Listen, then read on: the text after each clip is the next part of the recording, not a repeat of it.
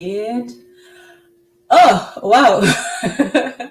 I'm sorry, everyone. I thought I was on, but it seems I am not.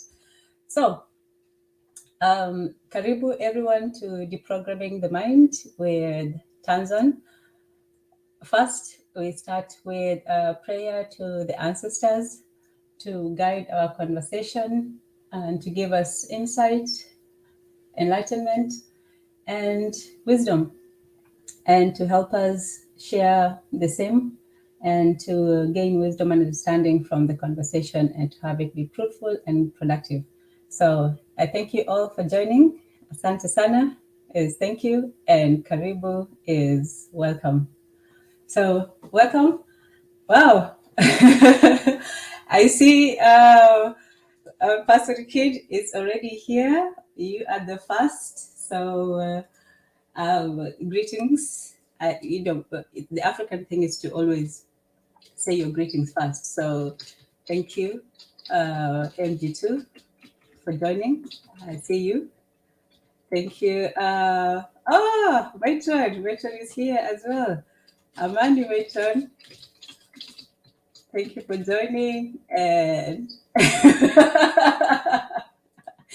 and of course, Jose is here. You're all welcome. I am glad to have you, and let us begin. So, Habel Evan, this is I wrote this, before we started. So we're on now, and we started a piece. MG2, matron, of course, Jose. Oh, that's me. Yes, and okay, so we can begin. So the discussion today is on, trauma or brainwashing.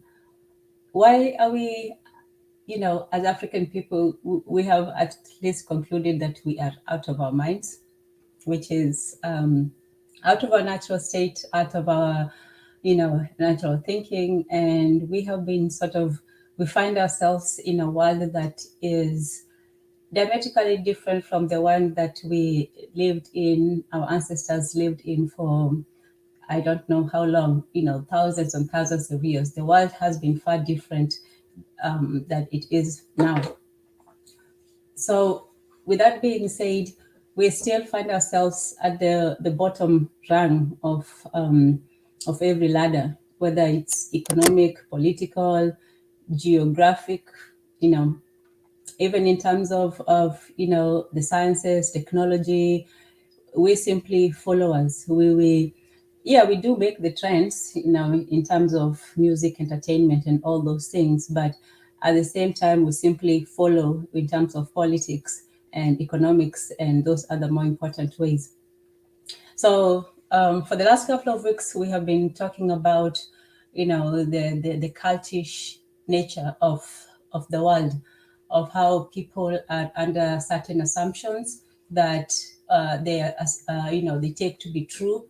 We're all born into this system where things are. There's a term called capital realism, but I think it can be just called modern realism. It's this idea that the way things are the way things should be, and so we see the conditions of the world and we say, well, it's all bad, but that's the best we can do, and so on. And so it looks as if we're stagnating and we're never moving forward, because either we cannot accept the reality as it is, or we have no idea how to get to move forward. We're still constantly just circling the wagon, talking about the problems, but we can never get to a solution. So is our issue that we simply, under programming, under mental enslavement, or are we just, which it could be both, or is it just that we have not dealt with the trauma that maybe our past, we have been put through, both in the past and in the present. Trauma can be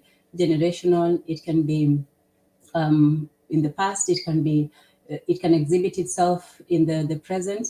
And one good book that talks about, we've all heard about, PTSD, which is post-traumatic post-traumatic, what is it? Post-traumatic stress disorder. There you go. post-traumatic stress disorder. So that is when somebody, goes through certain very severe. It could be violent, it could be mental, it could be something that, it's something painful. And so when people go through it, they experience certain mental shifts where, their natural functioning, their natural mental functioning is sort of impaired. So just to look at trauma, the definition of trauma is, it actually means the Greek word for wound. So we have mental wounds. Oh, yes. Greetings, habari, from Black perspective, Amani Ndugu. I should say it properly. Amani Ndugu. That's, brother. The other one is Kaka, but I know what it means in English. So when we knew what it means in English, we sort of stopped using it as much. But brother is either Ndugu or Kaka. So if you go to Swahili and they call you Kaka, they're not calling you a bad word. It's just, the way Dada, and it's actually relates. Dada is, sister, so, and Kaka or sorry for the is brother. Sorry for the, I won't do this too much, like just break into Kiswahili lessons. It just sometimes it just happens. Sorry. But there you go. So when it comes to the definition of trauma, it comes from the Greek word, the epistemology for wound. The Greeks use this term only for physical injuries, like you get a deep gash from a sword or something like that. But, in our times, it's used for pretty much mental wounds. It's used for psychological wounds. So, yes. So trauma is used for emotional. We now know that a traumatic event can leave psychological symptoms long after any physical injuries have healed.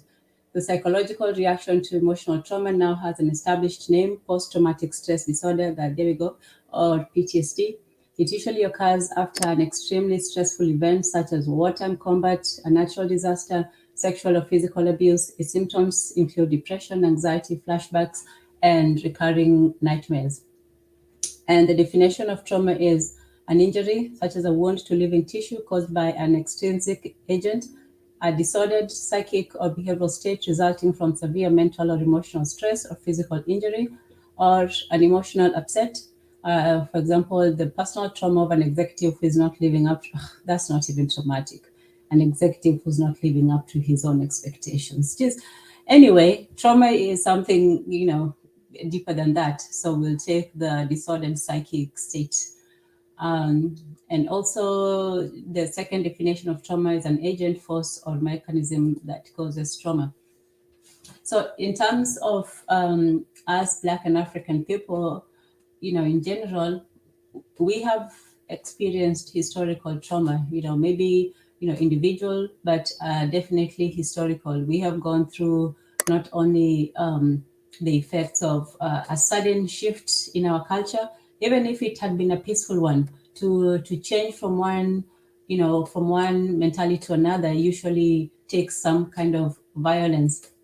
And this happened also even in European society. And for them, it was a change from, what the Hobbesian short, brutal, and life is short, brutal, and quick. Oh, I forget the term, but basically it was from the natural state of the Europeans to be in this naturally chaotic and very brutal state of life, to one that required, civilization, one that requires rules and regulations, and coming to terms with that really, it took some sort of physical violence. That's why in European history, you see so much punishment for heathens and people who thought differently than other people. Not just they did differently, even the mere thought of thinking something different from the official version was punished with physical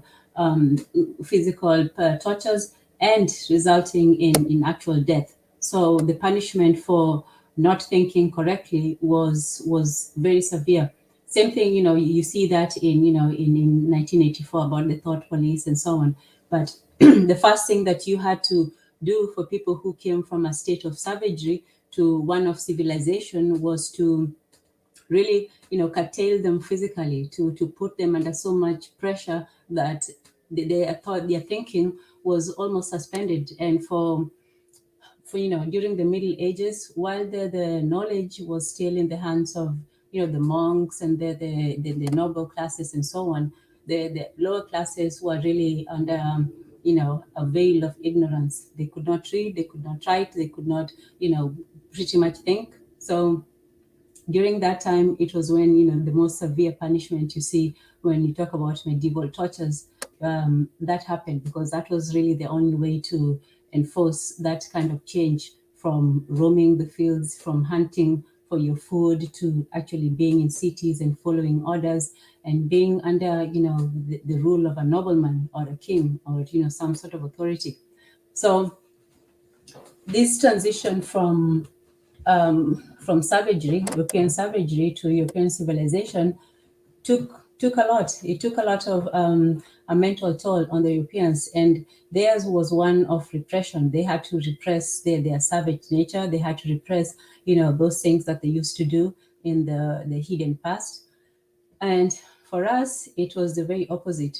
We had achieved a modicum of, let's say, decency or communalism or living at peace. We had sort of started to be on the way to figuring out how to live with each other at some sort of peace. Not always successful, but some kind of peace. So for us, when when this physical attack came upon us, it was a regression. It was something from high to low, from from positive to negative, from people who had lived in with their rules and their regulations, who had some sort of order, not the natural savagery, but some sort of communalism, village life, rules about life stages, and even including death, rules about nature. And there had been some amnesty and peace between man and nature. So when the interruption in history happened, with the colonialism, with the slavery and so on, it reduced us. It really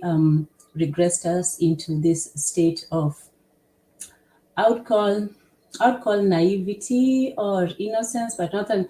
It's like a childlike innocence. Whereas before we were the old men of humanity. We were the old group. We had been living in this sort of years and years, millennia of wisdom and experience, and we were really the closest to the gods. We were the ones who had known, named and experienced nature in all her incipient beauty. So we were the oldest of the species, and yet when it came to the new system, the industrialization, the slavery, the mechanization of life, and so on, we are really now children. We have become children in the game of life. So it's a deep role reversal for us as a people, and that's also part of that trauma, that going back where you had gone so far ahead. Oh, habari gani? Bobi, right? Good to have you in the house. Sorry for all that tap typing. So I hope you're following. You can follow. I'm making sense. Can you say in the panel if I'm making sense, or do I need to sort of start over again? So it was like a reversal from civilization to a new order, to globalization. Let's call it that. And I wouldn't call it civilization, unless you call civilization, just being able to be civil and live with each other, which I think we had achieved that quite well. So we have reverted from the old old people, the wise, and for us, old age was wisdom. It was being closer to the ancestors, and accumulating all the wisdom of life. So it was revered, and yet in the new system, old age is something that is despised, is fought against. Everything that not everything, but a lot of even the medicine field is to combat age.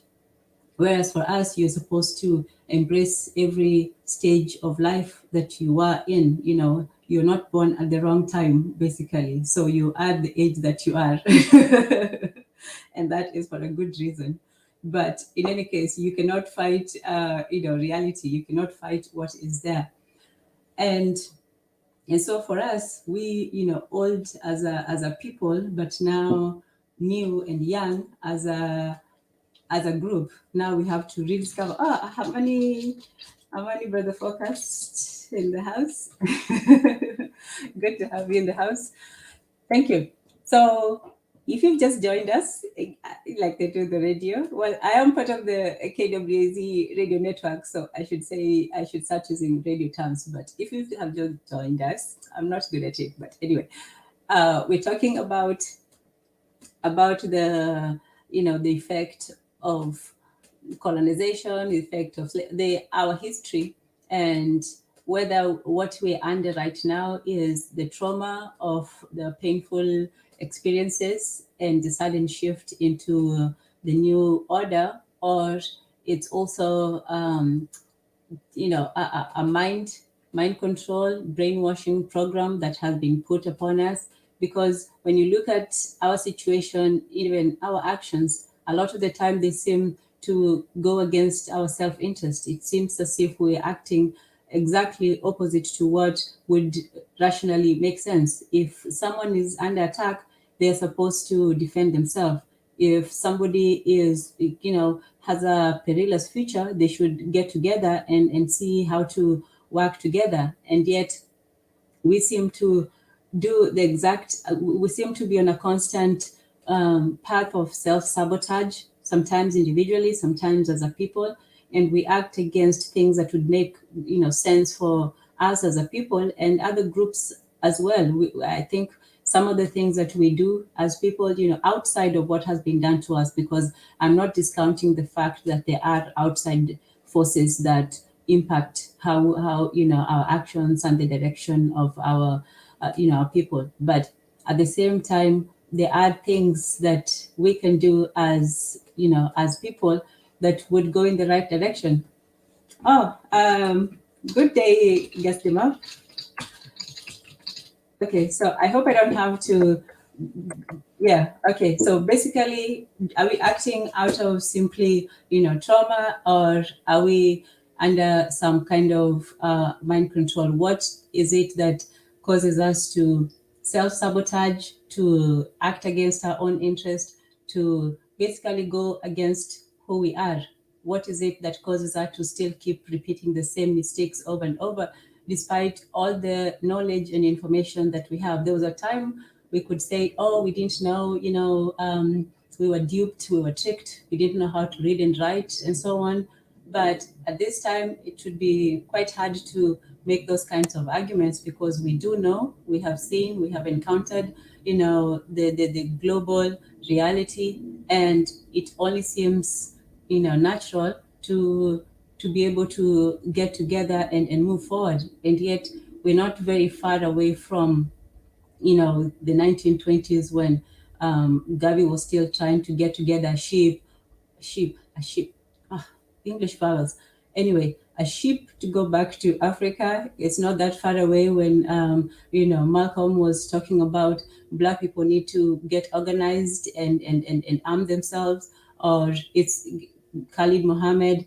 And yet we have fewer and fewer of those examples and more problems. So yes. So in terms of okay, well, anyone is welcome to come on board and discuss this subject. So in terms of trauma, like we said, it's the injury has been there. We know that we have encountered deep historical injuries. We have gone through, accidents, natural disasters, some of them human disasters. And in the American Psychological Association, let me see if I can share that, it says that immediately after an event, shock and denial are typical. Longer-term reactions include unpredictable emotions, flashbacks, strained relationships, and even physical symptoms like headaches or nausea. While these feelings are normal, some people have difficulty moving on with their lives. Psychologists can help them find constructive ways of managing their emotions. So, this was brought up earlier, in terms of moving on. How do you move on from trauma? And is moving on a good idea? Because for most people, moving on is simply forgetting about what happened. It's simply saying, well, it happened and we should. And the truth is, for me, I think that we Black people have done, especially Africans, have done an excellent job of moving on and forgetting things. Even in terms of family dynamics, it's usually, told, don't speak of certain things, don't bring up certain, issues. That's one of the reasons why when we come to America, we look at Black Americans and we say, well, they're always playing the victims. They're always talking about, slavery and this and that. For us, like in South Africa, when they had the Truth and Reconciliation Committee, that was supposed to it was supposed to, come to terms with apartheid and forgive and move on and reconcile with the years and years of brutality and torture and dehumanization that the apartheid government had done. So apparently, through confession and talking it over, people were supposed to simply, forget that and move on to a new, brighter, South African future. I don't know how that has worked out, but there you go. That was supposed to be what happened. I would say, the better role model was the one with Rwanda, whereas it was more an internal affair, and they did not open it up to the world. They came together as a people and they went over and talked about what happened. And it was painful, but it had to be done in order for the country to move forward. Whether people have completely moved forward, it seems as if they're doing better. So I would say that. But if you don't tackle these traumatic events, they usually just end up festering and coming out in other ways. So what Rwanda did, they got all the involved parties together, and they had an internal tribune where people talked and they discussed, and they looked realistically at what everybody has done. Sometimes we go one way with, oh, we're just, innocent and things have been done to us and we didn't do any wrong. We were just there minding our own business and so on. And at another time, we just self-flagellate. We're just evil. We sold ourselves into slavery. We are just, the worst. We deserve all the things that come upon us. We the cast, lot and so on. So there's always extremes in both how we view ourselves and our history. And that also determines how we react and how we will solve things. If for the people who, for example, accept that, well, there's just something wrong with us, we are inherently flawed, and this is the best that we can do as a people, we're always going to be last and so on. For them, it's easier to take the narrative of the eternal curse of blackness. You're born to be enslaved and all that. And then on the other hand is this the noble savage argument that we also internalize, that we simply didn't know what we were doing. These things were done to us. We were just innocent people, in the Garden of Eden, and so we just got caught up in this big bad world of wolves and bears and so on. And the truth probably lies somewhere in between. But looking at it historically, it's been a mixture of both. I agree, focused.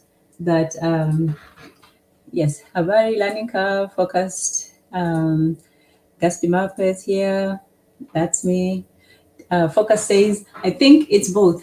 Yeah, I do agree. I should have said trauma and programming, because that is really what we under. We both traumatized and programming. And trauma can be a part of programming. In fact, for some of those CIA mind control programs that they used to do, they would incorporate both trauma into mind control. There are different types of mind control without trauma. There's hypnosis, where you, like in the film Get Out, Bobby A. Wright says, I think the problem is what do we move on to? Rwanda has set goals. Yeah, that's a very good point. What do we move? What is the direction of our will? You know, we talked about on the Medali Kiswahili program about kwenye nia kuna njia. That means where there's a will, there's a way. But there has to be, a way. You have to know the direction that you're moving towards. And I don't know if we have that really. The direction, I guess, for most, especially African countries, is simply just progress, moving forward. But the destination is never quite, explicitly stated. So with Rwanda, I think one of the goals that they set, not just, the economic goals, the obvious one, increase your GDP, infrastructure, all that, which are still good. But for them, the main thing was the aspect of peace and cultural unity. So in that respect, they emphasized, the first thing is that to get peace, you cannot have people who have not resolved that anger. We cannot pretend that things didn't happen and just move on. So in order to have peace, you have to have, that confession, the truth, the process of it. Peace is a process. It's not something that simply happens. And peace definitely does not work in a state of denial. I was going to make a terrible Nile joke, but I'll save that. It's been made too many times. In any case, peace requires truth. You cannot be at peace with yourself if you're lying to yourself, and you cannot be at peace with other people if we're pretending that things didn't happen. And when it comes to us as a people, we are the only ones who can give each other that peace. The only ones who can give each other that, reparation. Yeah, repair. We are the only ones who can give each other that that forgiveness, even. Yeah, because even when Black Americans talk about the injustices of slavery and so on and so forth, you think that people who did those things, you think that they actually would feel sorry? No. The only people who would even feel any sort of conscience are the people back on the continent who had any hand in participation in those things. So if you're seeking healing, you have to go back to Africa. If you're seeking forgiveness, you have to go back to Africa. Otherwise, we're going to be angry with Africa forever. And this is something that even us Africans have to get to terms with, that, if we seek to heal ourselves, we also have to be at peace with where we come from. A lot of us still reject our traditions, even on the continent. A lot of us are running away from who we are, denying our languages, our grandparents, our ancestors, where we came from. A lot of us, when we leave the continent, we want to leave ourselves behind as well. So it's not just the ones who left who are trying to run away from Africa, it's also the ones who are there right in Africa who are trying to run away. And so without coming to terms with who we are, we cannot get to terms with where we want to go. But once we determine where we want to go, and for Ame, I think the first place that we have to say is we want to go to a place of peace, a place where we can live our lives with the freedom to, to guide our own destiny, to be sovereign, to determine what our values and principles are without somebody else trying to enforce their morality on us. We should be free. Every person, every group of people on earth should be free to determine and guide their own society. I think that's just a basic human principle. And that doesn't apply any less to us as Africans. So the first thing that we have to do is we will have to want to determine what is our ideal society. So while reality is important to be realistic, obviously we always talk about realism and all that. While it's important to be realistic, it's also important to be idealistic. Idealistic because ideology, no, not ideology in terms of all the isms, idealistic in terms of having a, a possible utopia, a possible place where if you were in charge, if you were in charge of the world, if we as Africans were in charge of the world, how would we want the world to be? How would we want, the community, the structure, society, and all this, what makes up us as human community? How would you want us to live? What would we encourage? And so that is the aspect of sovereignty that we should always aspire to as African people. And that is, who are we as a people, And the first thing that we always talk about is our communal aspect. We're a communal people. We like to be with each other. We want to be free. We want to be happy, but we also give each other the respect to be different. That's why people talk about the diversity. I think in terms of it's not so much diversity as sort of respect, is this ability to be able to to see somebody being different and still to let them be, even as long as obviously it doesn't infringe on your rights. But there are some people who want everyone to be exactly like them, everyone to believe the same things that they believe, and they are willing to, to sacrifice other people's lives for that. They're willing to kill and die for their beliefs. I don't know if we are.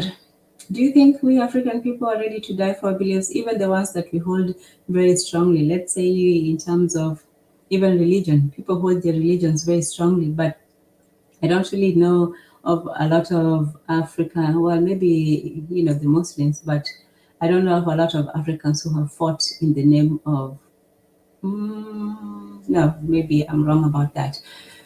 But we have lived for a long time in peace with each other, despite our different tribes, our different practices, our migrations even. We have, most of the time when it came to interacting with each other, it was usually either we left each other alone or we traded. There was a lot of trading between different tribes, and there was a lot of intermarriage. There was a lot of those cross-cultural exchanges, even as everybody had their own little communities. So the tribalistic aspect of Africa is, it's very obvious and very prominent. We like to keep to ourselves, but we respect everyone else. Some, yes, are willing. I'm not sure what that means, but I'm sure you'll let me know as soon as you get home. Oh, the focus says, if you move on without learning your lesson, you're likely to let the same thing happen again. Yes, and this is what was important about the example of Rwanda. Rwanda was one of those countries that it was important to have that lesson. If you're going to heal, you have to at least learn something from it. You have to be able to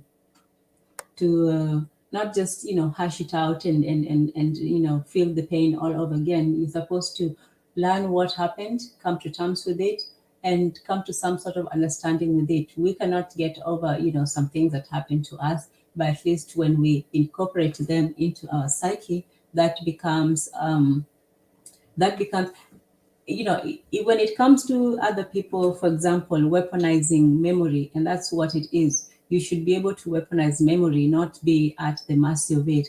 For us, when we think about our historical losses, we look at it as a point of humiliation. We look at it as something that we lost. Whereas other people, when they look at, let's say, their losses, I don't know, the last stand at Castor Hill or something like that, they learn to couch all their losses in terms of a win. Even the South doesn't, claim that it lost. It just says, well, we must still have these fantasies of southern, gentility, and how, they could have won, and these things. They still have fantasies of that. Nobody ever, claims the worst of their history. They try to work it in terms of how it can work for them.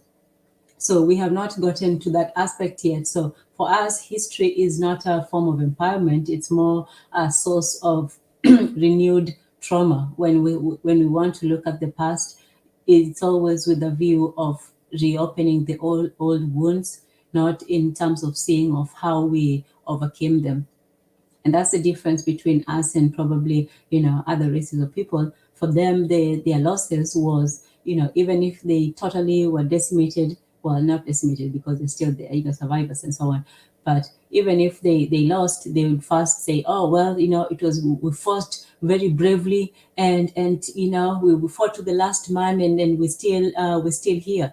Even the fall of the temple of the Jewishdom of the temple in 70 AD. The story that was is told in the synagogue, it's not that, oh, these people were just, mercilessly slaughtered and just completely lost. The story is told of these brave men who fought to the last, and died fighting, and fought on their knees.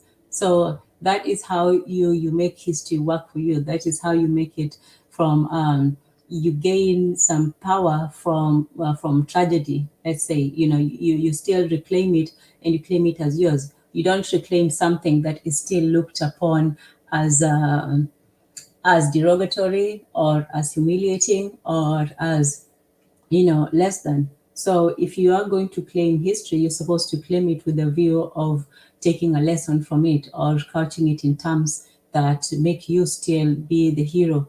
And for us, firstly, we don't really have a hero worship culture, just in general in African and Black culture. For us, heroes, yeah, we do have role models. That's the difference. We have role models, people we look up to and say, yeah, someday, I would like to be like so and so. Most of the time it's an athlete or a musician or something like that.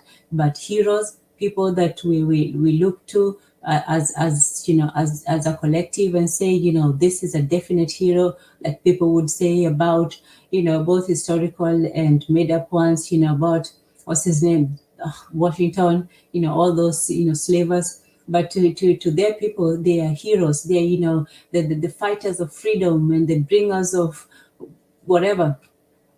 So Columbus and all these people, they deify, and they pedestalize their not the champions, those people who did something for their people.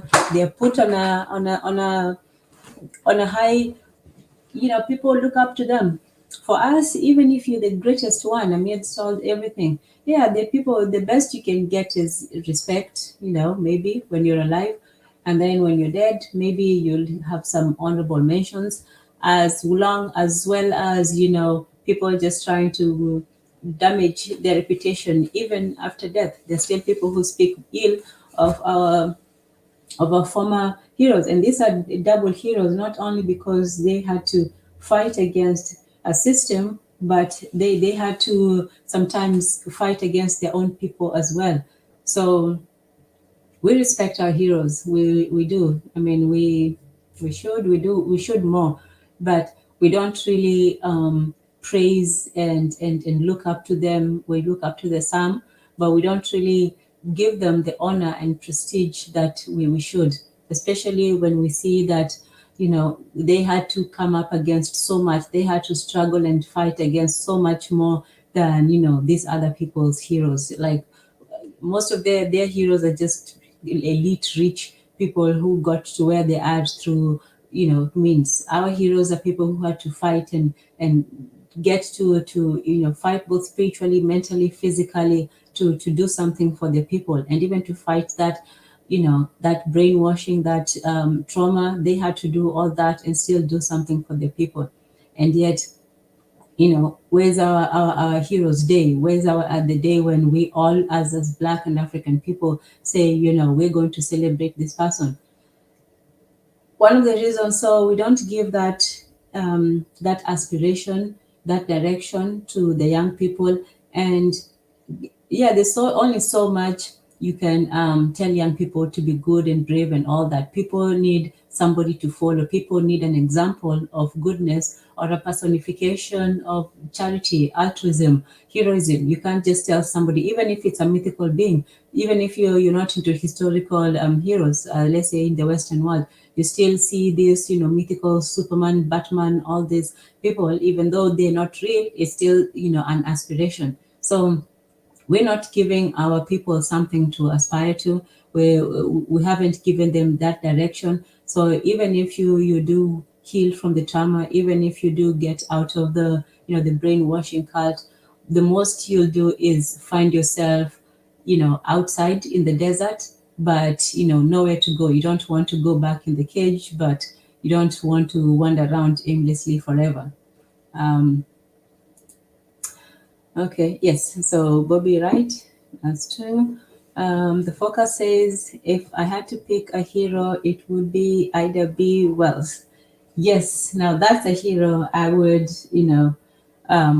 be behind as well. She was a true courageous woman. She fought against the lynching laws in America when black men were being accused of crimes. Most of the time, it was simply to to take the land or for other reasons, and so they were going around lynching. And she actually wrote a letter and she fought against it. She was also very pro-African. She met with African leaders. I think she met with Oginga Odinga, but I'm not sure. But she met with some Kenyans and from African representatives. So yes, definitely, we should be having an Ida B. Wells Day. We should be having Nat Turner Day. We should be having Malcolm X. We should be having days to celebrate our heroes, so that firstly we get out of this, because trauma repeats itself unless it has, especially when it has the same symbols over and over again.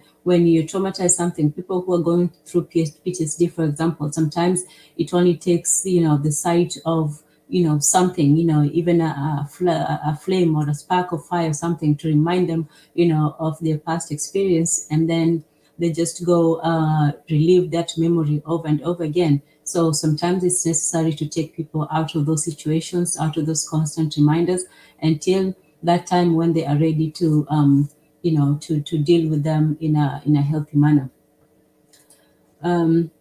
The focus says, but if we accomplish something 100 years from now, there will be Black people calling us cool surgeons. Look, me, this is what I think. Somebody is always going to call you something. That is why even this, argument between FBAs and blah, blah, blah. Somebody called me this in high school and somebody called me that, and so on. Which one is what? To scratch your booty or to be a... Look, we're going to call each other names. Like we said, if it's just names without power, it's meaningless. Including reclaiming the N-word. Even if you reclaim it, what power do you have after you reclaim it? Do you have the power to stop somebody else from saying it? Now, that would be real power. But if it's just the power to say, okay, we reclaimed it, that's not real power. And if you have the power to call, immigrants booty scratchers or whatever, but you don't have the power to either let them in or, guide their destiny or stop or start them from doing business, then it's just a name. People should stop, getting over which, and yeah, we can call some people, they are constant agents, not that they don't exist. But if you know the destination, if you know why you're doing what you're doing, then it doesn't matter. I'm sure, all the revolutionaries and the heroes didn't have everyone on their side, but sometimes that's what we have to do. We can't get validation from other people, and sometimes we definitely can't get it from our own. And so we also have to get out of this, need for each other's validation, because even sometimes this calls for unity. Oh, we need to be united. We need to be united. Yeah, unity would be nice and good, but unity sometimes it's like needing validation from other people. You don't need everybody to be on board 100%. We're all agreed to this before you begin to do something. If you're convinced of your purpose, if you have the power of your conviction, then it shouldn't matter if all the masses of people are against you. You should just do it nonetheless. Not that you just do it alone, but you find a few people who agree with what you're doing and who are also convinced of the necessity of the project, and that's all you do. Sometimes you can't wait for everybody to come on board, because that could also be an excuse in not doing what you need to do. Bobby Wright says, I think part of getting over trauma is fighting your oppressor to the end. Too many times the oppressor bought us off, like in Azania and Namibia and Zimbabwe. I think that would be the second part. I think the first part would be the healing part, would be the peace part, being at peace with your fellow people, because sometimes we were too quick to fight, the outside, but we haven't put our house in order. We haven't, gotten to that, not unity, but collaboration, that part where we can work together. Because if you start, and I know this is, focus territory, but if you focus too much on the outside and your inside is not at least organized, then it would be easy for your oppressor, say, to take advantage of a weakness in your system. So I think in terms of that, yeah, that would be a second or third step. That would be the step after you get some modicum of peace, you get some modicum of organization, and then you say, okay, now what can we do? And then that would be the first, that would be the third step. Habari sana, Mr. Untouchable, good to have you. Bobby E. Wright says, in America, they bought off our struggle by giving us token positions in politics or in business. Look, it's everywhere. We sold off people for trinkets, for umbrellas, and for shells. So yeah, the worst of the excesses here is simply a reflection of our weaknesses in Africa. We do not have, firstly, a unifying goal amongst ourselves, and we don't have that direction. So if people don't have direction, they will simply take whichever, the easiest way, the path of least resistance. So that's what happens. Greetings, Mr. Oh, Brother Bakari in the house. Amani sana, Brother Bakari. Good to have you. Good to have you. Good to have everyone in. I am glad you all joined. Karibu sana. And sana, it's just an emphasis. So karibu sana. Bobby Wright agrees with the focus about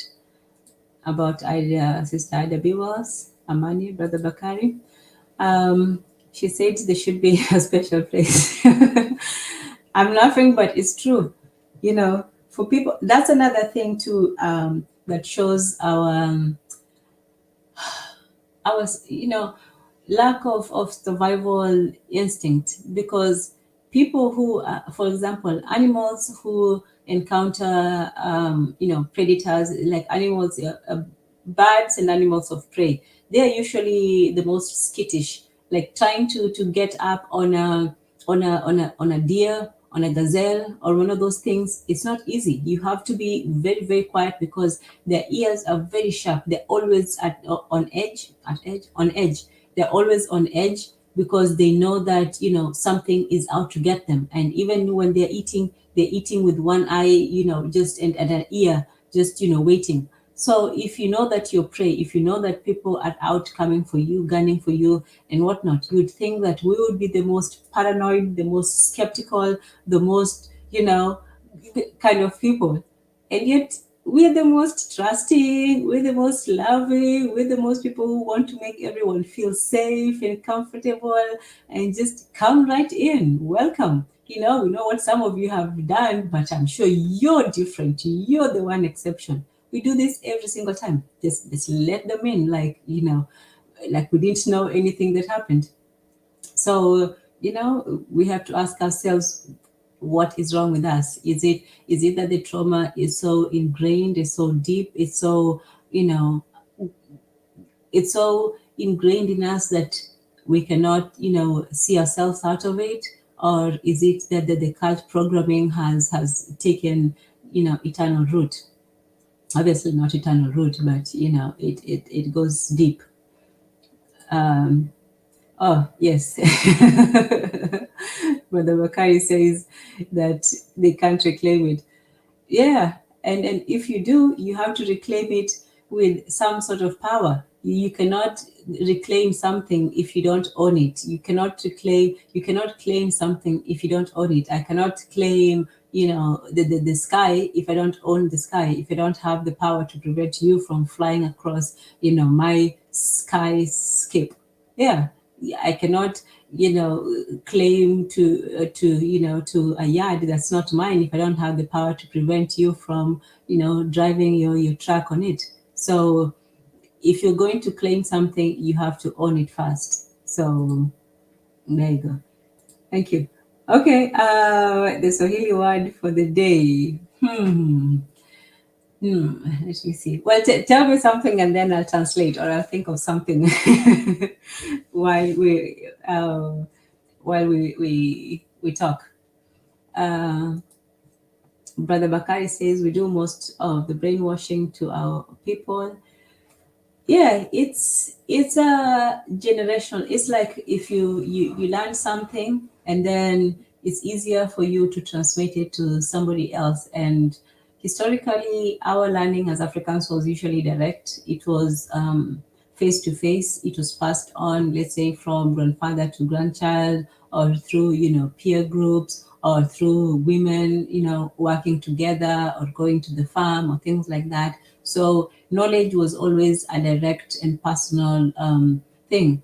And so when we learn something, when we learn a new way of doing things, that's also how we all pass on those ideas to each other.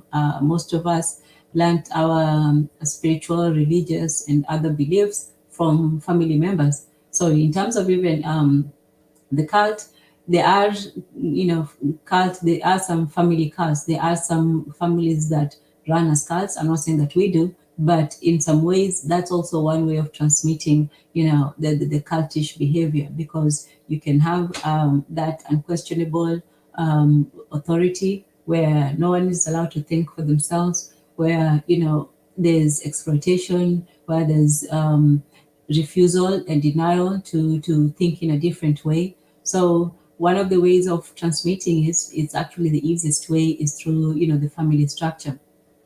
And sometimes it's, in order to even find yourself or your people, you have to go outside of even of your comfortable family structure. You have to go beyond the education system, politics, the regular curriculum, and you have to seek for truth behind formal media and so on. So those people who in the world that we live in, if you want to know how what the real thing is, you have to almost turn your back on a lot of the most familiar things, and that's not easy for everyone. Okay, Erzulieism is in the house. Okay. Good to have you. Good, thank you for joining. Yeah, we had a great conversation on one of the first lives that I had. That was a really cool conversation. It was the after talk, and it was one of those days, when you talk and talk and talk, and yet the talk is still not enough. It's like when you go to the party, and then it's 2 o'clock and you have to go. In California, we're only allowed to have fun until 2 a.m. And then after that, you can't stay here. Wait, you can't stay here, but you have to leave. I can't remember. But they used to only have people, up to now, you can only party until 2 o'clock. So after 2, we'd be all stuck there. We all hyper and stuff. That was a long time ago, not now.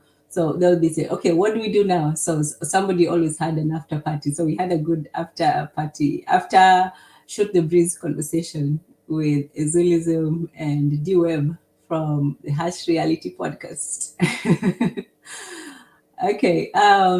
The word zombie is African. Yes. Okay, so the zombie one, that would fall in the category of the brainwashing. So we have the trauma and the brainwashing, because the zombie is not traumatized. The zombie is that full on pure brainwashing. It's where they don't feel the pain, they only feel the hunger. They only feel the hunger for brains, for meat, flesh, whatever it is that zombie eat. But where it comes from, and you can correct me if I'm wrong, is the Haitian voodoo, and they said that the priest would put somebody under the hypnosis or power, and this person would be under their full control, and would do everything that the priest would command them to do. And also it was because of some people who had been totally taken over by the white mind, but I don't know for sure. That's what I thought I read somewhere one time. So you can enlighten me, being closer to the source.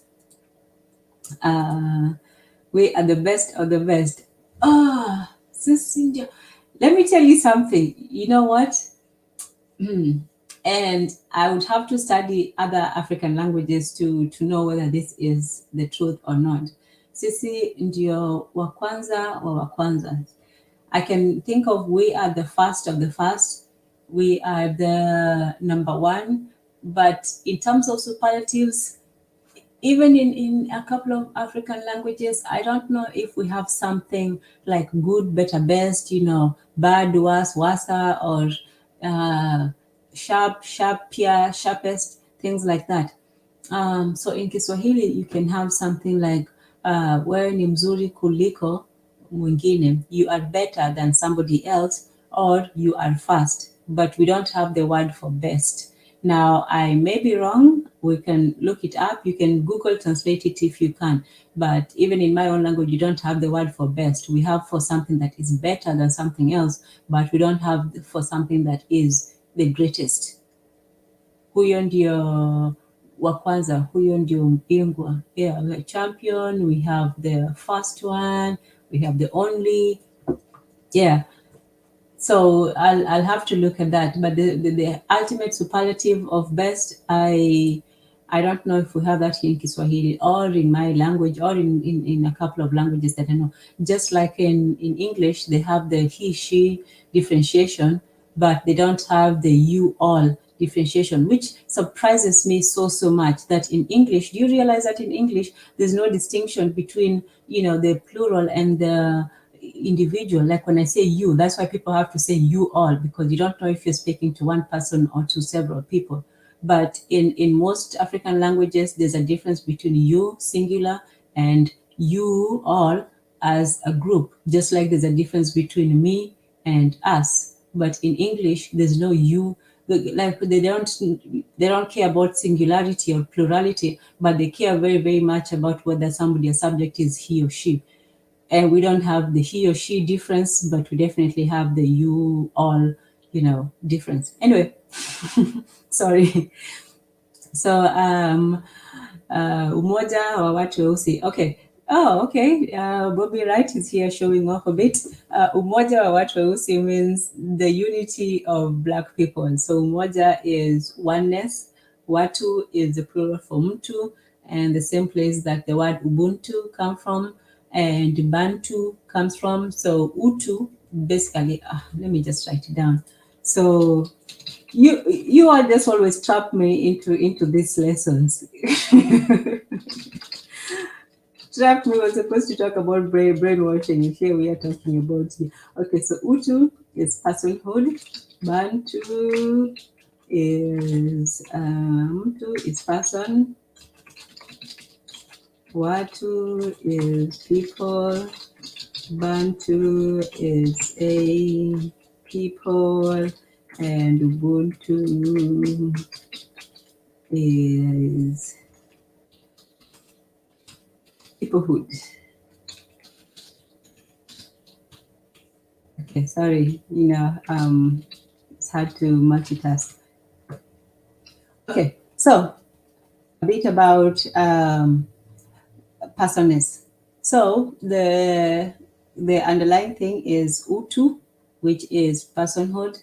Like we said with Umba is to create, and Mungu is the creator.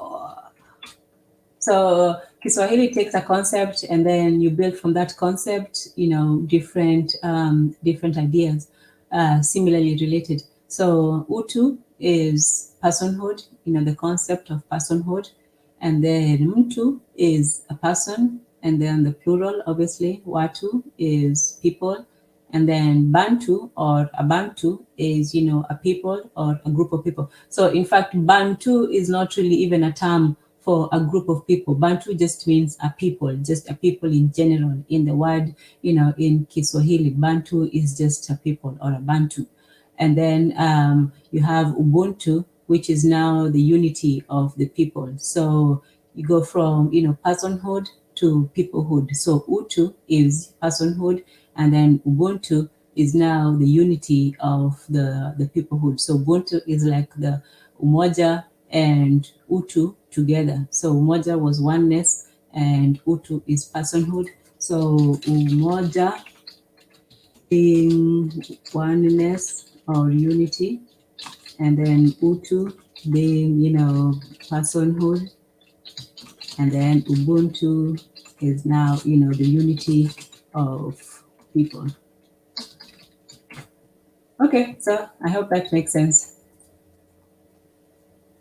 So yeah, that makes sense. Why do they call black people Bantu? If it's, yeah, it means that the black people, the unity of the people. So the Utu is the person, and the Bantu is their unity of people as a group. Yeah, so Bantu just means, the black people, the people who look like them. Oh, okay.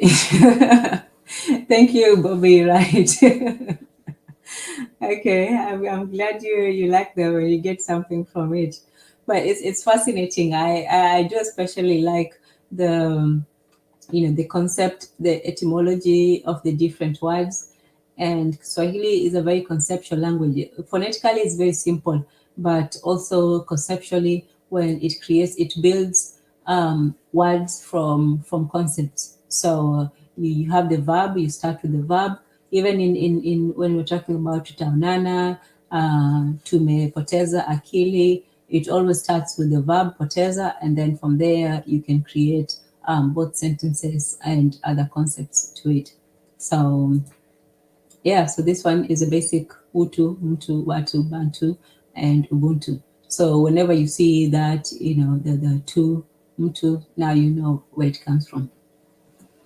Yeah, so mbio kwanza. Ndio. Yeah. Hey, but can I guess what it means, the word zombie? Zombie. No, I cannot. But it sounds like a very, very Kiswahili word. Because it has that, when I was saying that Kiswahili, the only difficulty with it is usually the MB, the double consonants, the ndugu, and so on. So zombie, it sounds a very Bantu word. If you can let me know, that would be great. I don't know what it means, but it sounds like a... Oh, okay. Thank you. A snake god worshipped in West African. Oh, okay. Is that so? So zombie is from a god? Why was it associated with a snake though? I wonder. I wish you'd come on and explain this a little bit to me, because this whole concept of zombie, it really ties in with what we're talking about when we talk about both the brainwashing in the cult aspect and the traumatizing, the trauma of Black people. Because I don't think that you could put somebody in a zombie state unless they were, you have to do something to them. So it would be quite enlightening if you could tell us more about it.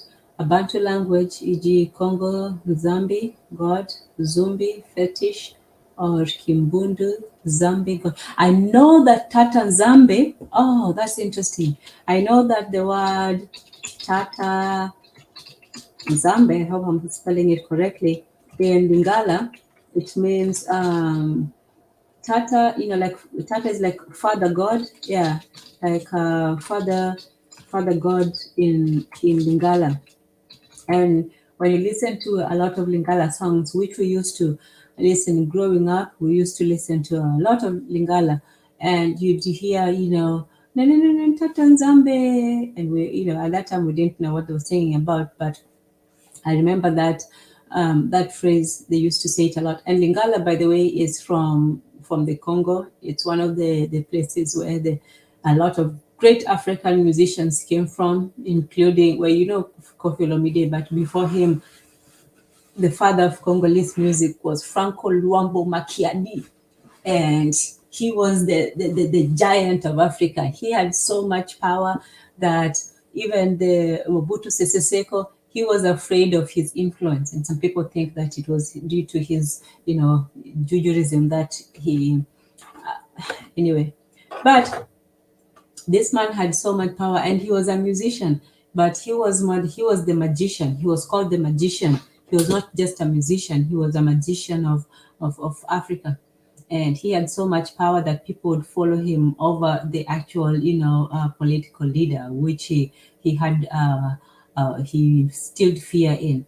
So yeah, so I know of Tatanzambe, the god from Lingala. And Erzulieism says that the Bantu Kokou Nzambi God, yeah. And so Tata Nzambi will be like Father God. I guess Tata is like God.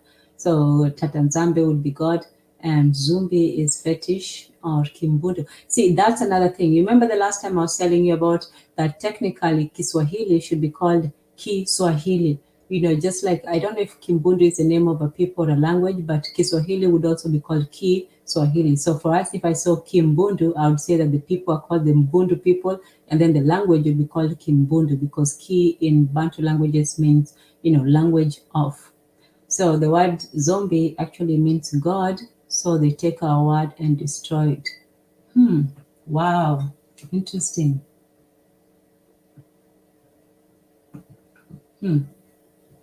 So they take the God and then they turn it into a mindless human. Wow. Okay. Mr. Untouchable says zombie means the ladies. Okay, you're wrong for that one.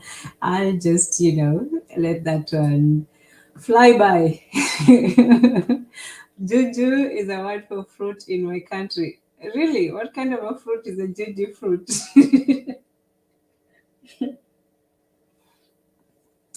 Okay, so when it comes to the post-traumatic slave disorder, that can account for some of the actions or behaviors that we see, that our people are exhibiting today. And the book was written, Post-Traumatic Slave Syndrome, was written by Joy de Grui. I think that's how you pronounce her name. I'm not sure. So it explains the etiology of many of the adaptive survival behaviors in African American communities throughout United States and the diaspora. It's a condition that exists as a consequence of multi-generational oppression of Africans and their descendants resulting from centuries of chattel slavery, a form of slavery which was predicated on the belief that African Americans were inherently or genetically inferior to whites. This was then followed by institutional racism, which continues to perpetuate the injury. See, one of the reasons why it's difficult to get over, let's talk about the traumatic part of it first. One of the reasons why it's difficult to simply get over the trauma is that trauma, even once you take someone from the environment, from the traumatic environment, and you put them somewhere else, those effects continue long after the actual injury has occurred. So when we looked at the original where the word trauma comes from, it comes from the Greek. By the way, the Greeks, it was simply physical, but mental trauma stays far longer than physical trauma. You can heal from from an injury, but it's more difficult to to get over, physical or emotional experiences. So, and that's just in normal life. But if it's something that is outside of even normal life, it becomes even more difficult. So the first step in dealing with trauma, as you can imagine, is to take somebody out of that environment.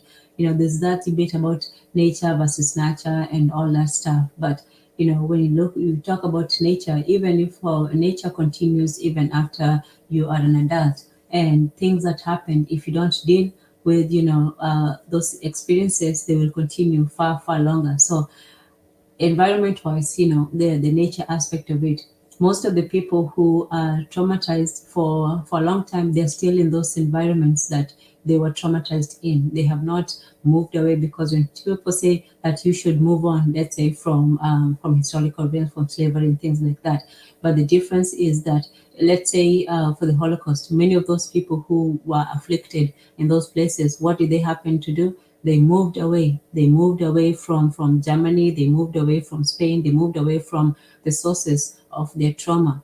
And that in itself is a big step towards healing of trauma. You move away from the environment that caused that trauma. And unfortunately, for us Africans, we're still in the same place that we experience those traumas, whether it's on the continent or outside of the continent. Especially this would apply more to the diaspora. Even though in Africa we do have our version of the post-traumatic colonial syndrome, I would say, but that's a different discussion. So in terms of trauma, when you have a traumatic event, somebody goes through traumatic event, the first thing is usually to move them away from the environment, to take them somewhere where it's safe, because that reduces the repetition, the reminder, the just like propaganda. Propaganda, you have to repeat it several times in order for it to sink in. And trauma, in order for it to stay, it has to be constantly, reimagined and reframed. So reminding somebody of that, or putting them in that situation, that it's like adding that salt to the wound. So if you don't take somebody from the environment where that happened, they'll still keep reliving it. That's the first part. And then the second part is being able to acknowledge the reality. So what a lot of our people are going through, they not only live in the same environment that this happened to them, but they're also forced to deny that this happened to them. It would be one thing if you moved away and said, well, I forget, I turn my back, I'm living a new life, I don't care about the other life, and so on, and you move on. But you're trying to move on in the same place that you're in. So the only logical thing is either to accept, acknowledge the reality and deal with it, or to move away and not deal with it. But the best one would be to go away and deal with it and then come back, better. But for the most part, it's usually people, they stay in the same place, but they deny the reality. And so the circle keeps getting perpetuated, because they continue that trauma to the next generation. So that's the first thing, the environment. And then that's the nature aspect of it. The nature aspect of it is when children or people are born into that, it doesn't have to be direct trauma. There's also generational trauma, which is something that is passed on. The people who first experienced it, they'll pass on their behavior, or their reactionary behavior to that trauma to their children. So the children or the next generations might not understand why they're doing the things that they do, but they still continue doing it. And that there was an experiment about I forget the details, but it was these animals, and then they tied, I think it was like an elephant, and they tied a string to it, and they tied it to a post, and it couldn't move. Um, and then after a long time, I think that I don't remember, but anyway, if you teach people to think of a certain way, or to limit themselves based on what they think is the limit, then that's how they'll act. They'll start to limit themselves, and they'll limit the next generation, because that's all that they know. Sometimes it's not even from malice, it's simply from a lack of imagination. So we as people, we suffer from both amnesia where we have chosen or we have forgotten so much of, of our past, of who we are. And also we suffer from, this denialism, whether some people say, oh, that was in the past and so on, even if the effects are still there, or they simply deny it, or they only confront it when, it happens to, to come to their door. From the article, it says the key patterns of behavior reflective of PTSS is vacant self-esteem. This is insufficient development of what Dr. Degree refers to as primary esteem, along with feelings of hopelessness, depression, and a general self-destructive outlook. So that's important,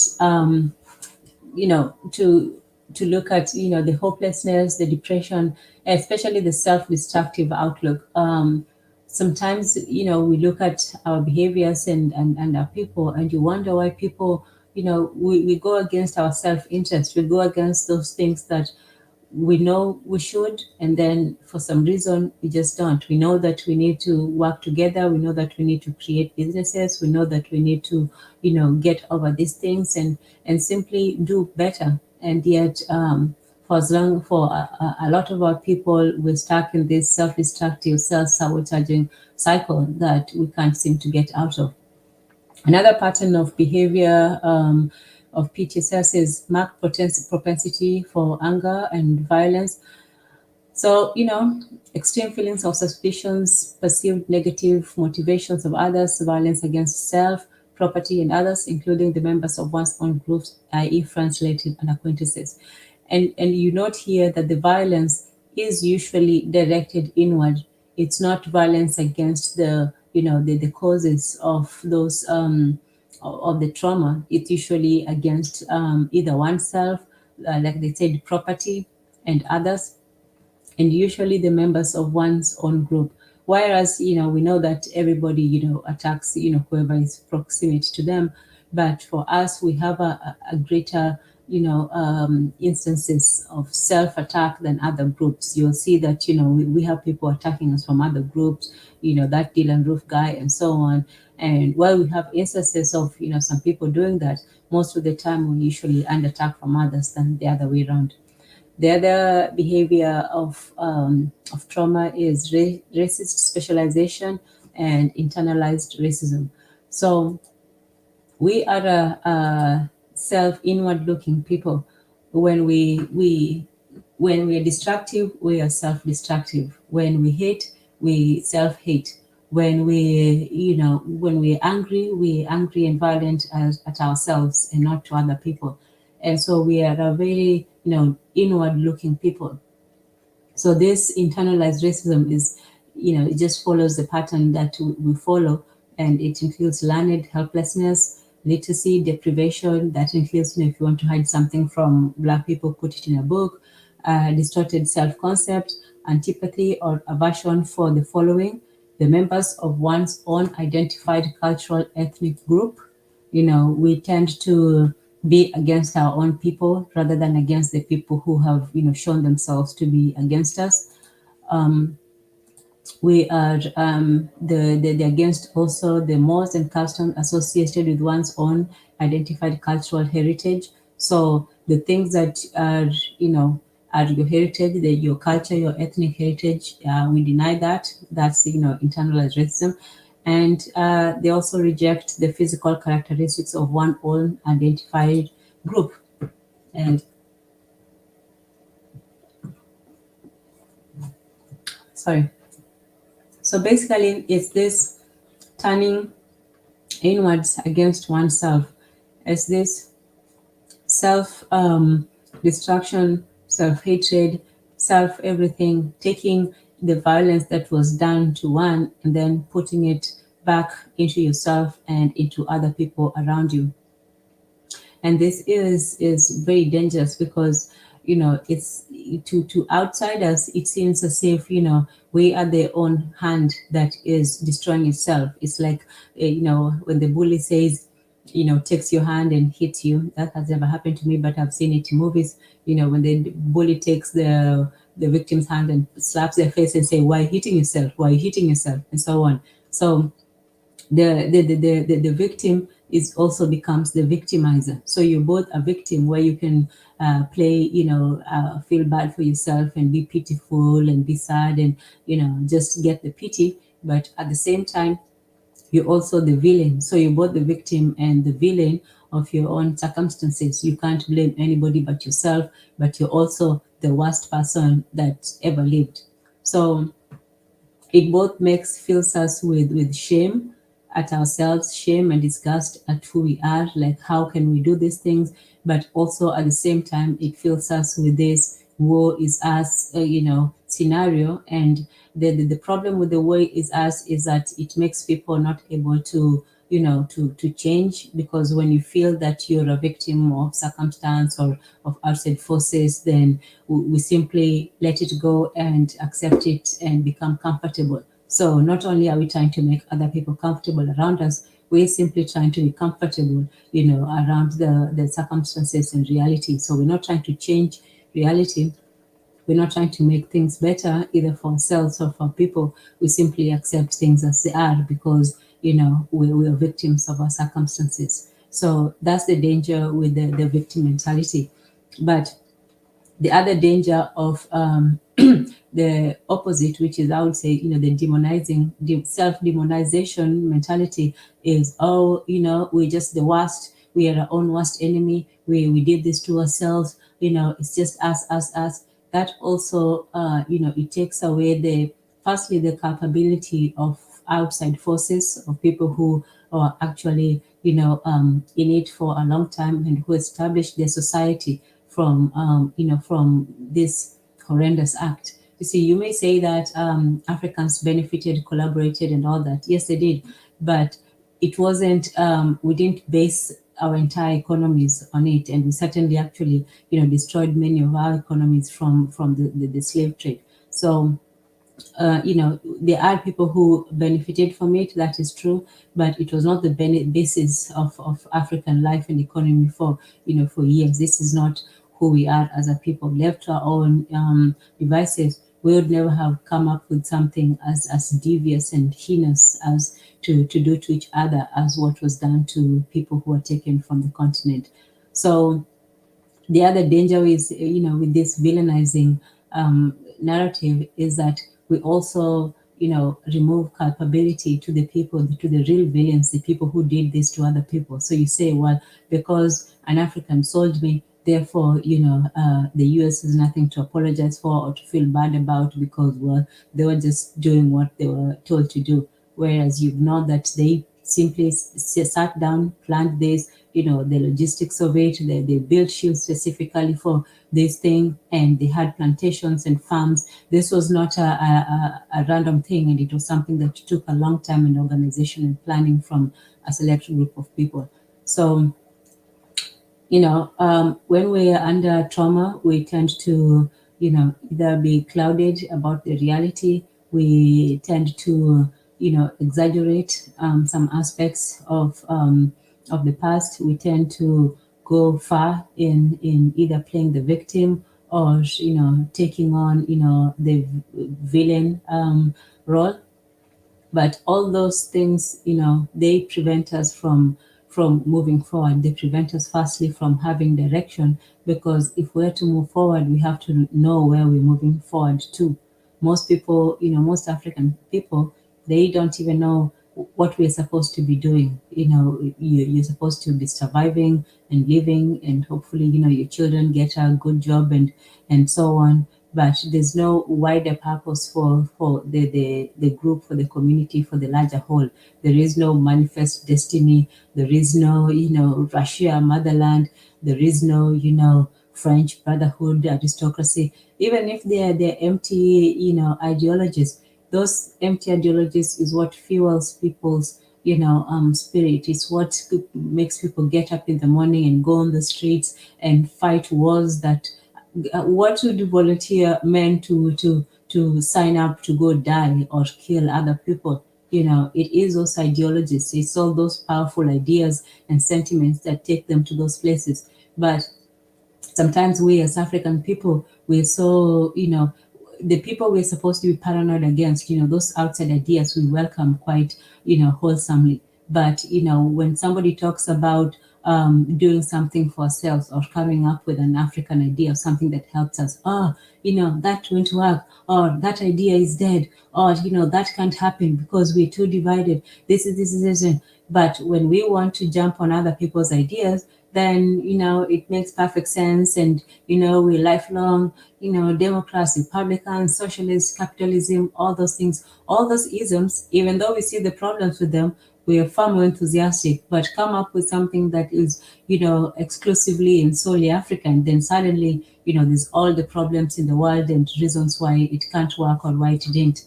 So we don't trust this fear of ourselves, this self-sabotage, this self-mistrust, distrust, hatred of ourselves. It's our way of denying that trauma, denying the historical wounds that we have taken, and we just want to cover them up instead of actually treating them.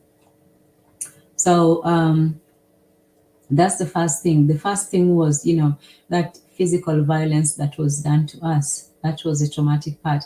The brainwashing comes next. It works together, but they're part of the same process. The brainwashing now comes when the body has been, battered, and now the mind has to accept it as a natural aspect of it. So we suffer because we're bad. We suffer because, we did wrong. We suffer because we cursed, or we are inferior, or we are stupid, or we are, savages. So all these reasons is why we suffer. This is where the brainwashing comes in, where somebody has, tortured you to the point of near death, and then they tell you it's your fault because you were tortured. It's because, it's your fault that you're in pain. If only you'd have been a good person, then you wouldn't be under all this pain.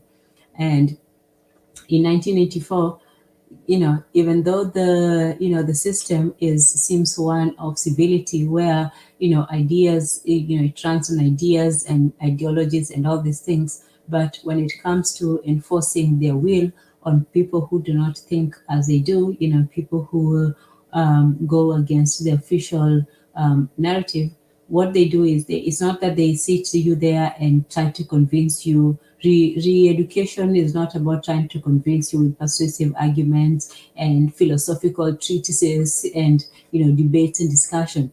When it comes to, that aspect of changing your mind, it's usually done by force, and that's physical force. Even the most civil country in the world, when it comes to dealing with the people who don't think as they do, what is the first thing that they use? Torture, physical deprivation, sanctions, all these things. They don't use, persuasion and, talking and discussion and all these things. So even this talk of when people think we're living in a civilized world where there's diplomacy and, it's only the backwards countries who resort to violence to solve their issues. Actually, it's the people with the most power who use the violence, not only direct violence, but the threat. In fact, most of the time, the mere threat of violence is enough to get people in line. So it's not to say, it's not a truism that the more civilized you are or the more powerful you are, the more peaceful you are. Sometimes it's quite the opposite. And you see that the more powerful countries actually still use violence and brutality, to have their way. So when people seek towards this modern, the new order, the new way of doing things, the non-African way, is they don't know the price that people have to pay for that sort of civility. They don't know that in order for you to have order, let's say, in this country, we have not had any things since September, 2001. We have not really had any attacks from outside, and that tells you just how powerful the country is, because not only the threat of violence, but the threat of retaliation will keep most people, under, a certain amount of caution. But the other thing is that at the cost of peace for one people, it requires being at constant war in other places. So It requires you going and fighting several proxy war in, the so-called third world and developing countries. It requires your army to be constantly, recruiting, if not, their own people, is hiring mercenaries, and being in the, paying foreign troops to keep peace around the world. And by keeping peace means, waging war. So all around, even in the most peaceful places, the price for that is war in other places. And so the whole idea of us, being, trying to maintain peace, there's not going to be peace with a system that is constantly at war. And the best that you can do is, at least try to defend yourself as much as you can, and try to, be on the right side of, of history and geopolitics. Let's see, who's untouchable is okay. Hey, you know what? Everybody just do what you do. I don't judge. Bobby E. Wright says the snake deity is very sacred in many parts of Africa, and especially in West Africa. And traditional belief systems like Dambala, Weyo, revered in Benin and in Haiti. Wow, that's interesting. For me, I know of, we also have in East Africa. We also have a form of snake worship. And in fact, sometimes they find this like huge, big snakes, and they take them, and some people actually, form cults of worship around this animals, these big snakes. So yeah, it's one of those cults. I don't talk too much about it because it's very secretive, but it's usually based around. It's also a snake based one. So yeah, I can believe that. Yeah. Not sure what that means. So the N word is our word. But Brother Bakari wouldn't agree with you. I think he's severely against the N word. That book is Anti-Warrior. What book is that? That is Anti-Warriors. MGT says, our reality is how those who create trauma convince those subjected to it to accept and commit to the trauma creators, i.e., Black folk never living the creators of the traumatic experiences. Yes, like I said, when somebody suffers from that trauma, you have to firstly, in order to be, to work through it, the first thing is to remove somebody from the environment in which that trauma happened. If somebody was, encountered a robbery, let's say in a certain street, even they personally, most of the time, people will avoid places where something bad has happened to them. It will just be, unless maybe it's their work or they have to do it in something. But most of the time, even being in that particular place will trigger, certain memories or certain reactions. So if you never leave, even if you just leave and come back, I would say, that will take you, a lot than just staying in the same place over and over again, because that repetition, that constant reminder, that is what continues to ingrain the traumatic response. So that's a great point. You're once you're convinced to accept it, you don't see the need to live. You simply, live through it. So you don't live, you just live through it. Exactly. Brother Bakari agrees. Greetings to the matron and Brother Bakari.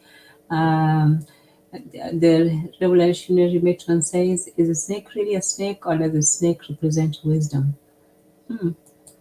I think it probably represents, yes, I thought so as well. Revolution, yes, it symbolizes wisdom.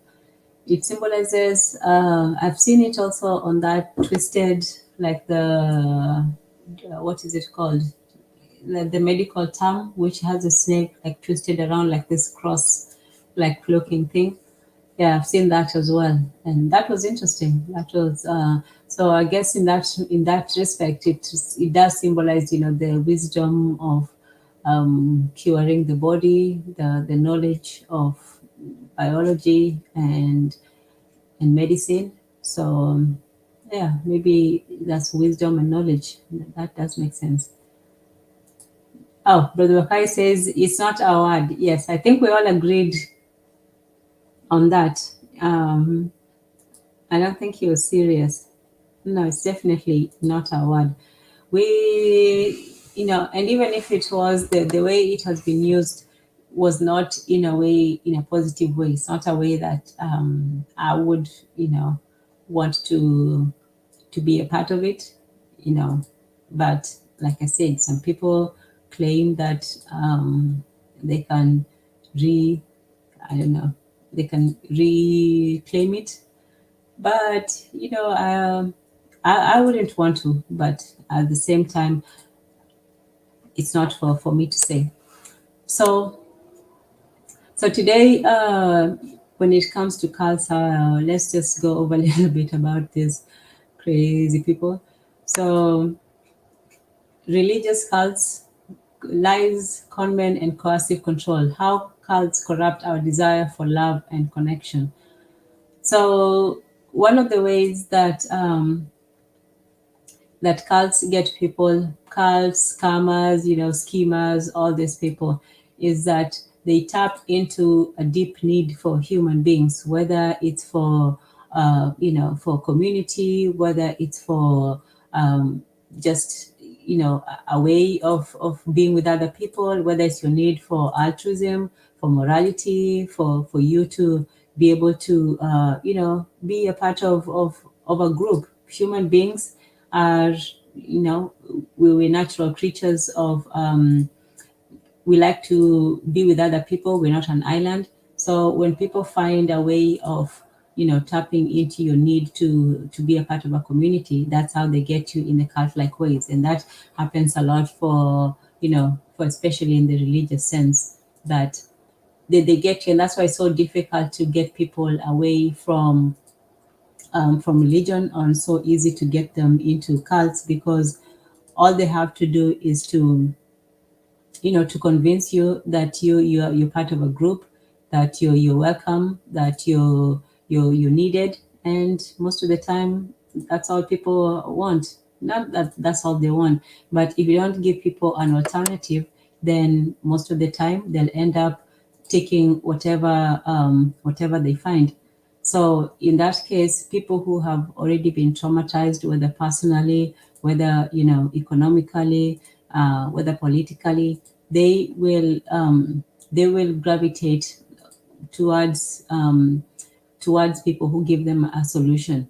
And that's why, even though we talk about our problems, our problems, you're supposed to be wary of somebody who wants to give you a quick solution, because what we have struggled with, what we're going through, if we had a solution for it, believe me, we would have been free by now. It would not be a problem anymore. But the reason why we're still, under these conditions is because this is a problem that is going to take a lot, thinking, a lot of organizations, a lot of thinking to get through. So when people find people who have, who are going through problems, or who need answers, and that's what they're yearning for, and they need a society, it's very easy, very, very easy to just get them to, to now, give them all the answers that they need.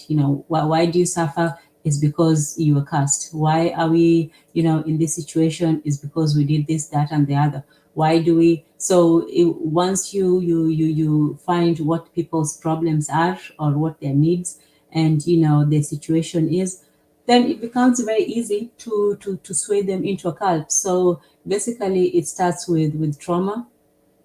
you know you can still get people to be, be brainwashed and to be cultish, even if they don't undergo any trauma. And you've seen that in the 60s, when they had those hippy dippy, cults and so on. There's been cults that take Christian ideas and just make it their own. The Mormons, Jehovah's Witnesses, and so on. So it doesn't have to be people who've necessarily been traumatized. But once people are traumatized, then it's much easier to get them into the cultish behavior, to get them into, cultish thinking and so on. So that's why when we ask whether it's trauma, or is it trauma, or is it brainwashing, for us, many of the times it's both. It's both, that experience that we have had, the pain of history, even the pain not just of history, but even of current, of current life. Imagine if you, let's say you're a child and you see your other friends, you see your friends of other races getting, having some privileges that you, or going through life with experiences that you necessarily don't have, and you have to, be always on edge. You have to worry, as let's say as a young boy, you have to worry about things that, other children don't necessarily have to worry about. Do you think that Indian kids and other people are worrying about, how to deal with the police and so on? But you live in a different world. You have to understand that we live in a different world from a lot of other people. And so, that's present trauma. That's not even, we're talking about all slavery. Some people will say, well, we're over that, but there is still the present trauma, that this system that we live in, we're not living in a system that's made for us. And that constant realization will make people either, hate their place, hate themselves in their place, or it will help make them, hate their people, and say, well, it's because I belong to this group that I'm in this situation. And so they will look at and say, well, I don't want to bring somebody else in this situation, so I will maybe, hop the fence, or, go elsewhere, and so deny themselves. Um, so in this one, this is a story of, this is an article about religious lies, conmen, and coercive control, how cults corrupt our desire for love and connection. So people think that people who join these kinds of groups are just, easily manipulated, or they want to, they're just, backwards and dumb and all that. But no, actually, the people who get into cults, the one thing that they usually have is, they're looking for connection. They're looking for people to, be a part. They're looking for a group. Some of them even want to help out in the community, and they feel they want to fulfill, certain missions. So in fact, most of the people who join this group, they're not, joining to be a part of some nefarious scheme, but they're trying to do what they feel is a good thing. So this one is, talks about, the cult in Fight Club. I'm sure you've all seen the movie by now. Project Mayhem is an all-male cult, but unlike the real cults, it's fictitious. It comes from the mind of Chuck Palahniuk in his masterpiece novel Fight Club, a dark exploration of contemporary masculinity that describes how a group of men come together to form a fringe group with fringe ideas, and how this can go wrong. Project Mayhem exists many key elements of what we see in cults. In Do As I Say, the author explores how cults usually exhibit some of the following attributes. They have unique in-group language. They require intense work schedules of members. And this is very important with the work schedules of members. Most of the time, if you're under cult, like we're talking about, the cult of this westernization, they require intense work schedules of members. And you'll see even in the, in the work of, in the day-to-day, people don't really need to work as long as they do. In fact, studies have shown that for the most part, most people do, if you're there for 8 hours, your most productive amount of time will be maybe 3 hours, and maybe 4 hours at the most. Usually 3 hours when you come in, 1 hour you waste, just settling in.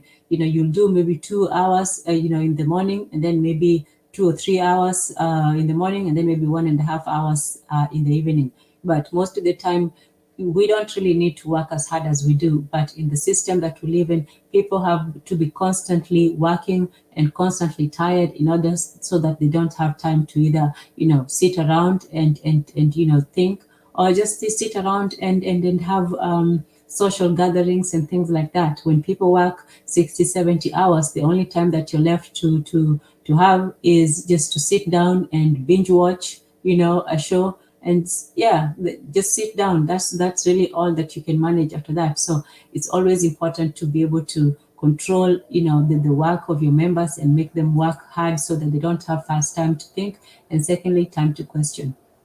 The leaders will often deliver endless sermons, and they will restrict access to media. Obviously, access to media is not just restricted, it's actually controlled. So in the system that we, in the cult system that we live in, we will have intense work schedule. So we're looking at, the cult, but we're looking at the wider cult, that we live in. So access to media, members are directed not to ask questions, of course, and professional, and in the system, if you ask questions in the system that you live in, you'll be labeled a theorist, a paranoid, a schizo, whatever it is. And professional help or healthcare and outside information are restricted. So those pretty much apply to what we experience now. And they refer to as coercive control, an act or a pattern of acts of assault, threats, humiliation, and intimidation or other abuse that is used to harm, punish, or frighten the victims into conforming. This psychological manipulation is a key part of the fabric of domestic abuse relationships. So, yeah, essentially, we are in a domestic abuse relationship with people.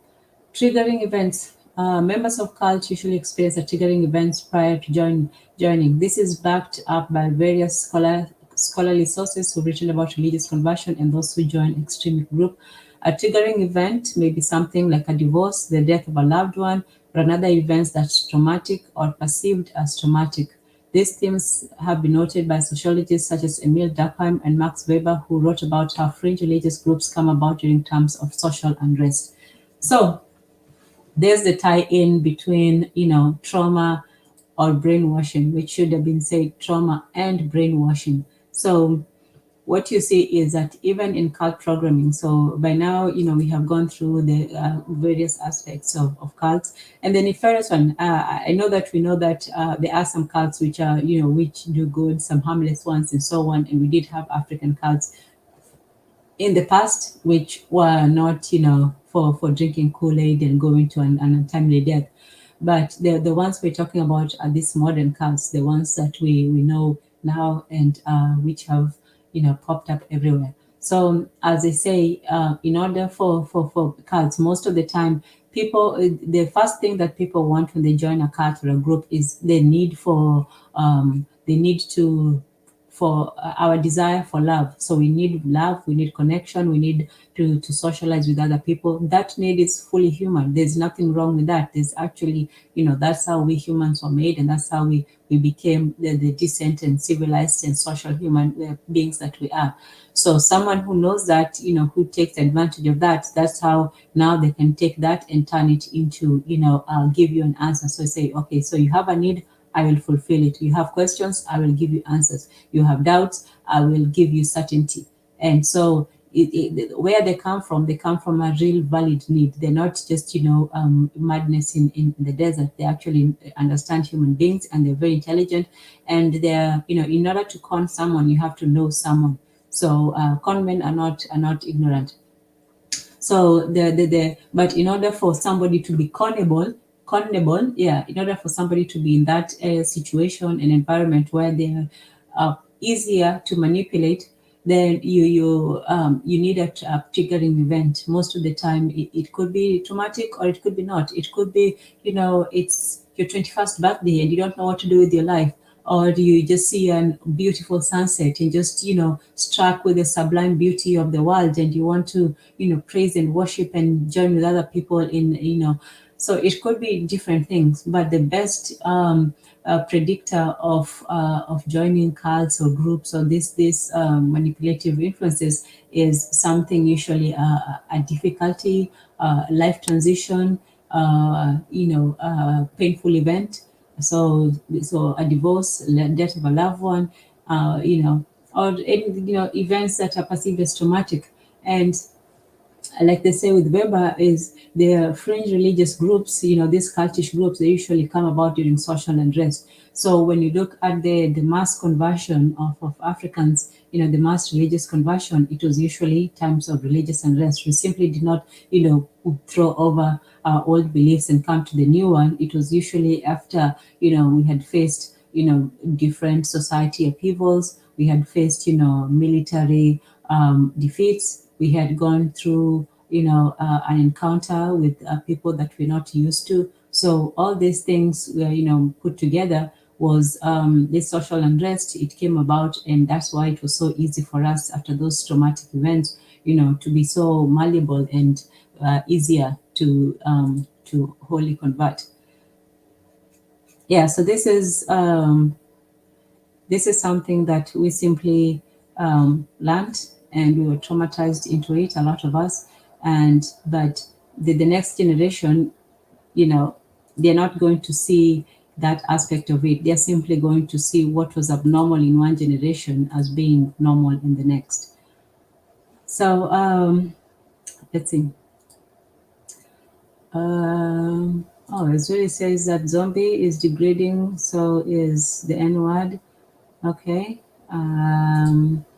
You give more passive than me. Okay, Brother Bakari and Brother Focused at it again.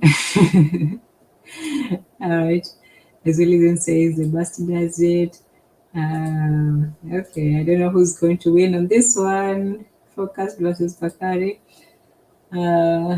Bobby Wright says, but Bakari, remember in the 1960s, Carlos Fuchs led a campaign to ban the term Negro in the N-word. Okay. Did it work? Zombie meant God when we used it, but they changed it to destroy us. Okay, I can see that. Chancellor Williams says the shortest route to the African mind is through his religion. That's absolutely right. Absolutely. Bobby E. Wright, I read that, but I'm just really learning about Carlos Cooks. Okay, yeah, we're learning and sharing. I have distraction. Yeah, this is mandatory reading. I think everybody who comes, into consciousness has to read the Destruction of Black Civilization. That's definitely a must read. Bobby E. Wright says, in the Negro world, they wrote why we should never call ourselves the N-word. I agree. I feel what you all are saying. See, there's the English thing. There's no distinction between plural, singular, and plural, it's a third person. I'm just saying it's a slippery slope. Second person, I'm sorry. Second person when it's one dictator. Okay. Bobby Wright, Merton says, Bobby Wright, thank you. I'm sure you'll add a lot to the conversation. This is our first book of 2023. Oh, yeah, that would be good reading. That would definitely be something we should all tune to. The focused dictatorship is the best way. The dictator will all need to have the mind of Gavi, Ami, Zakar, Abu Gavi, Khalid, and Jekar. Okay, so we're back on the dictatorship. Okay. The focus says I will respect, love, provide, and respect. And when they get out of line, I'll get rid of them. Fair enough. I don't know. You wouldn't be able to tell the people that they can't do something, they do whatever they want. Well, see, there's the, I know you're joking, but that's the thing, that people will do whatever they want, but you can also make them do what you want them to do. That is the whole point of propaganda. Propaganda is to say that, yes, people have free will, but I want to influence that free will, to bend them to my will. So once you have a will, once you know what you want out of people or the direction you want your country to go into, you will bend people towards it, whether it's good or bad. That's the whole, dictatorial. I understand partly the need for dictatorship, yes, but I still think that instead, if you force people to do something that they don't want to do, they will resent you and they will rebel against you. That's just a fact. But if you persuade people to do something, despite what they think, they will feel like they did it out of their own will. And in fact, it's just, having their influencing towards what you want them to do. So they won't feel like their free will has been violated. At the same time, you will get your way. So I think that if you want to end that, but that again, it takes the conviction. It takes you feeling that, yes, my way is the right way, and therefore everybody should follow my way. If you're still dithering whether, well, is this right, is this wrong, should we not, and all that, if you're not sure of your way, then somebody else who is surer of theirs, whether theirs is right or not, somebody else who is surer will find a way to influence and convince people to do things their way. Oh, okay. We have Brother Bakari on. Karibu, karibu. And Imani iwekwe new. Brother Focus, so you can have the first word. Forecast scared to come up here. I got Brother him scared in Bakari. the chat. Can you hear me? I cannot hear you for some reason. I I don't see know. you're speaking, but I can't hear you. If anybody else can hear Brother Bakari, please let me know in there. If you can hear him, please type 1. If you can't, 2, How about which for now? Can me, I y'all hear can't me hear. now? Can you So, can you hear me now? okay, speak, Can you hear me now? Brother Bakari. I don't know. Oh, you Forecast. can't hear. Is it just me then? It's just you, Oh, that's Tanzania. interesting. That's very interesting. Cause I can hear you. Oh, okay, okay. Now I can hear you. Now I can hear you. Okay, go Okay. ahead. Go ahead. Sorry, go ahead. Karibu. For, forecast asked me would I do it with violence. Yes, violence is the way. You might not believe it. Okay, okay. What about giving people, the Yes, will and, you give them somewhere what to. is it? You If make sure they're you, housed. You make sure they're yeah, there fed. you go. You make sure they have When something you to tell do. people what they can and can't do, they'll do whatever they want, right? Yeah, no, well, yes and no. Because if you look throughout history, the people that controlled with violence always kept their control longer. In all honesty, Yeah, but what about this whole idea that you should let people decide what they want to do, and also that people are just going to do what they want? well, you know what? We have to get away from choices for a little while. In all honesty, now I'm just clowning about just being violent and going out and destroying our people for no reason. But what I'm saying is, some of that violence we will need. But I think we have, in order to build what we're talking about building, in all honesty, and what we want to do, we're gonna have to get away from giving everybody a choice all the time. This is what I want to do. You have to, this is what's best for us right now, and that's what we would have to do. Do that make sense? Yeah. Until we get everything. Okay, it's like with your kids, right? You start grooming them from the time they're little. This is what you do. This is what you do. When they get older, they feel they have made the choice on their own. This is what I want to do, but they really haven't. I've been telling them since they was 4 or 5 years old. but in but in their mind, so in their mind, they feel this is what they want to do. Like, I'm gonna give you an example, right? I'm gonna give an example of us right now. The N word. Most of our people will call us an N word, right? Mhm. That's what we are.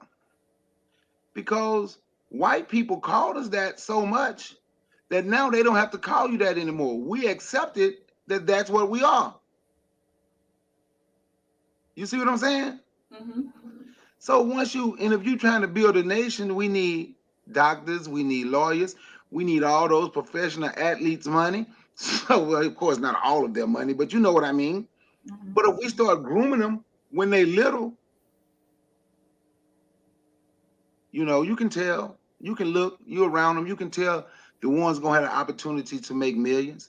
So you groom them when they little to bring that money back. You understand what I'm saying? Mhm. So when they get older, the choice, it has already been decided that we're going to need this money for medical clinics in our community. You understand? Mhm. We can't wait till they'll get older and then let a white man become like a father figure. We as a community, if we get back to the village, right? Mhm. Well, the village, it take a village to raise the child. If we truly get back to that village, right? It would Mhm. be natural for them to come back with no problem. They will want to come back. But when we just give them choices, y'all make this choice, y'all make that choice, y'all make that choice, and when one of them go against the rule, okay, you don't come back. It's according to how big it is. Like you coming back into the fold with a white woman. No, a non-black woman. I ain't gonna just say white. Any non-black woman or a non-black man. No, this ain't how we not building our society on with this. You understand what I'm saying? Mhm. Yeah, that's just how that's how I see it. And how would you say that we as a people can deal with the trauma that, both the generational and the present one that we're dealing with now? Because some people can talk about, well, maybe historically, we can't do anything about that, and, that's in the past and so on. It's hard to convince people otherwise.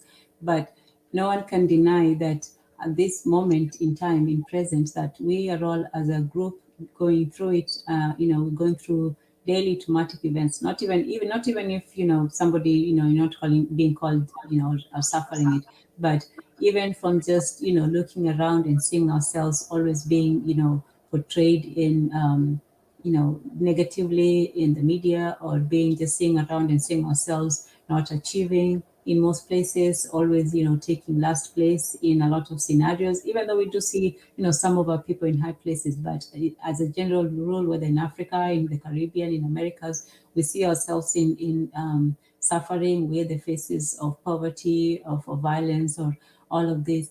That takes a toll, that takes an emotional toll on us as a people, trying to tell a child that you're great, but meanwhile they're seeing the that some of the things that they have to go through, some of the things that they have to experience, why life is harder for them than most people. That's some kind of trauma. So how do we deal with what we're going through right now, or what we went through in the past? Let's show our victories. Let's show our accomplishments. See, we don't have to talk about people who, like us, we want to build a society together, right? We don't have to talk about what they do.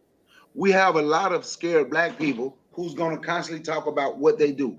And when I'm calling them scared, because they don't want to build a society, they don't want a nation, they don't want us to come together as a people, right? So we have enough people, we have enough black people that every time you mention something, they're going to mention Black Wall Street, because I don't know if they don't know anything else. They're going to mention Wilmington, North Carolina, right?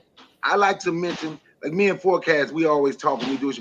I like to talk about stuff that we have done, stuff that we've accomplished, accomplishments that we have. So instead of always ourselves up, beating ourselves up, and okay, my son just corrected me, it was Black Wall Street, not an accomplishment. Okay, so I like to talk about victories that we had when we fought them off, right? When we won. So beating, instead of always showing us losing, let's show us winning. Sometime, like I was gonna, because I think Matron and London Club do a great job, right, at reading.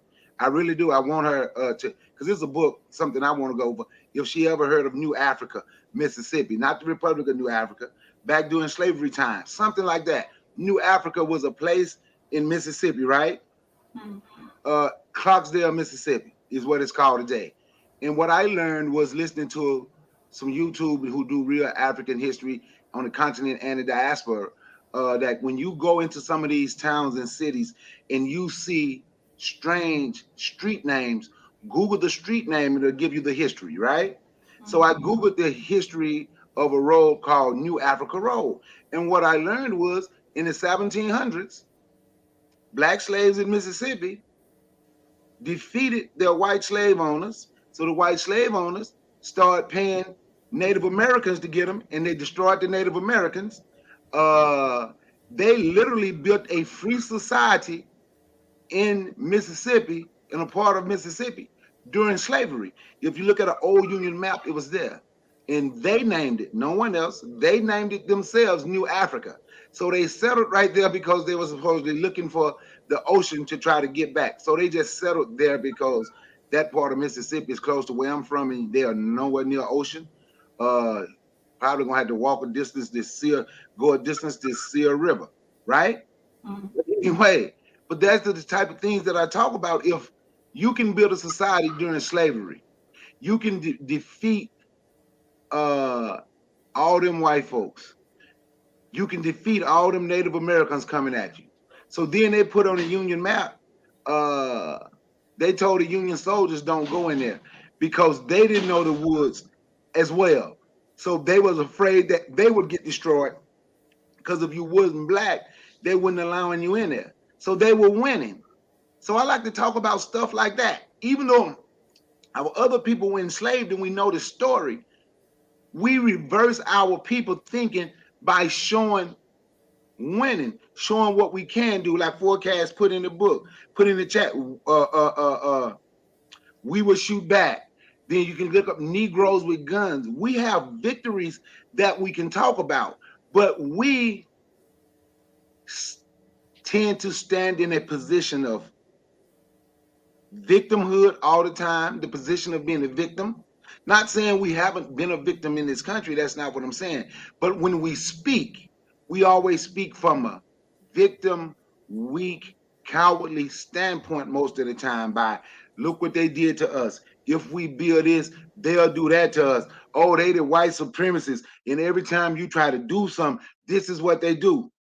Because what we do is we think about we're gonna build this spot and that's it. No, you have to start thinking once you build this spot, how are we gonna protect it? You understand what I'm saying? Yes, I absolutely So, understand. and And that's how we reverse it. We reverse it by with everything they show. When I was part of this mentoring program, COVID messed it up. And I used to speak to the kids like my son, he was going, like I said, he's going to be an attorney. He had 3 friends that are going to be a doctor. They had someone going to be a mechanical engineer, you know. Then we had someone who just thought it was one kid in there who just wanted to be a mechanic. And he didn't think he was as smart because he wanted to be a automotive mechanic. So, but what I did was I had to show him something different. I say, these your friends. He was like, yeah, he gonna be a lawyer. He gonna be a doctor. He gonna be a doctor. He gonna be a mechanic, and you gonna be an auto. I say, if they're your friends, when they buy those expensive cars, they're gonna bring them to you. I say, you think they're smarter than you because that's what they're gonna be. That's their interest. You're interested in cars. If you think they're smart, now this young man had been breaking down motors since he was like car motors since he was like 14, 15. I say, if they so much smarter than you, tell them to go Tell them to go break down a car motor and tell them what's wrong with it. He was like, they can't do that. So they are not smarter than you. Y'all just have different interests. So when it comes to cars, you are smarter and you need to be the head mechanic. You understand what I'm saying? So I just had to show them so we don't look down. That's something I feel we have to do. I agree. I agree. And we have Brother Focused in the house. Amani, Brother Focused. You could, Amani, that Amani, Monty Mongo, Mungu forecast. Amani Mongo, my brother. Hold on, My before you speak right quick. Before you speak right quick. Hey, learning curve. So do you have that story? Because if not, I'll email it to you. Maybe you can get the book. I forget. I had the book. I don't know what the hell happened to it. I'm sorry. But I can email you the story if you want it. Go ahead, Forecast. No, yeah, you're absolutely right. Because like people don't even know, like they bring up Black Wall Street. They fought back. Like of course they dropped bombs and stuff, but they were shooting back. It started because brothers was like, yo, we not letting you go lynch this black man. You know what I'm saying? And the dude didn't get lynched by at the end of it, but like they was actually this whole time people was like, yo, they was just telling each other, yo, if you got to go out, take at least one of them with you. And that was definitely the mindset this whole time. Like it's only recently that we haven't had this kind of mindset where I guess we don't recognize our enemy. But I mean, one of my favorite stories, like I forget which one it was. I gotta let y'all know, but it was in the 1900s though. Like when they was like they had their own town, and of course, like a whole bunch of rumors start and stuff like this about a brother. And then like so when all the brothers who was armed in town, they shot out the like the street lights and stuff like that. And then when the car came through, they shot it up, and it happened to be full of cops. So they killed like 3 of them or 2 of them or something like that.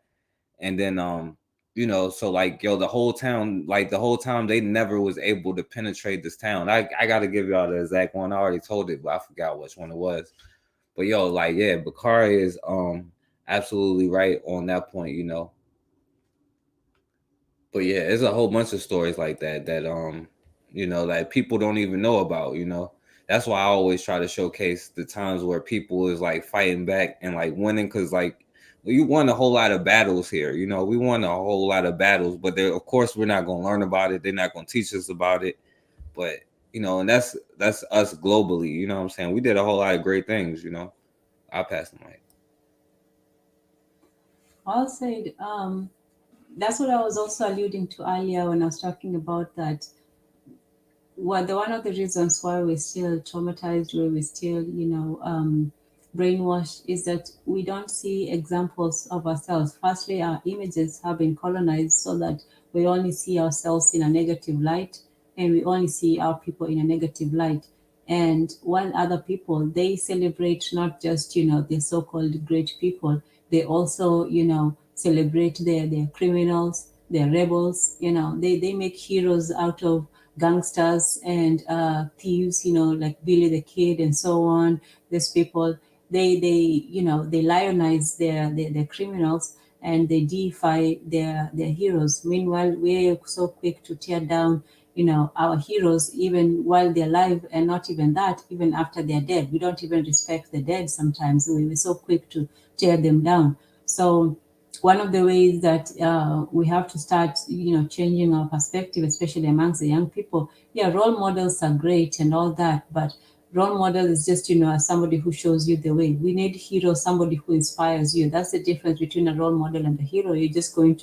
A role model is just going to show you, oh, okay, well, you can follow this example. But a hero is going to inspire you not just to do that, but to do more than you thought you could, is to, innovate and to go further than you do. So every society, every child needs a hero. Every little girl wants, to think of, whether it's a great person coming to rescue her or whatever. Even if it's just a great man, and every boy needs to have that idea of a good woman or a heroic man, and we don't give that to our children except people who don't look like them.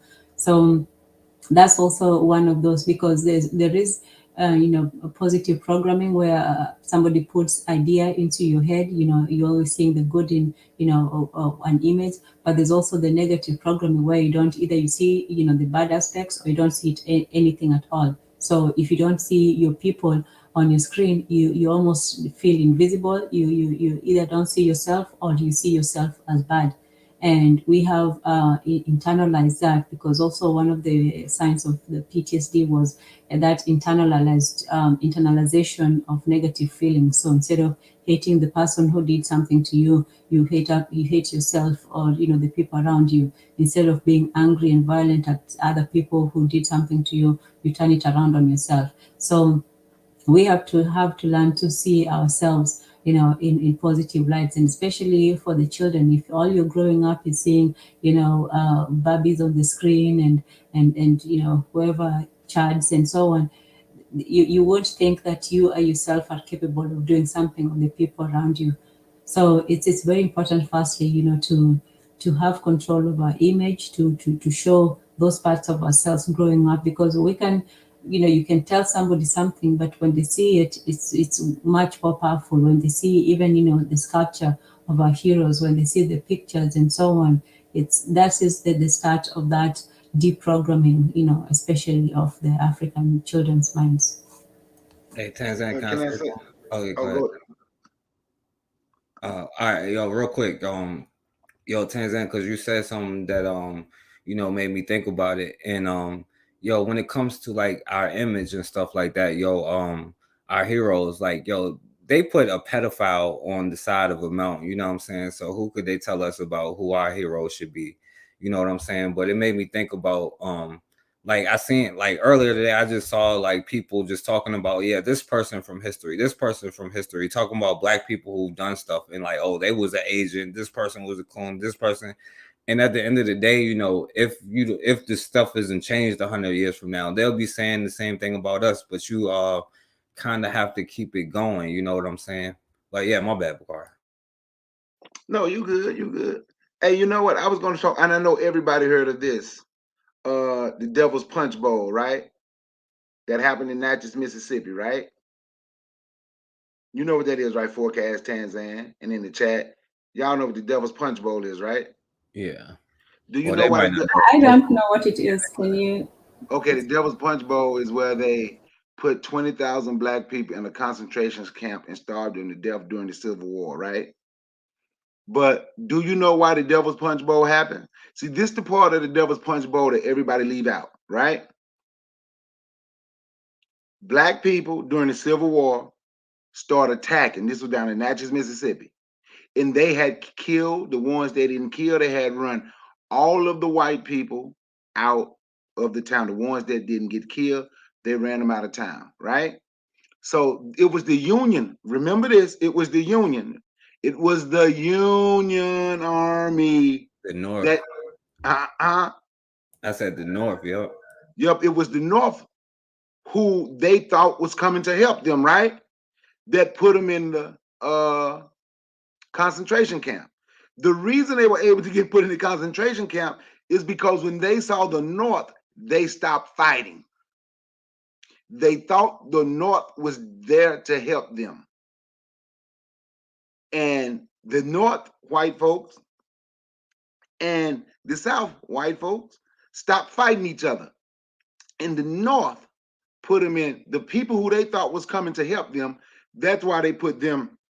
And it was a few Natchez Indians that helped, right? It was about 300 Natchez Indians. And the way the story goes, the Natchez Indians that helped the Africans, right? Because they was the ones who showed them how to get out.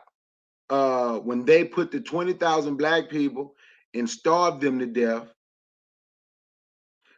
Now they don't eat the peaches that won't go there. They think something is wrong with them. They say them the biggest peaches in the United States too. They get so big. But they caught and killed every Natchez Indian for helping the African slaves. But the point that I was making is, even though they were put in concentration camps, if we see the whole story, we will see where we even defeated them then. The only reason they were able to get us like that, because we thought this white person, we dropped our guard. We dropped our guards. We thought the white people on the right was coming to help us against the white people on the left who we done already got rid of. But in essence, they was coming to help the white people on the left to restore order back in Natchez, Mississippi. But even in that story, we defeated, they defeated the Confederates. You understand what I'm saying? If you do the whole story, we defeated them. Yeah. Hey, So Bakari. Oh, go ahead. no, finish. Y'all, that reminded me of another one too, but go ahead. No, you good. Go ahead. Go ahead. That was it. I was just going to reiterate what I said. You good. Yeah, because that remind me of the Ebenezer Creek massacre one.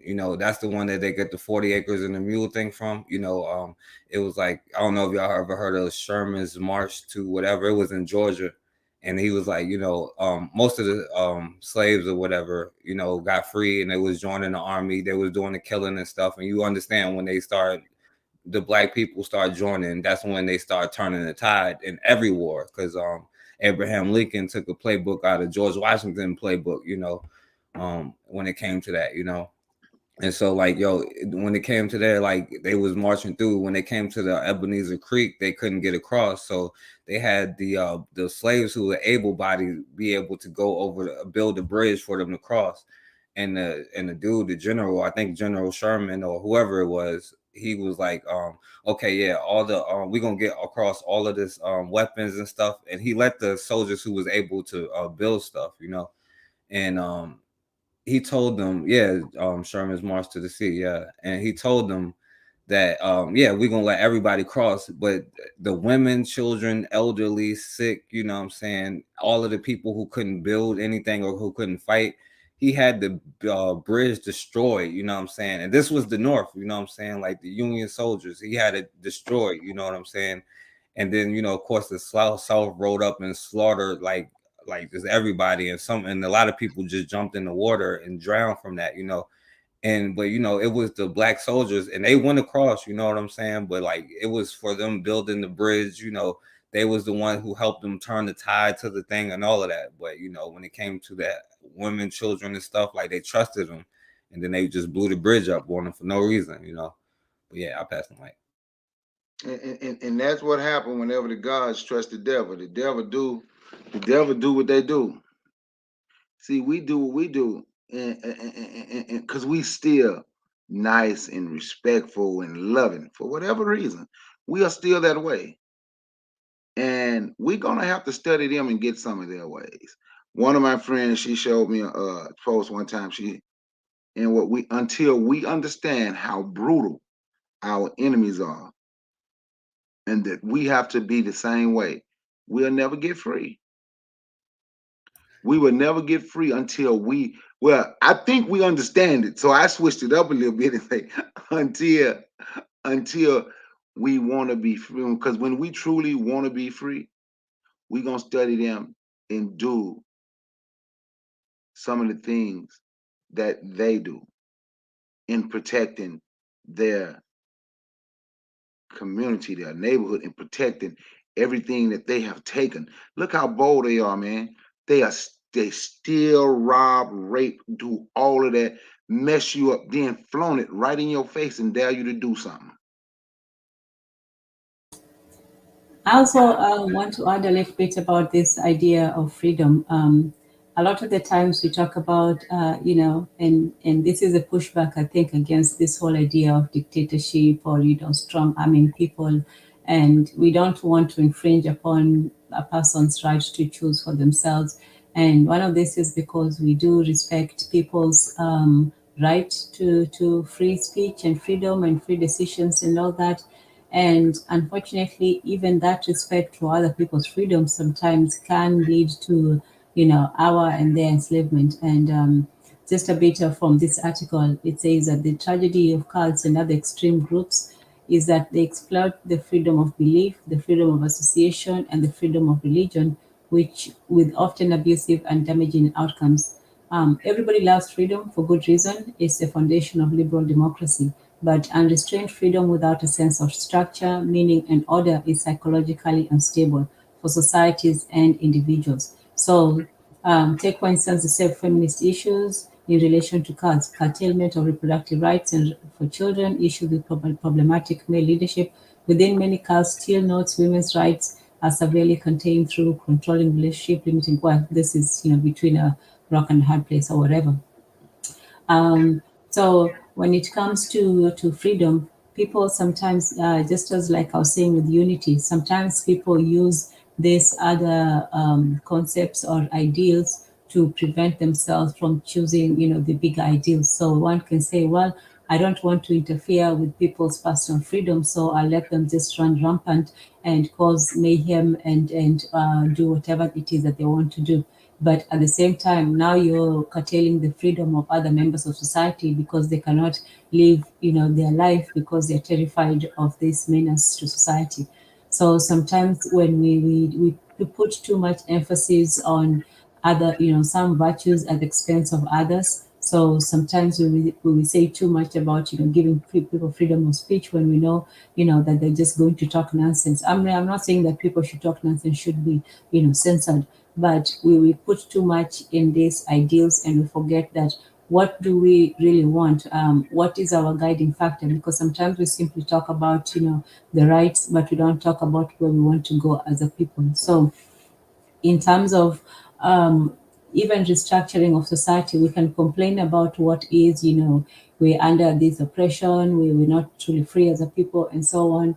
But the first thing is that how do we envision our society running? If we were in charge, how would we run things? What would be different from what is, what we have right now? And for a lot of Black people, we really can't think of creating something that is not any different from this. So for them it's like, this is the best we can do, therefore let's just follow it because we can't do any better.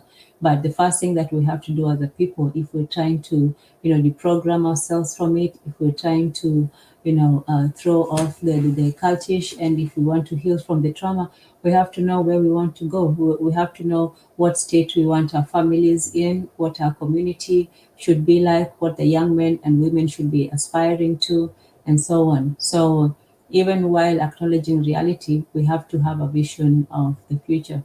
So how do you, just in general terms, how would you envision if we rule the world? Like Nas said, if I rule the world, yeah, if you rule the world, how would the world look like? Well, Nas said he'd open every cell in Attica and send them to Africa. He said, open what? Every cell, every jail cell in a um high security jail and send them all to Africa. Okay, so it's a free the prisoners. Okay. Yeah. Well, no, no, yeah. To answer the question, I would say, like freedom. Like I personally, kind of trying to stop say the word freedom, and instead say like the word self autonomy. You know, because at the end of the day, like that's what it is. Like I'm not gonna act like it's not a responsibility that comes with that. Like when you have this like so called like not so called, but like when you have like freedom or whatever, it comes with the responsibility of being in charge of all of your own things. You know what I'm saying? And like, for me, I guess, I definitely want to have my own things, like in a society like where like, like you can, of course you want to be able to go to the hospitals and stuff like that. You want to be able to work like Bakari, good idea, like 4 days a week and stuff like that. And like you will be able to balance, between work and home life. Like we may have black men and black women may have been arguing for thousands of years before this, you know what I'm saying, but their issues is not our issues. So I would have our family state back the way it is, us being able to communicate even like we was like 60, 70 years ago, so where it's not so hard and we don't have other people's problems and stuff like that. um all of it um comes with the responsibility though of like, like you have to be able to have like the truck companies and the schools to educate the children. All of that stuff is going to fall on you. And sometimes I don't know if we want that, or not, but at the end of the day it's going to happen, because nobody else is going to look out for you. And but yeah, I'll pass the mic because I was going to ask y'all a question, but I'll pass the mic so Bakari can answer. So Tanzania, you say if I ran the world, what would it look like? Yes. So let me talk about one of my heroes you don't like right now. I'm gonna be Idi Amin. And what I mean by that is when they see me, they bowing and they kneeling. I'm gonna put the world back in order the way it's supposed to be. Africa, people from Africa. Them yellow folks, they from the Orient. Them Arabs, East Indian, everybody gonna go where they supposed to go. Them white people gonna, but before they get there, they gonna know who the strongest military and who is the most powerful. I would have people in threat where we don't want to mess with them Africans. Don't care where you see them because Bakari drop a bomb on you. We gonna be in complete control, and when they see me, they gonna kneel. They gonna kneel because they gonna understand they're supposed to kneel to black folks, not just the white folks. That go for the yellow folks, the people in the Middle East, the East Indians, Hispanics. Don't make a difference. The Native Americans can have this land back. I don't care. But they gonna understand that black people is in control and black people rule the world. And it's gonna be time because since we done learned from these folks, being nice to everybody don't work for us. I will be nice to you almost. And when you cross that line, you're going to see what I'm capable of doing. That's what the world would look like. We're going to put the world back in divine order, the way it's supposed to be. Black man and black woman at top. Everybody else doing what we doing right now, fighting to be the best at the bottom. I get the mic. Yeah. Yeah. That would be a good world to live in. You should definitely run for office. I'm kidding, not in this system. Um, Hey, I'm sorry, Stanzan. Look what did you see what Mr. Untouchable put in there? He oh, said let we me see. take if we take over the world.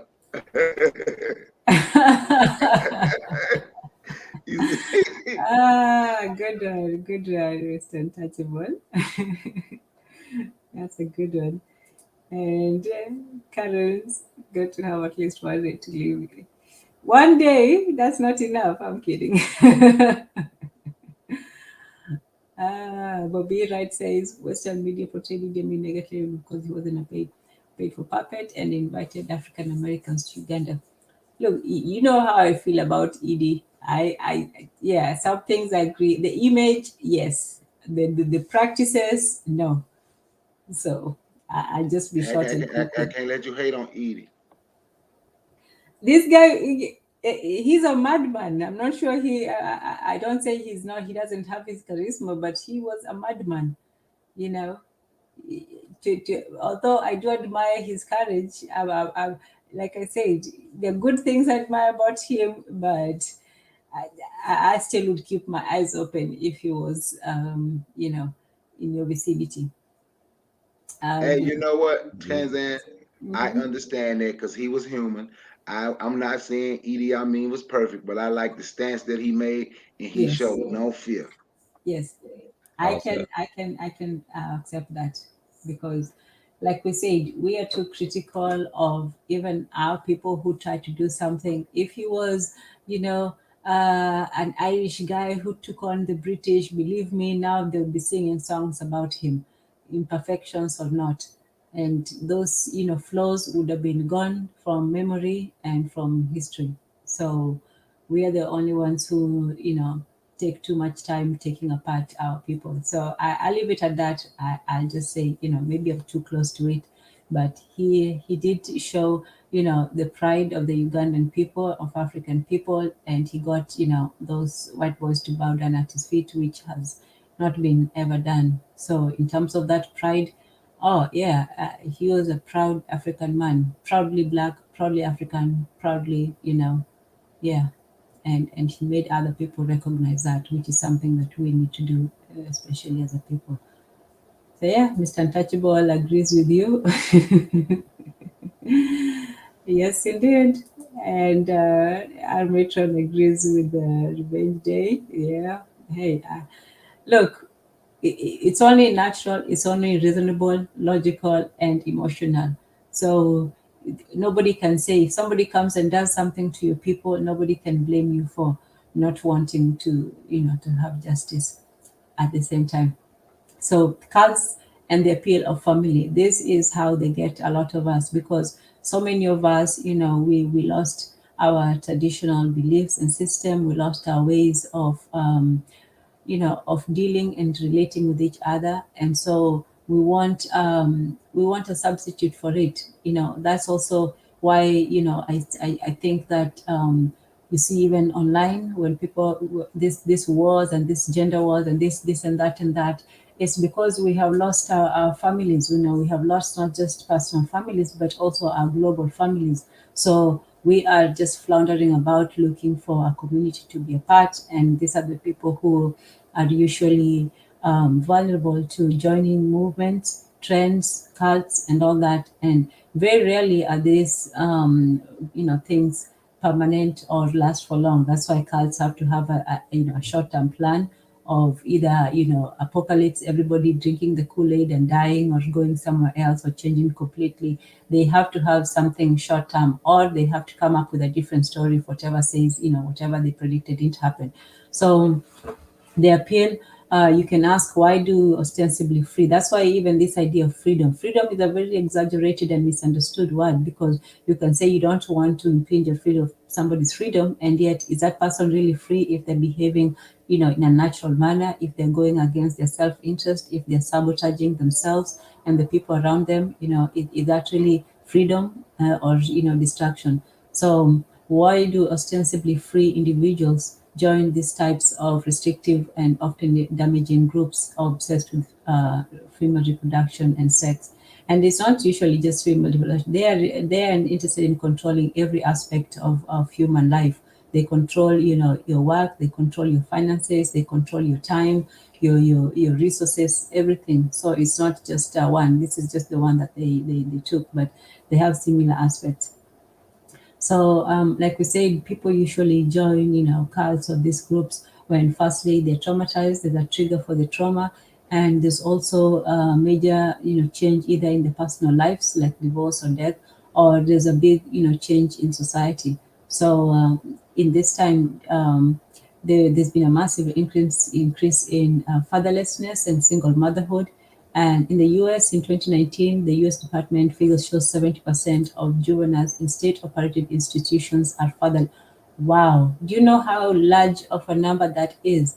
7 out of 10 children in these juvenile facilities are fatherless.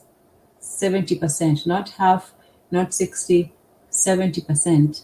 And these are the people that if someone started a cult, this is where you'd go to recruit. These are young people, they are impressionable, they are, they're looking for guidance, they are confused, and most tragically, they are traumatized. So they're almost like in the perfect state to join a bar, a cult. They have the right psychological makeup, and they have the right mentality for it, if we can call that the right mentality. But yeah, and if 70% of them, they're fatherless, that means that they have no one to go to for direction or for protection, because fathers are not just the protectors of the women and the children. They are also the protectors of the young men and the women and the one who come after them. So it's not only protection in terms of protecting women and small children. They also protect the young men in their communities, because young men are also vulnerable to either impulsivity, or to confusion, or to just a lack of direction. So if this 70% of these young men, and maybe, and who knows if the 30% of the ones who do have fathers, if they're even good fathers, probably not, if they end up in juvenile, or they might just be absent or dead. So many situations. But cults are religiously conservative expressions of a wish to return to the time when sex was a huge deal, and family is a huge deal, because the cost to both men and women was so high. And yeah, so it's usually it's either returning to an old idea of manhood, or an old idea of society, or of peace, or somewhere where we can go back to how things should have been. It's like that make whatever great again. It could be make America great again, make men great again, make women great again, whatever it is, make families great again. But there's always an idea of something that we're working towards, and you appeal to people. Oh, wow, we are honored to have Sankara Patrice Bishop in the house. Karibu sana. Amani, bro. Hey, thanks for having me. I was just enjoying the discussion. Oh, thank you for joining. You're, Mm. you're more than welcome. Karibu sana. And Appreciate it. yes, feel free to join. So just to finish up, so cults and terrorist group differ in that the former seek to control themselves, and the latter seems to control themselves and society. So there is some overlap. Some religious cults often do have apocalyptic and doomsday prophecies, because they know that the system cannot go on for long unless you either modify it. So you either destroy everything around you, or you change it, and but they require members to have their own houses in order before the apocalypse. So basically, they take advantage of people's ways, people's need for society, people's the appeal to family, especially during the disintegration of families, both in Black American society and in the world in general. We're just going towards a time when families are not as strong as they used to be. Divorce rates are going up everywhere. So when that happens, that's one of the triggers, both societal and personal. When people go through traumatic events or life-changing events, they are usually, looking for to join something to replace whatever they have lost with something else. That's one of the reasons why, even though we can criticize religion for, some of the things that it does, unless you provide an alternative or something to fill the vacuum, most of the time people will simply resort to either confusion and madness, or just hedonism, depravity, debauchery, because they feel that now they have nothing holding them back. Now they can just be as wild as they want. Most of the time when people talk about freedom, what they're talking about is just going wild, or doing whatever they want. So if you remove even that aspect of religion, something above us as people will think, well, then I can do whatever I want. And then people also want to become a part of a family, a society, a team, a place where people belong. Then there's nothing shameful about that. And in fact, the people who seek to become individualistic, those are the people who are denying themselves their real and natural need to be social. The people who just want to be, oh, I'm an alpha male, or I can do bad by myself. Yeah, for a while. But at the same time, that's not who you are. That's not really you as a person, that you want to be alone and by yourself. People want to be with people, whether family, friends, or whatever. So people are forced to either deny their need for socialization and for society, and they almost like pretend to thrive in their alienation, or they find an alternative, something that can just make them feel a part of something, whether it's a cult, whether it's a following a trend, yeah. Okay. Does someone have a comment? Yeah, I got a comment. Go ahead. Um, Yeah, before I go to it, because you made a great point, when it comes to the fatherless thing, and that's what that says, But before I say that though, I do like to say that they like to portray black men as not good fathers, and there are a lot of good fathers, and like when they put the single motherhood thing, that doesn't mean the kid doesn't have a father. It just means they're not married or whatever.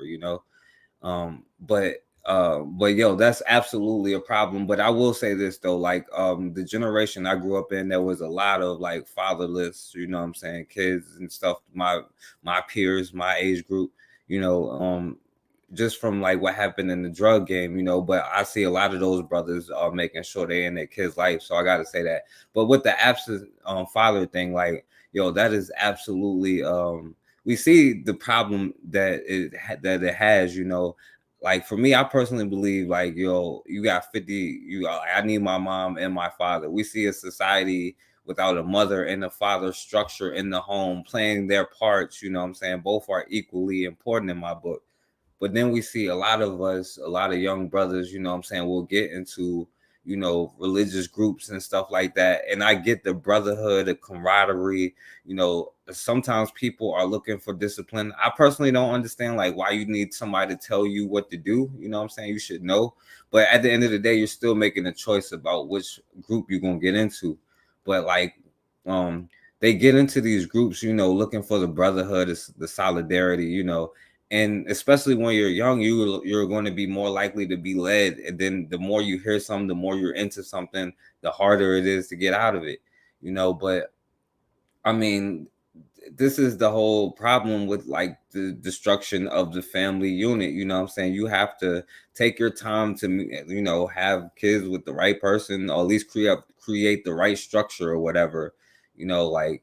And I'm not saying that you're wrong or bad for not doing it. It's just a consequence, and everything just is for a reason, But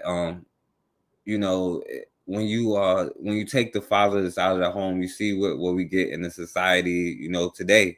And if you take the mothers out of the home, who knows what'll happen? And those are the first teachers, and even while the man is out doing what the man is supposed to do. And now today, nobody knows their roles and stuff like that. But yeah, but like I was gonna say though, like I don't know, maybe we keep making the same mistake because I don't know, maybe we been so spooked out and manipulated too much and abused too much, what I'm saying? So we keep doing the same thing over and over. I don't know. Now you said an important thing about the roles, because when you're building society, the first thing that you're going to create, you just think the only thing I can think of either the scramble for Africa or the constitutional Congress in Pennsylvania, when they're coming together to build a country. One was to build a country, to create a country. The other one was to destroy a continent. But in any case, a group of white men came together. They sat down. I'm sure they had lots and lots of beers and then drinks, and they sat down and say, "How can we do this?" So the first thing is, you have to have a vision. What do we want to get from this? You don't just come together and say, "Okay, we're going to get this. What do we want from this?" So in terms of creating a country, they said, okay, we're going to define who gets in the club, who is going to have a say. You're not just going to let anybody come in and say, have their word. You have to say, okay, it's just going to be us. We are the white, we have to be landowners, we have to do this. Now you can increase, the membership, but they were not going for unity. They were not saying that let us unite, all the white people and come together and, make sure, the French are on our side and the British and all that. They didn't even consult their own people. Like most of the people who, the peasantry and so on, they didn't know that the country was going through, an upheaval. But in any case, the people who had the power, they came together and they said, this is how we want to construct our country. They sat down and they talked about the presidency, who was going to be president, how many, all those tiny little details, how many years, how they were going to be elected, the electoral college. They talked about the legislature, all of these things they put into, a document, into a piece of paper. So not just people coming together and say, oh, yes, we want to build a country, and then everybody goes back and does their own thing. So they thresh it out and say, we're not living here until we come out with, a fleshed out documents that creates the country. So that was the thing. You have to go through all the different facets that you want. You want to know how your governments are going to be run, how the system, the economic, all of that. And we have to ask ourselves as Black people, what kind of a system do we want, and are we even capable of working towards that? And yeah, it has to be something that we will give thought to every facet of life, from the social, economic, political, all this. And it's a great task that has to be undertaken. Yeah, that's true. And yo, last thing I wanted to say too, like to that, because like yo, but you're absolutely right. But like we would have to regain our Achilles too, because right now, like when it comes to the spooked out thing and the cults and all of that, to put it all together, like right now, like we would be better Muslims than the Arabs, better Christians than Europeans. I'm sorry if it offended anybody, but whatever. Better, kung fu, like, nah, I ain't gonna say kung fu, but you know what I mean. But than Asians, you know what I'm saying? We better at everybody else's culture but our own, you know what I'm saying? So when we hash that thing out, you know what I'm saying, like it would behoove us to be in our right Achilles, you know what I'm saying? So that we could make the right plans and adapt the things that we have learned and disregard the things that don't mean nothing to us. But yeah, I'll pass the mic. My bad. No, that's good. Brother Bakari, Todumela, Ndugu Sankara, do you have thoughts about what direction we can work towards in building the idea of that African Black state?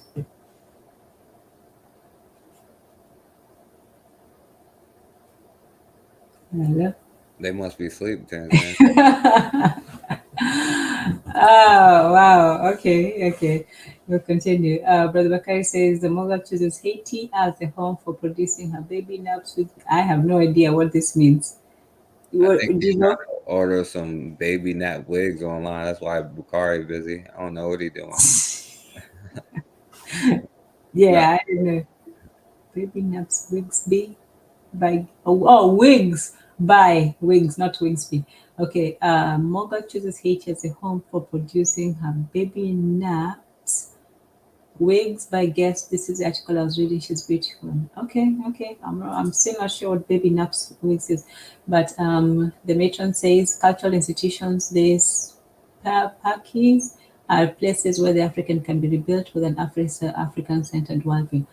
Exactly. I think the first place that we have to start is, with education, with teaching the children, because a lot of us, let's just be honest, are, we're set in our ways, we are, corrupt, we're beyond, that mental reprogramming. So I'm not talking about us, a present company excluded, obviously, but a lot of our people is going to be difficult. So definitely an education, and that's something that can be started easily. Oh, hello.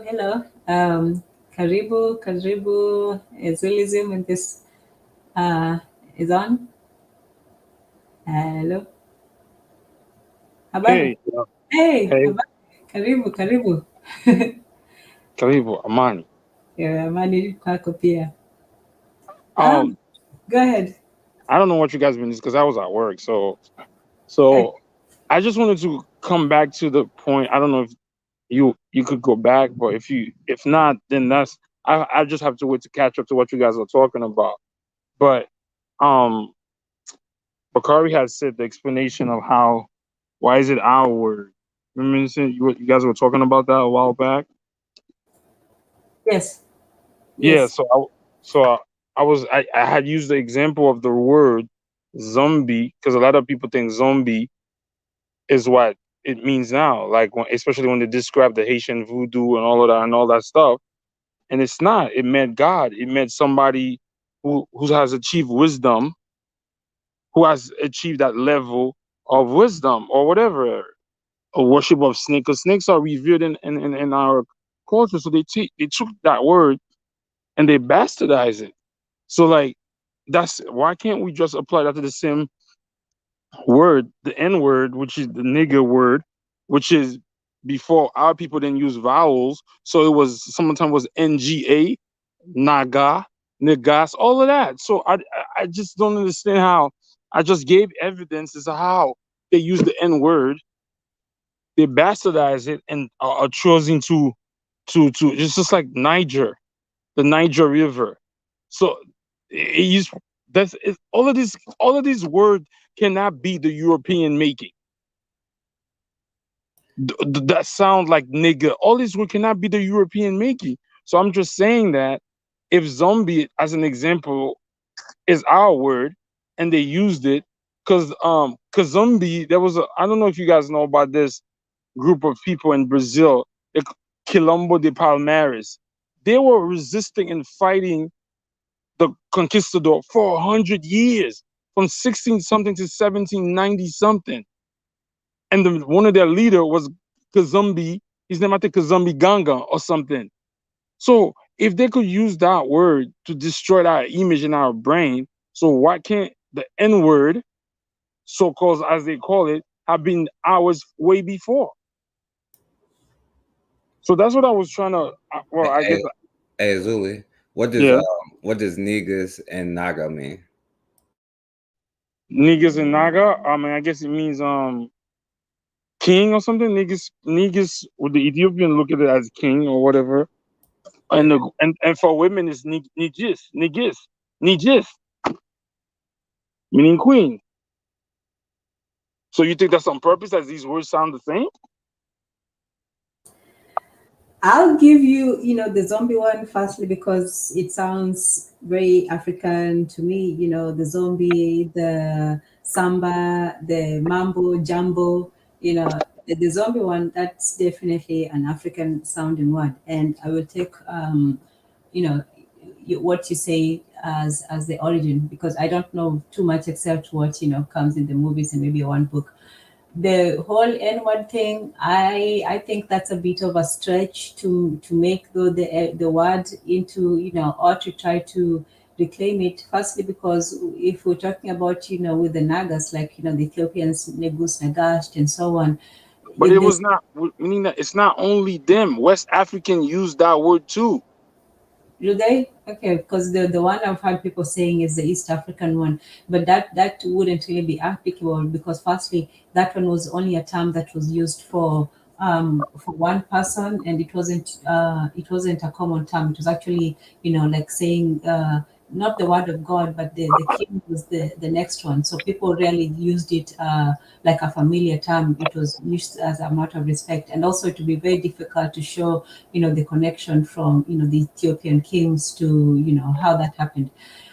With the West African one, I think if there's any connection, So it would be you West don't Africa. think you don't think Niger and the language, and they said that Nigeria, you don't see the N word in there?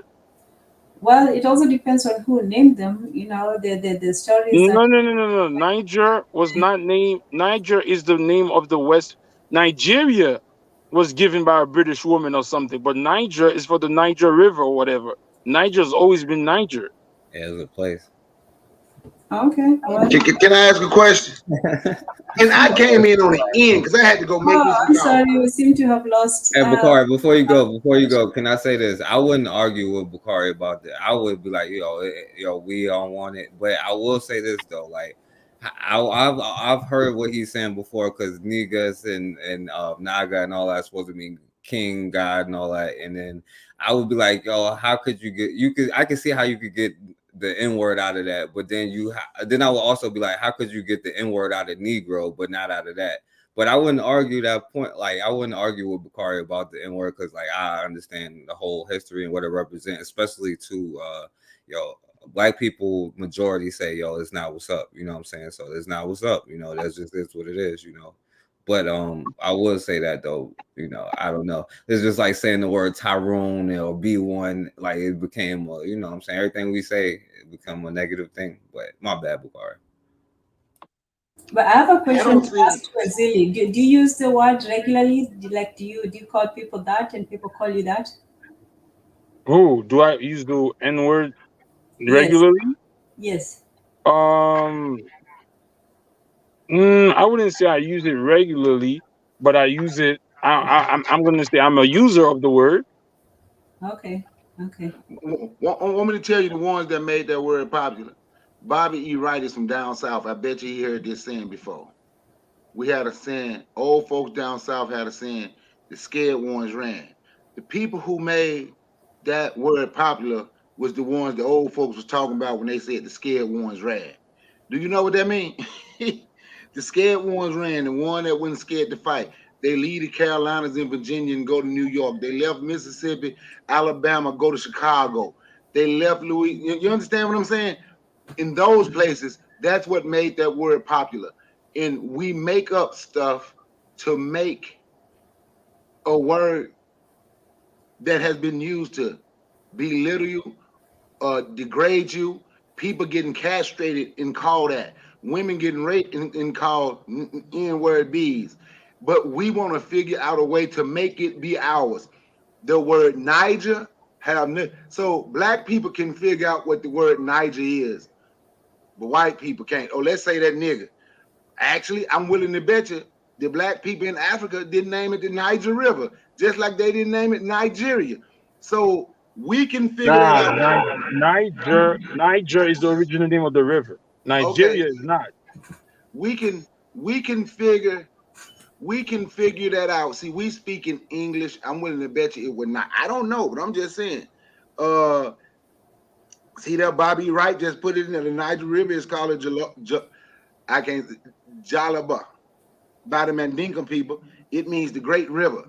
So we're speaking their language and saying that's the original name, so we can adopt because we don't want to be nothing. Though that's why when you read you go through the Negro World. We one of the editors of the Negro World, UNIA newspaper. He did a whole article way back then on why black people shouldn't call themselves that. Then a year later, guess who wrote a book explaining why black people should call themselves that? A white person, a Jew. And what did he say? And once we get them to call themselves the N word, of course, I'm going to say what he said in the book. Once we get them to call themselves nigger, they have finally realized they are nothing and they're the worst thing on the place and they're the worst thing on the face of the earth. Dude, instead of making up stuff to hold on to something. I ain't telling nobody what to call themselves. You understand? I ask people, don't call me that. That's what I ask people. And I won't call, because I don't use the word, don't call me that.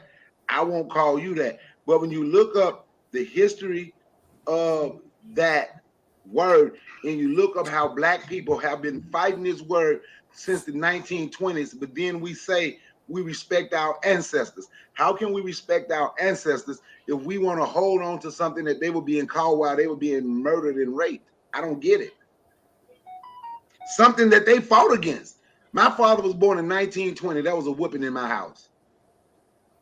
Because who called him that? They didn't, that was a whooping.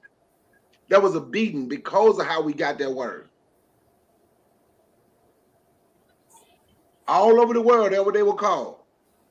That's what we were called by other peoples. But now we call ourselves that. And we stick our chest out when we say it. I yield, Mike. Well, I'm not saying that. I'm saying the where the word come from, like the maybe I'm not saying the term they use it now or how we use it anyway. Oh, that's my nigga, or kill this nigga. Because at the end of the day, the way you use it, it could be a term of endearment. It could be a term of uh, a a derogatory term. Even when you say nigga, my nigga, you be like, you kill this nigga, or that's my nigga. It's That's a lot the of when words. Let's try to keep it, yeah, that's YouTube what. friendly. I said, let's try to keep it YouTube friendly. I don't know how Like they are about YouTube the like when use we say that word. They might put you in algorithm if you say that word enough. That's Yeah, that they word. don't. Oh They don't. yeah, if you say that word enough, Tanzania, next time you do a show, you might have 200 people watch. Oh, goodness They don't gracious. have an issue with that. Those so-called derogatory terms. So I'm just saying that the where the word came from. Say that it's ours. Whether they use it to bastardize the word and the meaning of the word, that's another case. So even like, am I telling somebody if am I gonna tell somebody to use that word because it mean nah? Because I understand what Brother Bakari is saying. I understand that, and I also is like, yo, it's not really a term of endearment because that same word could be used to destroy, to delete somebody, or to destroy somebody.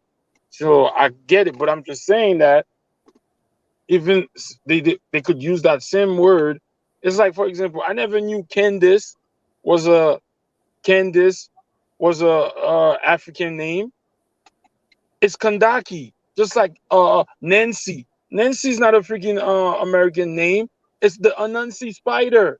Like, I'm just saying that I'm not I'm not saying I'm not gonna be like, oh, I'm not gonna die on the sword for that. We're talking about, oh, I should be able to use it. Da, da, da. If you want to use it, that's fine. Or whatever. I get the point that everybody's making, that it's not, especially the way they use it, or that nigger over there. So it's funny how the word nigger, Negger, is one G away from Niger. And then the pronunciation of the word, as they say, is like the J pronunciation just came into existence. So imagine if what people were pronouncing it's nigger. So I don't know, but So black I'm people not was from. fighting. So I'm let I me not would ask you. say fighting. this, and also, I don't really Go have a. ahead. I would say this, that, like we said earlier, in order to claim something, you have to own it. So just like with rap music and other aspects of Black culture, if you want to control something, you have to own it. And the only way that you control something is either are the person who lets people in, or you're the one who controls, people coming in and out. So if Black people wanted to control the world, that word, if they wanted to reclaim it, that means that under no circumstances is anybody else allowed to use it, and there will be consequences for using it. So if it's such a great word, if it means king and great and all this, then that means that it's a sacred word, and nobody will use it even casually, not, the Mexicans down the street, not, some Indian guys who just realize that, oh, they're a person of color, not, somebody who hasn't got it. Even Africans can't use it because that was, that was not their experience. So I would hold a tight rein over it until it was like you can't use it without permission and written and, approved and all of that stuff. That to me would be a true reclaiming of the word. But if you're simply saying, oh, well, we can use it, sometimes it's cool, sometimes it's not, sometimes it's in hate, sometimes it's just people chilling, and, some of our friends, oh, that's my N1, but you're talking about, some Mexican girls, yeah, that's not reclaiming it to me. So until, Black people actually have the power to control that word and to control who uses it, then I don't think that, using it is good for their, for their image. Can I say this? If they gonna claim, black people gonna claim that word and make themselves a king with that word, just call me a peasant. Then when you see me, call me peasant. Call me peasant. So why is it? Because he said the Hey, pronunciation of the Tanzania, word. what's the Swahili word Hold for on, hold on, peasant? hold. Like he said how you pronounce the word, man. Sometimes my words get caught up. I don't know why we always do this. They say it with the ER. Everything they say with an ER, we say with an A. Let me hear you without concentrating. Let me hear you use the word brother or sister. You're gonna say it with an A, but it's not spelled with an A or a UH. But then when you hear them say brother or sister, they gonna say it with an ER. We end our words with vowels because that's how people from West Africa ended their words. That's how we speak now. That's just according to a few books that I got. Right? That's why we end our words that way. Like I say, it's not the end of the world. But what I do tell people, if you're going to use that word, and don't get upset when somebody else uses it, right? So we have gotten so accustomed to it. Chris Rock, I love black people, but I hate N words. I heard a dude at the barbershop one day, or he was standing outside, so I didn't hear him. My homeboy came in and said something. Like, man, that dude out there cracking them N-word jokes with the white folks. It's just okay. You say it in front of everybody. We say it to everybody.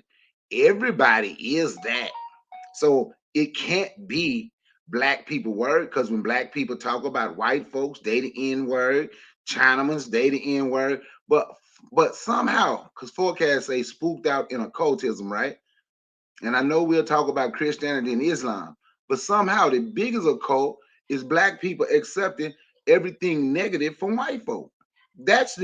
And we fight to keep it. The gang banging come from white folk.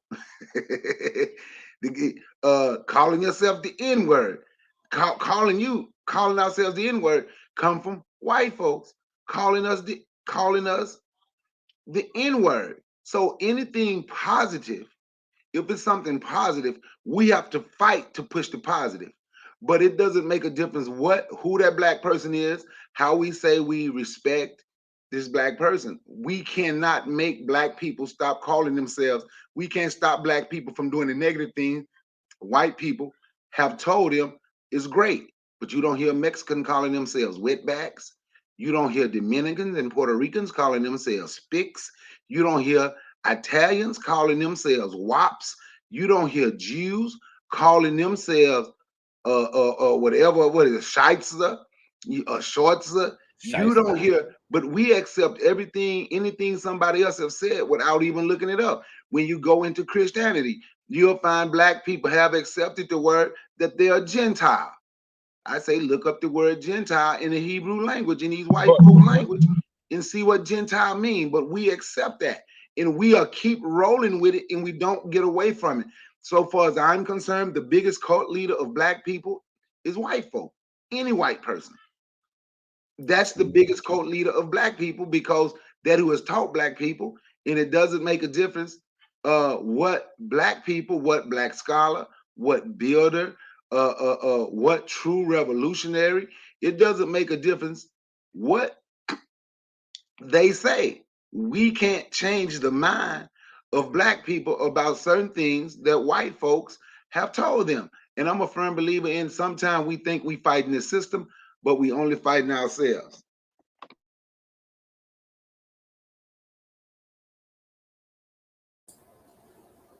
Well said. Erzulieism, do you have something to say about that?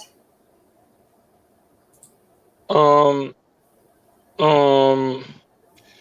I mean, are you against if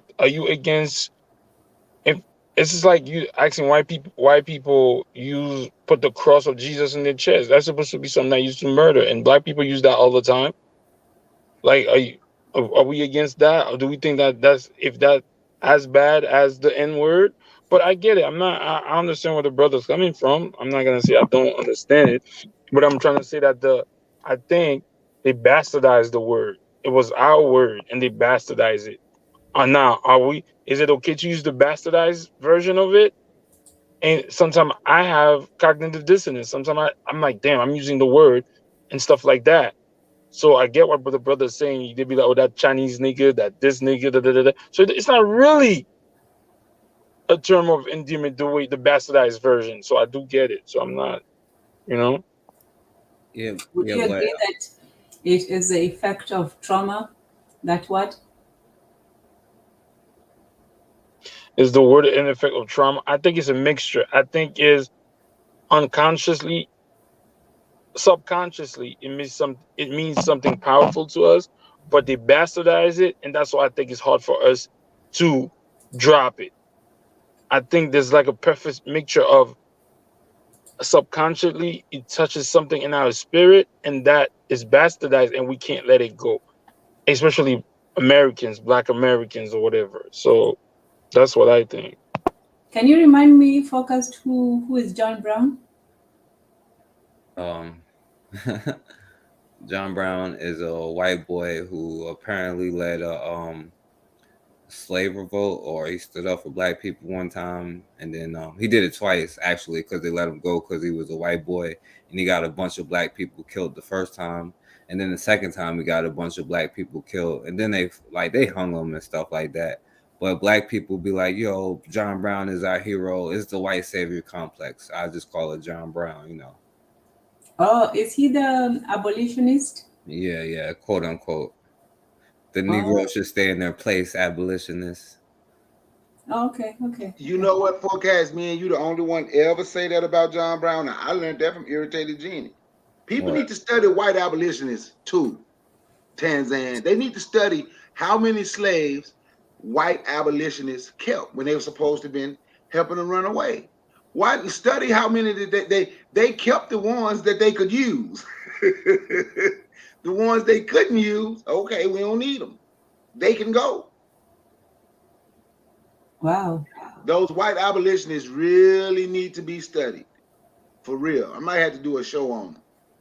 You know, You I really had should, because I didn't remember his name, but I know that there was an abolitionist, who was white, and there was also some women from the Quakers. I know that the Quakers were really big on that, right? Then yes, they were, but they didn't feel black people was equal or close to them. Black people was supposed to serve white people, but they shouldn't be slaves. they was the NAACP in 1700. Oh, well, this one is an article about the white supremacy influence on modern Pentecostalism. So the whole cultism it's very pervasive. That's why it's such an overarching cult, because it shows itself in different areas. It shows itself, in the media, the cult of whiteness, which we still, this is still the series that we're following, the cult of whiteness. So you see it in, media representation of, white beauty, black criminality, of ugliness or wretchedness. You see it in the sciences, where you only see white faces. You see it in academia. You see it in music, where the same thing: white purity and black degeneracy. So it's the same. And you see it also in religion, about white supremacist influence on modern Pentecostalism. So you'd think that the Pentecostalists, they actually rebelled from the Catholic Church. That's why they're Pentecostals. So they are an offshoot who think that they knew the new message. So the message cult. There was one formed in 1936, formed the Tabernacle in 1936, and claimed to have channeled messages from God, with close relationships with white supremacy groups and prominent members of the KKK. Branham taught his followers that black people are the inferior race and women are inferior to men. Until his death in 1965, Branham recorded approximately 1,500 sermons. Wow. Today, many subgroups exist, and they use Branham's recordings to keep the message alive. So, as you can see, even the KKK itself, it had, deep religious connotations. It wasn't, just a political group. They actually believed, in their God, in their purity, and so on. They believed that they were actually keeping, their people, and it was a Christian, cult, that it was God approved, or whatever, divine justification they had for it. So, even God himself is not immune from these sorts of shenanigans.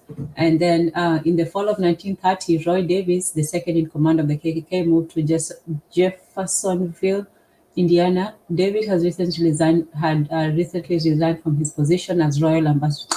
Look at these stupid, exaggerated names they give themselves. The royal ambassador of the Knights of the Flaming Sword. So stupid, a white supremacy group named in response to Indiana's oneness Pentecostal leader Gavin Haywood. Haywood has recently published a tract, Victim of the Flaming Sword, which was very popular. Roy Davis took over an established church and established a new sect, the Pentecostal Baptist Church of God, which eventually transitioned to the Branham Tabernacle. Barnum had been working with Davis prior to Davis' migration to Indiana, and they held revivals with the KKK Supreme Chaplain Caleb, who led other white supremacy groups such as the Supreme Kingdom. So this is, this was before World War, and this was after World War II. He became, a prominent leader in the resurgence of healing revival ministries. So in short, even some of these people of the cloth, these people who stand behind pulpits, the men of God are just as, as racist as the redneck down the street. They simply use the rednecks as their, as their force of arms, but the brains behind it are these people who supposedly are the religious leaders and closer to God. So if even God can't save them from, racism, who knows what can? But yeah, this cult has it has, the heads even in the church. It has the heads in the media, in politics, economics, pretty much everywhere. So not even the church is exempt. Thoughts? Yeah, yo, Tanzan, I'm here to bring the good news. God is here to save us from racism and stuff like that. Praise the Lord and pass the ammunition. That's what He says. You know what I'm saying? Like so, it just depends on who you are talking to. I'm not gonna pray to the same one that and they pray to though. You know what I'm saying? I'm gonna pray to the one that tell me it's okay to say or not be afraid to be like, yo, it's okay to say, I don't want my son to be shot and killed, or I don't want to have to go to somebody else's grocery store if I don't want to, or whatever it may be that you want to say. I know some of us may feel like, the comfort is enough, because I did a thing a long time ago. What do we want? Freedom, equality, or comfort? And the longer I get from that, the more I feel like, we just want comfort, and we just a little bit too uncomfortable right now. You know what I'm saying? But that's one of the great ways that you can manipulate somebody to make them feel like, there's an illusion of inclusion. Like they can be comfortable where they are today when really they cannot, and they in a worse situation than they was, because in the 1920s there was black militias. Like, I'm not going to let the KKK bomb a church, what I'm saying, or a white boy run up in the church and the people forgiving them. They was not forgiving them people, what I'm saying. I know Bakari say, people ran up north, but some people, caught bodies and stuff and went north. I don't say that all the people that went north, what I'm saying, was cowards, because they fought back up north too. They fought back everywhere. But I feel what he's saying, but there were people who did do all of these things, what I'm saying, but we just got caught up with the whole time we've had the religion thing, but we just, instead of using it like Nat Turner, we just use it like Joel Osteen now. So, but I'll pass the mic. Hey, I'm just saying what the old folks used to say, man. That's all I'm saying, what the old folks used to say. There was an old saying down south, the scared ones ran. That's all I'm saying. I'm just repeating the old folks. And they were right. I did a whole show on Swahili about Medali, and Medali is Kiswahili proverbs. Oh, actually, speaking of which, this is to Mr. Untouchable, kidogo kidogo hujaza kibaba. Little by little, he fills the pot. There you go. Not just one word, but a whole proverb. The proverb for today is kidogo kidogo hujaza kibaba. Kidogo is small, so to a little by little. Kujaza is to fill, and the pot is kibaba. So little by little fills the pot. Kidogo kidogo hujaza kibaba. That is one of the first medali. Medali is proverb. Yeah, And that's one of the ways that we actually learned Kiswahili, because remember, Kiswahili for us was also a second language. We have our own tribal language, and then we learn Kiswahili. So don't feel bad when you learn Kiswahili. We also had to learn it too. And one of the best ways to learn it, not only are you learning the language, but you're getting instruction. So I'll try to do, just remind me, one day I'll just do a Kiswahili show, just, to get you guys off my back. But anyway, but we will do Medali. That was a great way of learning Kiswahili, not just, the proverb, but also the wisdom. There was so much wisdom in the proverbs. I was saying it's like taking years and, experience and wisdom and just putting it in one simple saying. Now, some of them, it's contextual. Sometimes you may have one proverb and then a different contradictory proverb. You can have one that says slowly but slowly fills the pot, and then you have another one that says, he who delays, loses, or something like that. So you're like, should I go slowly or should I go quickly? Anyway, but it's all, contextual. It usually, it's the story, and then it's a proverb, or it's an instruction and then a proverb behind it. So that was one. Kidogo kidogo hujaza kibaba. Little by little fills the pot. Yes, Mr. Touchable, you have been the most persistent. You have been the most persistent. But let me go back to what the most honorable Sankara Patrice Bishop was saying about the N word, in relation to the trauma and denial. There's several ways of dealing with trauma, and trauma, like we said, is a wound. The Greeks, to them, it was simply a physical wound, but in psychological terms, it's also an emotional one. And one of the ways is to either, deal with it and acknowledge it and come to terms with it and, do the work. It's very painful. Sometimes you have to cry, weep, whatever it needs. Some people need revenge. Some people need forgiveness. Some people just go crazy or cry or scream, but you have to deal with it. And then it comes to that point where you accept it. And then now you can talk about, either not moving on, but going further. Yeah, because if you're in trauma, they call this something called, trauma bond, where you're constantly, in a relationship or in a bond with the cause and the person or the event or the environment that caused that trauma. So you can never leave it. So you constantly, in and out, but you're not, outside of it. So the need to claim something of our own.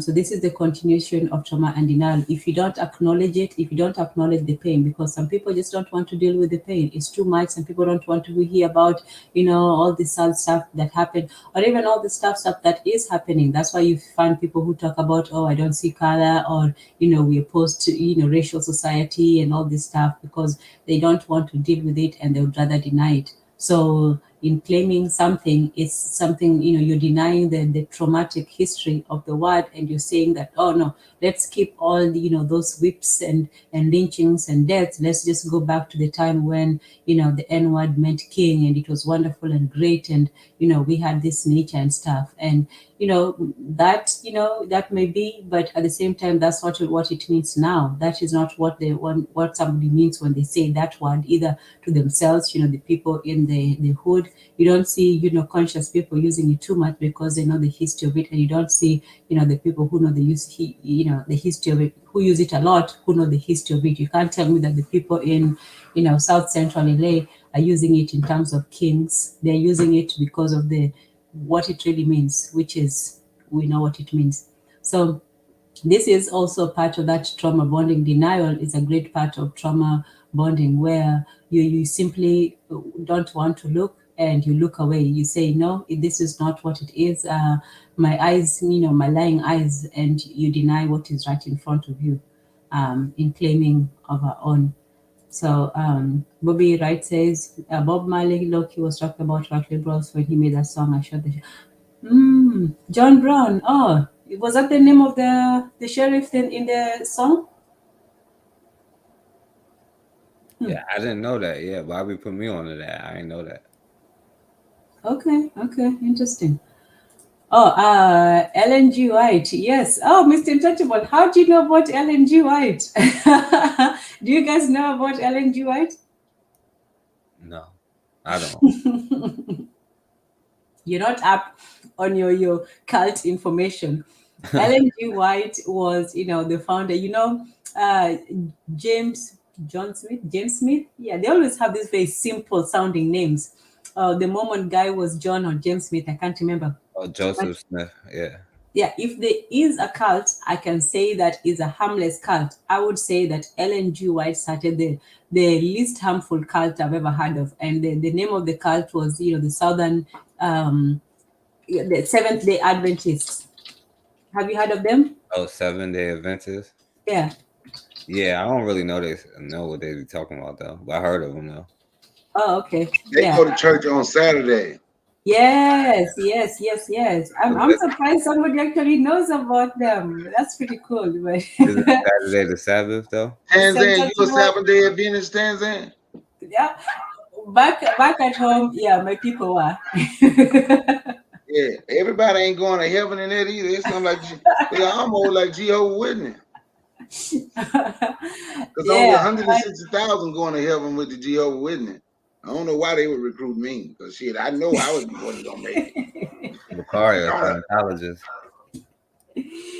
Yeah, so they're pretty, tame sort of group. They mostly like vegetarian, like they have some dietary restrictions. They're mostly humble. I would say they maybe like the Quakers, but I don't know too much unless you tell me otherwise. But the Quakers also seem like a very, harmless, peaceful sort of group. Unless I don't know, but the Seventh Day Adventists are also like that. They don't have too many kooky beliefs. They don't believe in too many crazy things, and they don't advocate for the end of the world as we know it. But You know about the nation that gods on earth? mm-mm, mm-mm. What's that one? No, it's a cult. Okay, what are they about? Um, they about peace and love on the earth. I guess I'm not one of them though. Okay, are they a good one or a harmless one? Um, they harmless, right, Bakari? Not to black people, but they kind of harmless.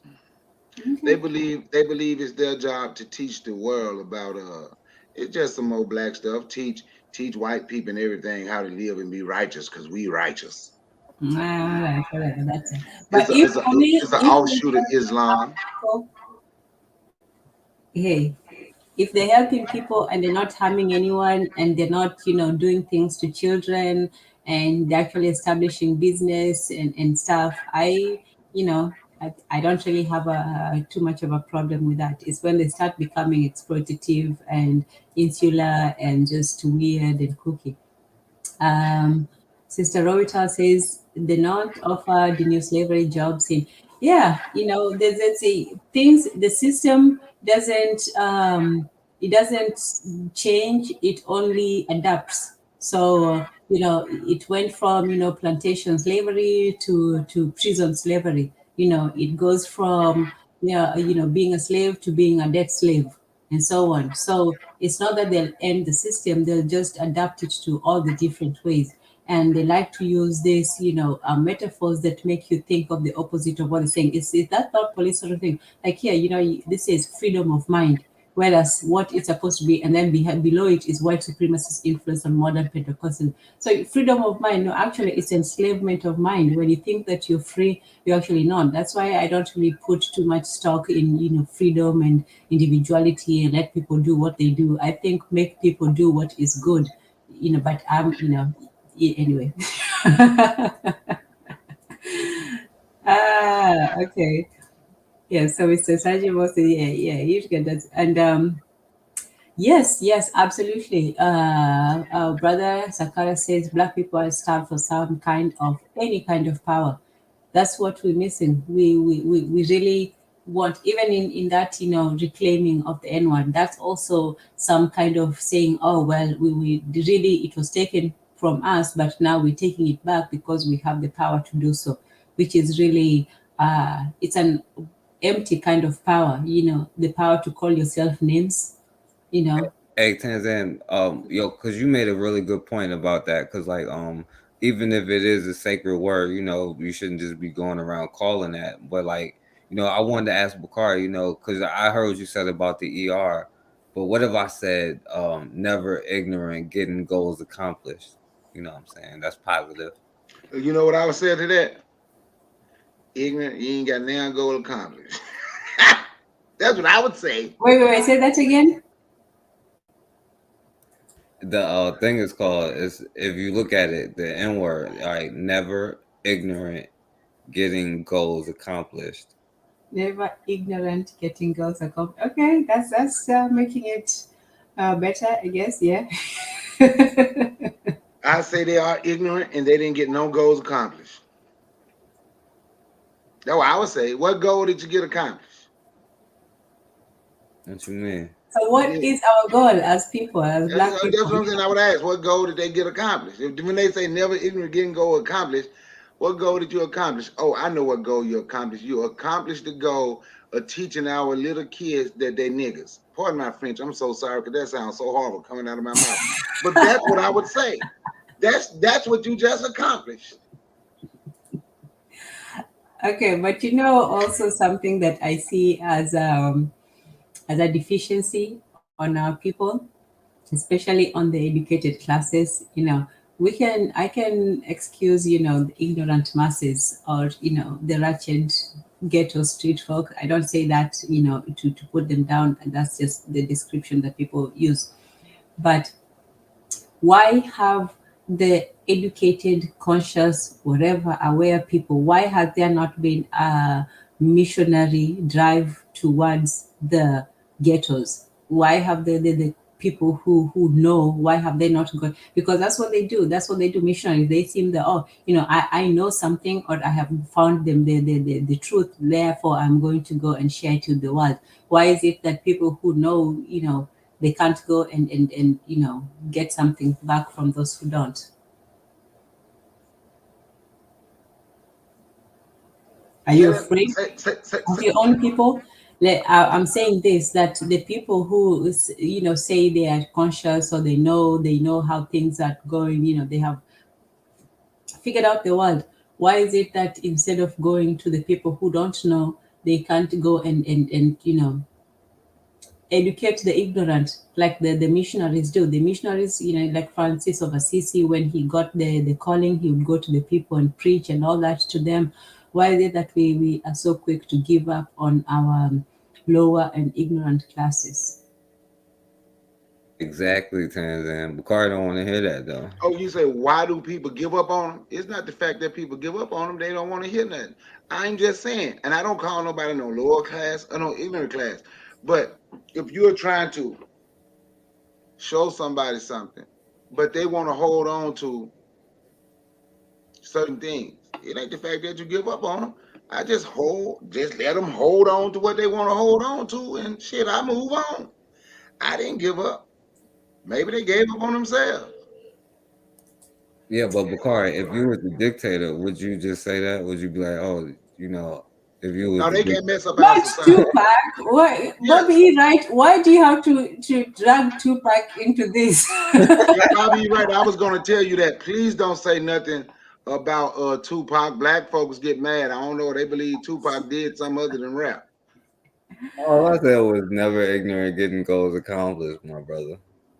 That they ain't got nothing to do with his past, his whether he alive or not or nothing. That was just the N word. No, I was So, just saying. I don't ain't be saying nothing about. biased. I ain't saying nothing about whether he was there. I just say black people believe he did something more than rap. That's all I said. Yo, he stopped some cops from beating up some people. Okay, that's okay. He did that. That was a great. That was a good thing. I give kudos to that. I don't. I'm not saying anything about that. Only thing I said was black people act like he did something more than rap. I'm not going down that Tupac thing because I know black folk get mad. So I ain't look.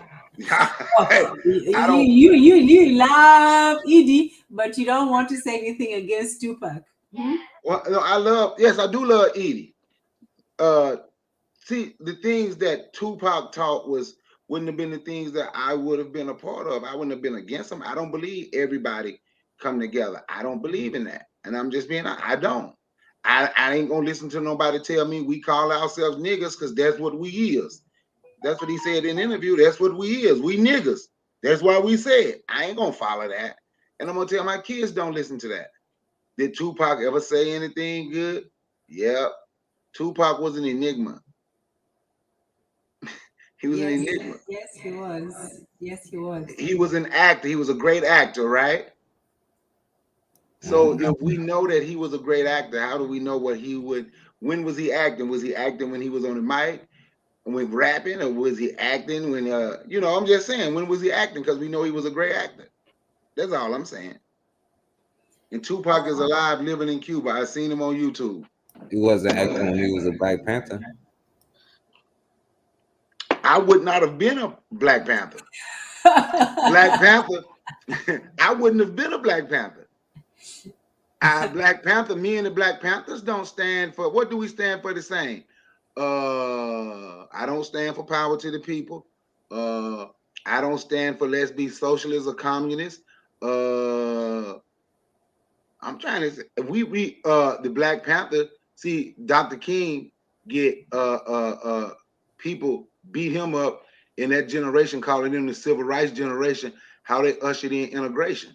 They didn't do it no more than the Black Panthers did it. Black Panthers ushered in integration. Black Panthers actually, them was the first one ushering in this homosexuality, making it normal to Black folks by having gay spokeswomen like what's her name? Man, Tupac ain't had nothing to do with none of that. But you said he was a Black Panther. I'm just saying I wouldn't have followed that. I wouldn't have been a Panther. That's all I'm saying. He wasn't acting then. That's all I'm saying. See, this is where the when people only talk about the welfare was a disintegration of society, which yes, maybe it was, like I'm saying, I'm simply watching from the outside. But sometimes when you men talk about things that led to the destruction of the Black society, you only think about, the women accepted government handouts and feminism, and that's why the thing broke apart. But you forget that the Black Panthers Black men allowed a certain lady, white lady, to infiltrate their organization, and allowed not just a white lady but an Asian guy, white dudes. They had white Panthers running around everywhere. So there's only so much. There's some accountability for the women to take, but at the same time, you men also let in some undesirables inside the house. Silence. And you're right. You're right. They didn't just let the white woman in. They ushered in. Asian Panthers. They ushered in the white Panthers. See, I wouldn't have been a. I'm just saying, me. I wouldn't have been a. We had a different stance, because I don't believe in going from one white person to another one, hoping that they're gonna treat you better. You see, anything that Black people create, like Forecast say, I'm part of a code. But anything Black people create, it got a timestamp on it. So let's get rid of Garveyism. So all the Black people today want to be, socialism is the way. Anything white people create can last forever. Anything Black people create, it got a timestamp. I won't let Garveyism in. I won't let the UNI. I'm a part of the UNIA now. Even though I'm not active, I'm still a part. I'm still a dues paying. I have to get more active. We let what Black people create in, but we hold on to everything else that anybody else has ever done. Hey, Bakari, can I ask you a question? You just did.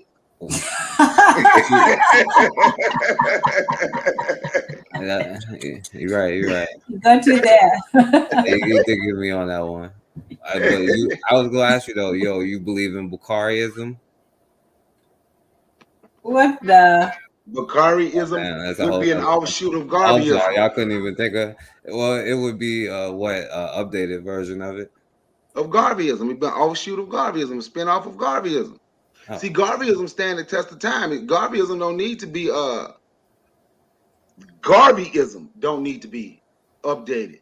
Maybe some of the things that they invested could be, but the true essence of Garveyism, an economic plan where Black people put their money together. We have businesses, and the business can only control a certain amount of money because we got to help people until we get our liberation.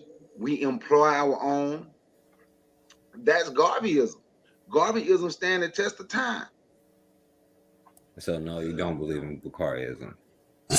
It would be an offshoot of Garveyism. I don't have to rewrite the wheel when we have already been given the black print. What do you say about? I was going to say, what say you? But Kokou says, was it Tupac helping Khalid? Let me say this, before I even ask you that question. Tupac was, I would say, he was like 20 different personalities in one. You see, okay, I won't go too much into that right now, but one of the aspects of mind control and trauma bonding and, you know, the MK Ultra, you know all about the MK Ultra stuff, right? Yes, I heard about Yes. that. So part of the, you know, that whole programming with the MK Ultra was to break down the human psyche into different personalities with exaggerated mannerisms. So it was part of, they were trying to make somebody into a multiple personality, basically making somebody into a compartmentalized individual, atomized in that case, where, you know, if they could traumatize you, they could call forth, let's say, you know, the super soldier, the for a man, you know, the super soldier. That was one of the things, and they're trying to create some a human being who could just go into battle and fight without remorse, without guilt, without, you know, the after effects of such a thing. So that was a super soldier, both physically and emotionally, you know, unrepentant. And then for the women, they had, you know, the kitten programming, where a woman or the girl or the child was supposed to be, you know, a purely, you know, sexual being, just there to satisfy, you know, the needs of whoever. And so one of the ways that they did that would be to create, to induce trauma into children, and by that making it, you know, they would bring forth like the character that would firstly, you know, defend the child's psyche, you know, so, you know, like the defense mechanism. And then there would be one that would be, you know, the innocent one. If you've seen the movie Primal Suspect, I think with what's his name, Edward Norton and Richard Gere. Edward Norton, if you follow his trajectory, he has acted in some interesting movies. The three that I would say were most interesting is Primal Suspect, where he explores, you know, the different personalities. But that one, he was actually manipulating it, but it came, he had different personalities, but he had learned to manipulate them. And then the second one was American History X that he acted in. And then this one, he became a white supremacist through, you know, different ways. And then eventually, well, you know, his journey through his, repentance and so on. And then the third one is Fight Club, which was also about a cult. Sometimes, you know, when you look at these actors, it's not a coincidence the parts that they play. Even if you look at the trajectory of Keanu Reeves from playing, you know, these dumb roles, he played, you know, the lawyer. With anyway, I don't want to go too much into it, but Edward Norton, those three roles were very important. You know, the first one that he played was the primal suspect one, where he was under mind control, but under this, you know, priest, the trauma there, and his was the sexual trauma of, you know, the pedo priest. And in that, he developed this defensive mechanism where the one was a child, one was this angry man, and then one was, you know, just the regular face that you put, the mask that you put for the people. So when you look at Tupac, he seems to have multiple personalities. Not that he has, I'm not saying that he was a psycho or anything, but he was one of those people who could be, you know, everything to everyone. And that's that part of the mind control, where you can compartmentalize. And we all do to some extent, you know, it's part of what is code switching and so on. But some people can actually do, you know, personality switching or, you know, mind switching, where you actually change your mind, how you think of things, and you actually change how you speak or talk or how you react to things. So in terms of mind control, it's important to break down the psyche and then break it down into different types. So you can have the Tupac that is nice and kind, you know, dear mama. You can have the Tupac that is a gangster. You can have the Tupac that is nice to women, at the same time he's abusive to them. I'm not saying that he went through it, but the way he presents himself is almost like a typical mind control slash trauma victim, where he has learned to be different aspects of himself, you know, depending on the situation that is required. Oh, yeah.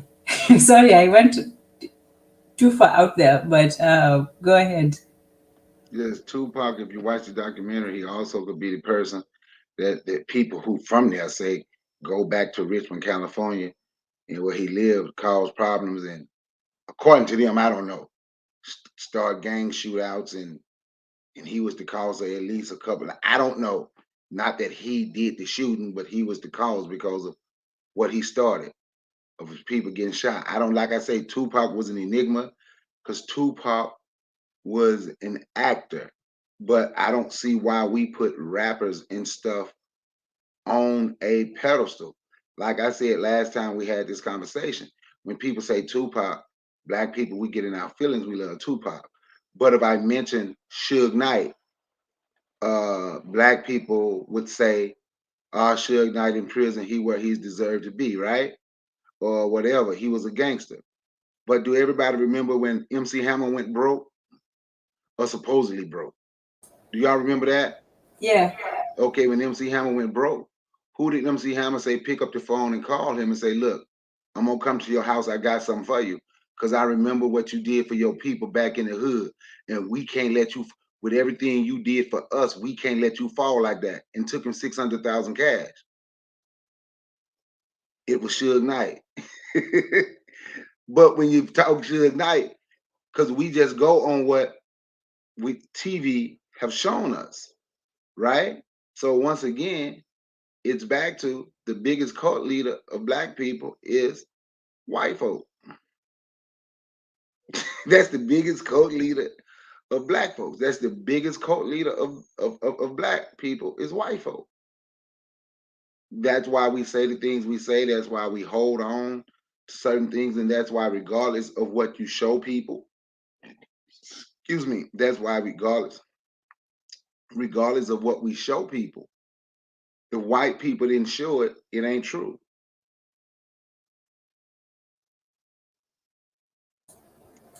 That's the biggest cult leader.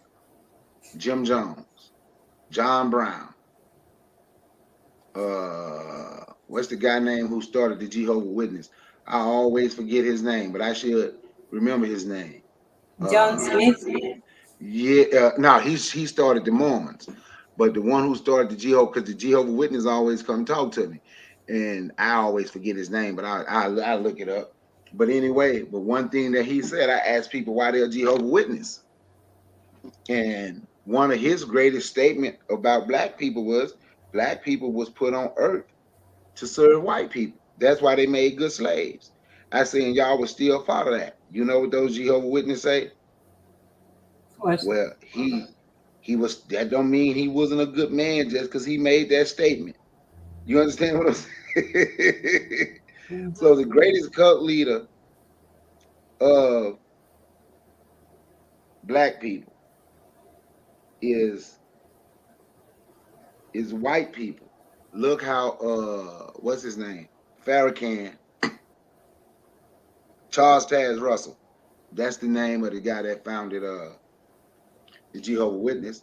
Look how Farrakhan sold out his people to Scientology. Then you study the person But who, he didn't really sell them out. I mean, the yes, he NRI did. was already not for black people, so he just continued the trajectory. He didn't But I'm go saying, for. but they put up the front like it's for black people. So since they put up that front, right? But look what he got black people doing. They have to go through Scientology auditing and stuff like that to be NOI now. You really have to go through that to be NOI, because a lot of people join the Nation of Islam thinking it's something for black people.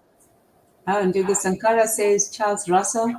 Who's Yeah, that? Charles Taz Russell. Charles Taz Russell. Who's that? That's the guy that founded the Jehovah Witness, who said black people made good slaves because they was put on earth to serve white people. Okay. Okay.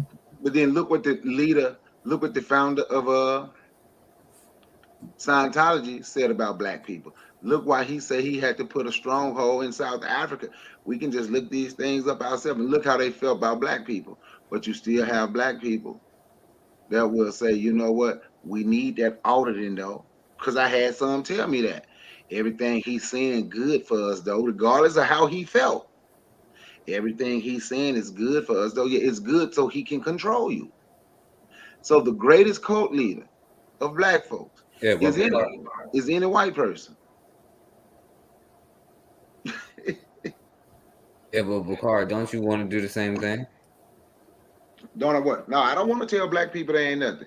I don't want to tell black people they was put on earth to serve white folk. No, I ain't say tell them to serve white You folks. said I want to do the same thing. So tell me what you mean. I want to do the same thing. Use the same means, you know what I'm saying, but with your own with I guess not because you don't believe in Bakarism, with the Garveyism, but you would just do the same thing as he did with Garveyism, right? No, it's not necessarily the same thing. But black people should learn what Garveyism is and study Garveyism. Yeah, I agree with that part. Why can other people trick our people better than we can trick ourselves? Why is some Jim Jones, some John Brown, some so-called so-and-so come in, Joel Austin, wow, so many J's. Jim Brown, Joel Austin, what's it called? I can't forget the main one. Jesus Christ, Of course, of course.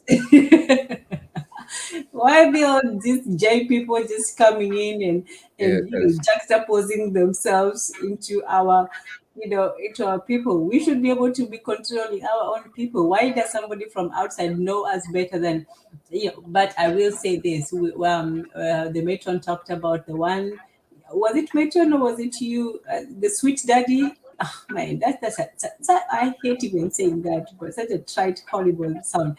But yeah, that whole cult with that sweet daddy guy. Remember that one? Who was talking about it? I don't know that one. What's the name? The sweet daddy cult. It was this black man who said the cult in I don't know if it was I think Matron was reading that one. yes, it was the matron. She was reading that about this guy, and then people were saying like, "There's no way I'm calling a grown man sweet daddy," but they actually did some sweet daddy grace, sweet daddy, the Black Church franchise. Yeah, 1881 to yeah, in the 1880s. Yeah, that was his name, Sweet Yeah, Daddy. but Tanzania, Yes. he was just trying to manipulate the people for their own good, though. That's what I'm saying, though. Why do good people don't want to manipulate people for their own good, whereas bad people have no problem manipulating people for their own bad?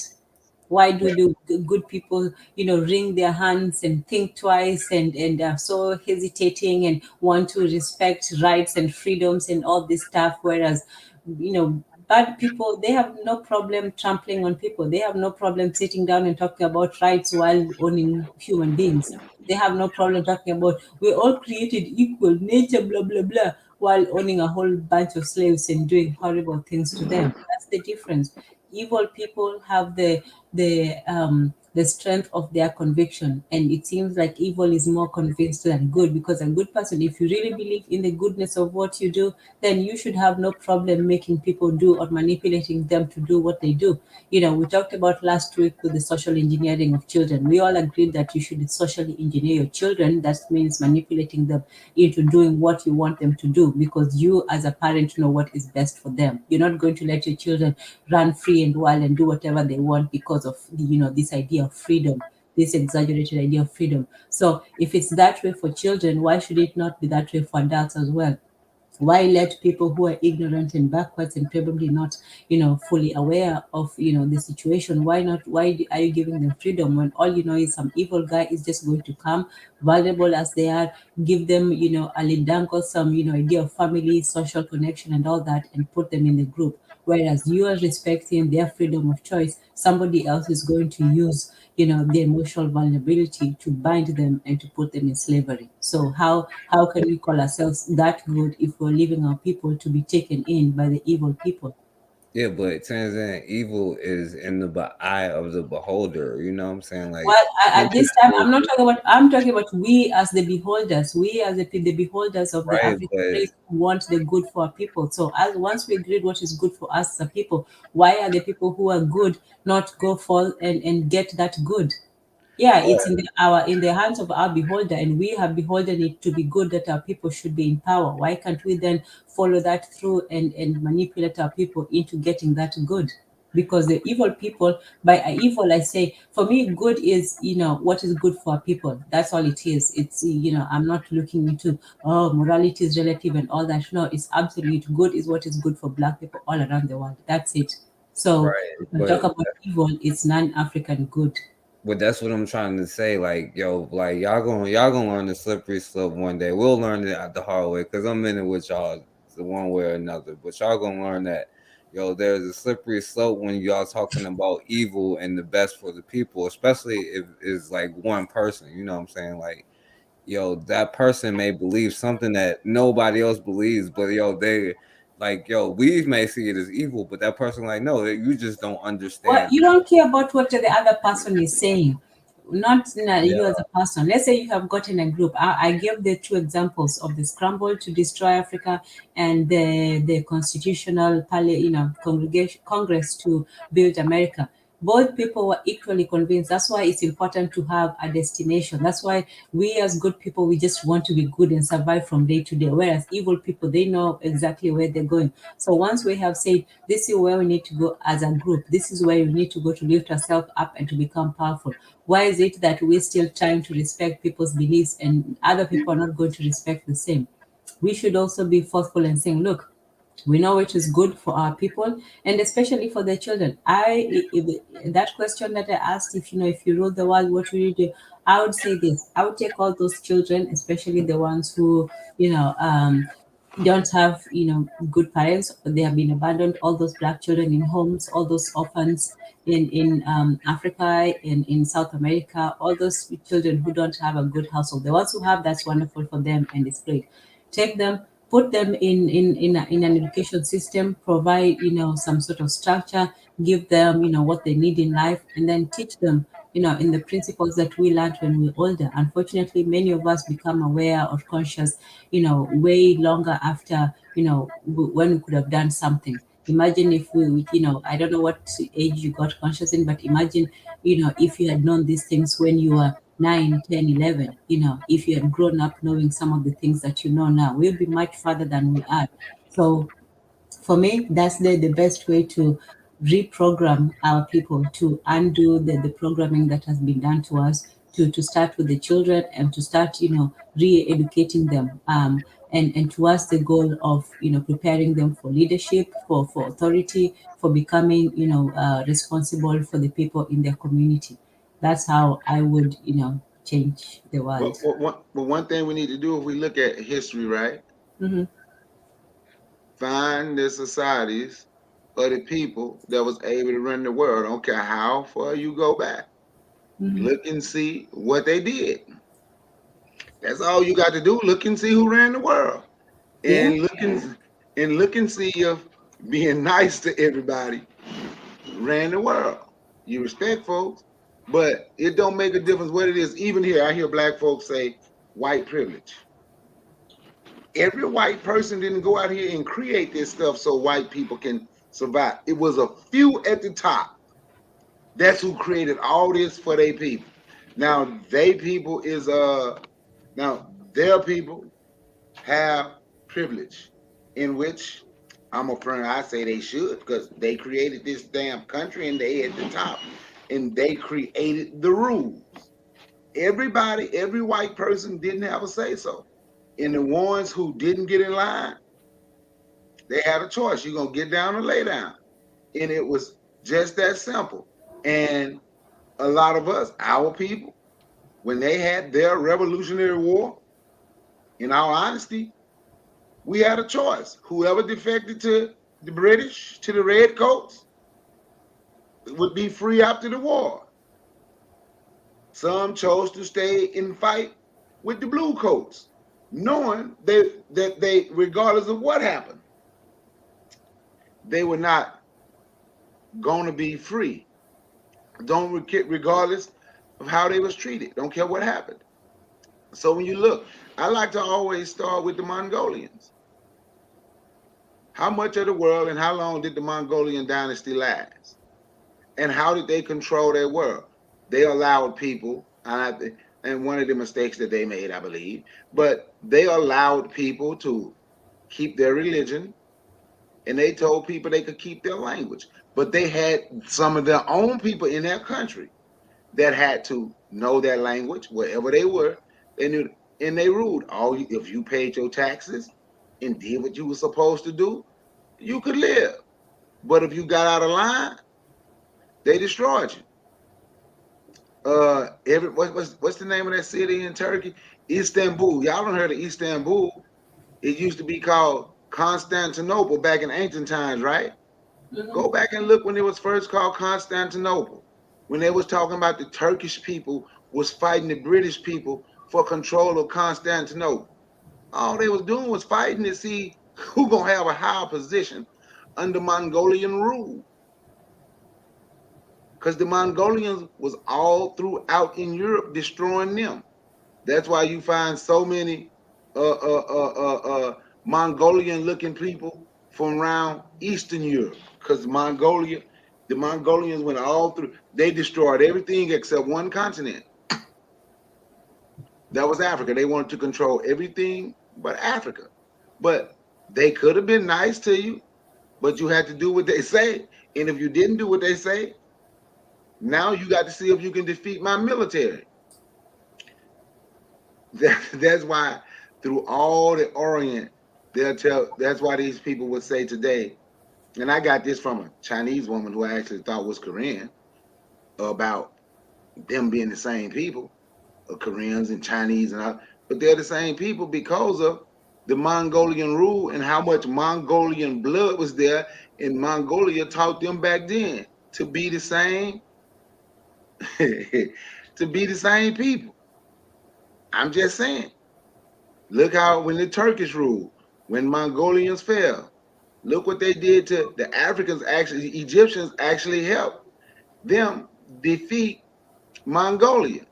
And what did Turkey do? Or I ain't even got to ask you. You ain't got to answer that question. All you got to do is look over there in Egypt now. Look and see who run it and control it. And how did they run it and control it? Muhammad Ali. Everybody know Muhammad Ali, the great boxer, right? Mm-hmm. Do y'all know who he was named after? After some Persian, or he was named after a Turkish leader from the Ottoman Turk, who Elijah Muhammad said was a great man, a great leader, and a great warrior. But he got all of his greatness from going in, destroying, and killing African people when they I'm just saying, that's how the world has been run. Fear and stuff like that, that's how it has been run. Now, I'm just saying. Matter of fact, look at us today in this country right here. We can't do this. We can't do that. Why? Because we don't think somebody will let you. Fear. Them white people, we almost like kids. Man, them white people won't let us do that. I know we done heard black folks say that. It's out of fear. Not a one-on-one battle or a two-on-two battle. It's out of fear of everything they have ever done and the stuff they still show on TV. Showing George Floyd getting his knee nailed on, that's something that they do. So they're going to show it to you. And that help keep black people in check. Because don't nobody want to get their neck nailed on for 9 seconds. That's right. Can I say something? Mm-hmm. All right, so like, yeah, that was like, see what y'all doing, and this is where I gotta ask y'all this, you know what I'm saying? Because Bakari, you mentioned a whole bunch of stuff like where other people is doing stuff to other people. I never once said how we treat other people, you know what I'm saying? I'm talking about how we, because y'all talking about manipulating and doing these things to ourselves, you know what I'm saying? Now, you can't talk about that because you got to get to the black people first. So before you even worry about that, right? You know, so you're not on that level until you get rid of the black people first, you know.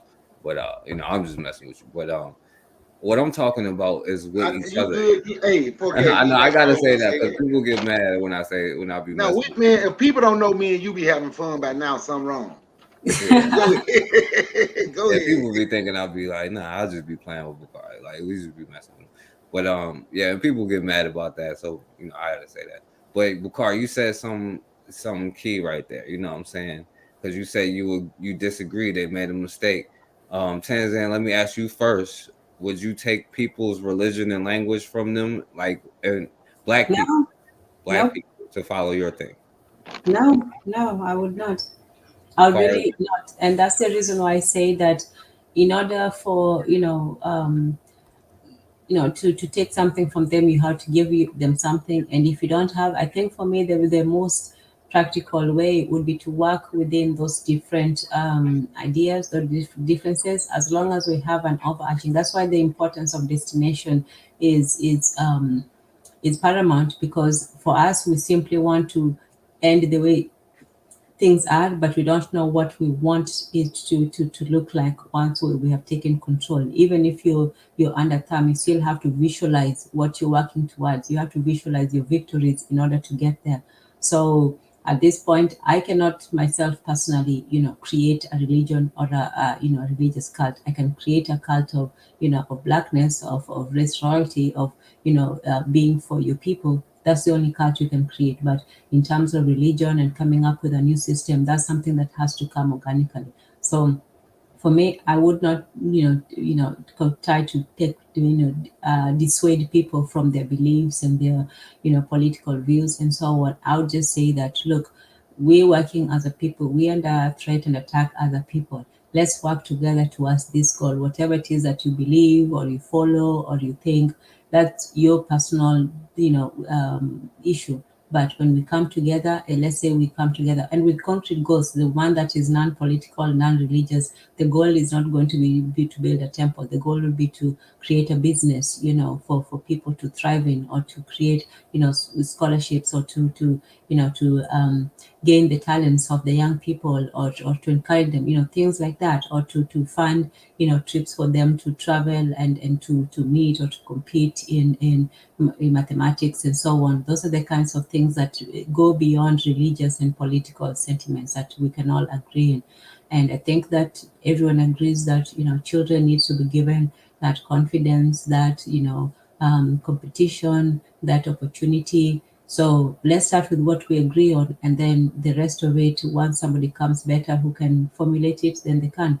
But for me, I'm more interested in, the plight of my people on earth than, what happens to them in the next one. Yeah, I feel you. I feel Hey, you on. forecast. Let me say this right quick before you go. It's one thing I was about to just ask you, Bakari. I was just gonna ask Go you a ahead. quick Go question. ahead. Go ahead. Go ahead. Now, I was gonna ask you the same question as Tanzan. Now, in the perfect world, you in control, you rule the world, like Nas said, and he said, "Open every jail in Attica, send them to Africa." You know what I'm saying? I don't know if you agree with that line, but I say Nas is the greatest MC ever. You know what I'm saying? But Bakari, would you force people to in your world and under Bakariism? I believe in it. Would you take people's religion by force and like I their got a man lineage? in control of all the land. Yep. Yep. Don't you see how it has worked? Don't you see how it has worked? Yeah. So that way we got one language. Black people, we got one language. We got one everything. And it's ours. And that way can't nobody be talking around you without you knowing. It's reasons that there's reasons that stuff like this is done when you are searching for power, when you're searching for control. It ain't just power, it's power and control. And that's what people is searching for. Why do you think I used to work with this guy? He was from Togo, right? They speak French in Togo, right? But my friend, we used to work together. He used to speak his indigenous language, right? Why do you think those black people on that job would tell him, man, stop speaking that stuff around me? But speaking French and English was okay. So I was like the only black person that he dealt with on the job, because how black people would tell him, man, stop speaking that stuff around me. Why do you think stuff like that is done? It's done to control. It's done so you can keep power and keep control.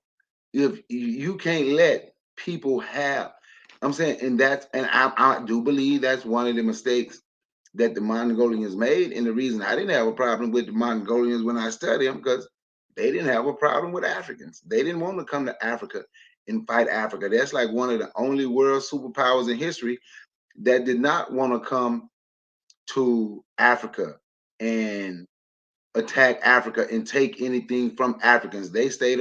Genghis Khan made sure, and even when he died, he made sure that they stay away from that continent fighting them. There was no need, according. I'm trying to find more about that because I knew it was more. Brother Bakari, I sort of understand what you're saying. I just look at it, because history is repetitive. So what you're saying can easily and has been applied to, the current, infusion of China into Africa. They never did anything to us. They just want to mind their own business. They just want to let us, what we talked about on Shoot the Breeze the other night. But my two things about it is this: to me, just because somebody has not done something to you does not mean that they will not. And just because they did not does not mean that it's usually because they did not have the opportunity to. No, I So, was really just talking about when the Mongolians was in charge way back then. I was just talking about way back then. I'm not talking about now. I was okay. But Bakari, even during that time, I wouldn't have wanted to be in their path. I think one of the reasons that they, didn't come into Africa was only because, they could not, and it was, too far, and they were busy fighting other wars. But if they had come into Africa, it would have been just as devastating as for the other people. They would even have given us, the option to submit or to die, or, to continue, but still, pay tribute. So they were, to me, yeah, they ruled by brute force. You either submit or they ravage and ravish your land. So for me, what I would say is I'm grateful that it did not, make too many inroads into Africa. We were protected in that, sense, but they were not a nice group. Even when they went to Russia, they were the only one of the few powers that managed to just ravish Russia. They took over for quite some time in a very humiliating, phase of Russian history. They hate talking about when they were taken over by the Mongolians. But So let yeah. me ask you this then, Tanzania. So Mhm. watch yeah, this. They yeah. didn't go into Africa and fight no Africans.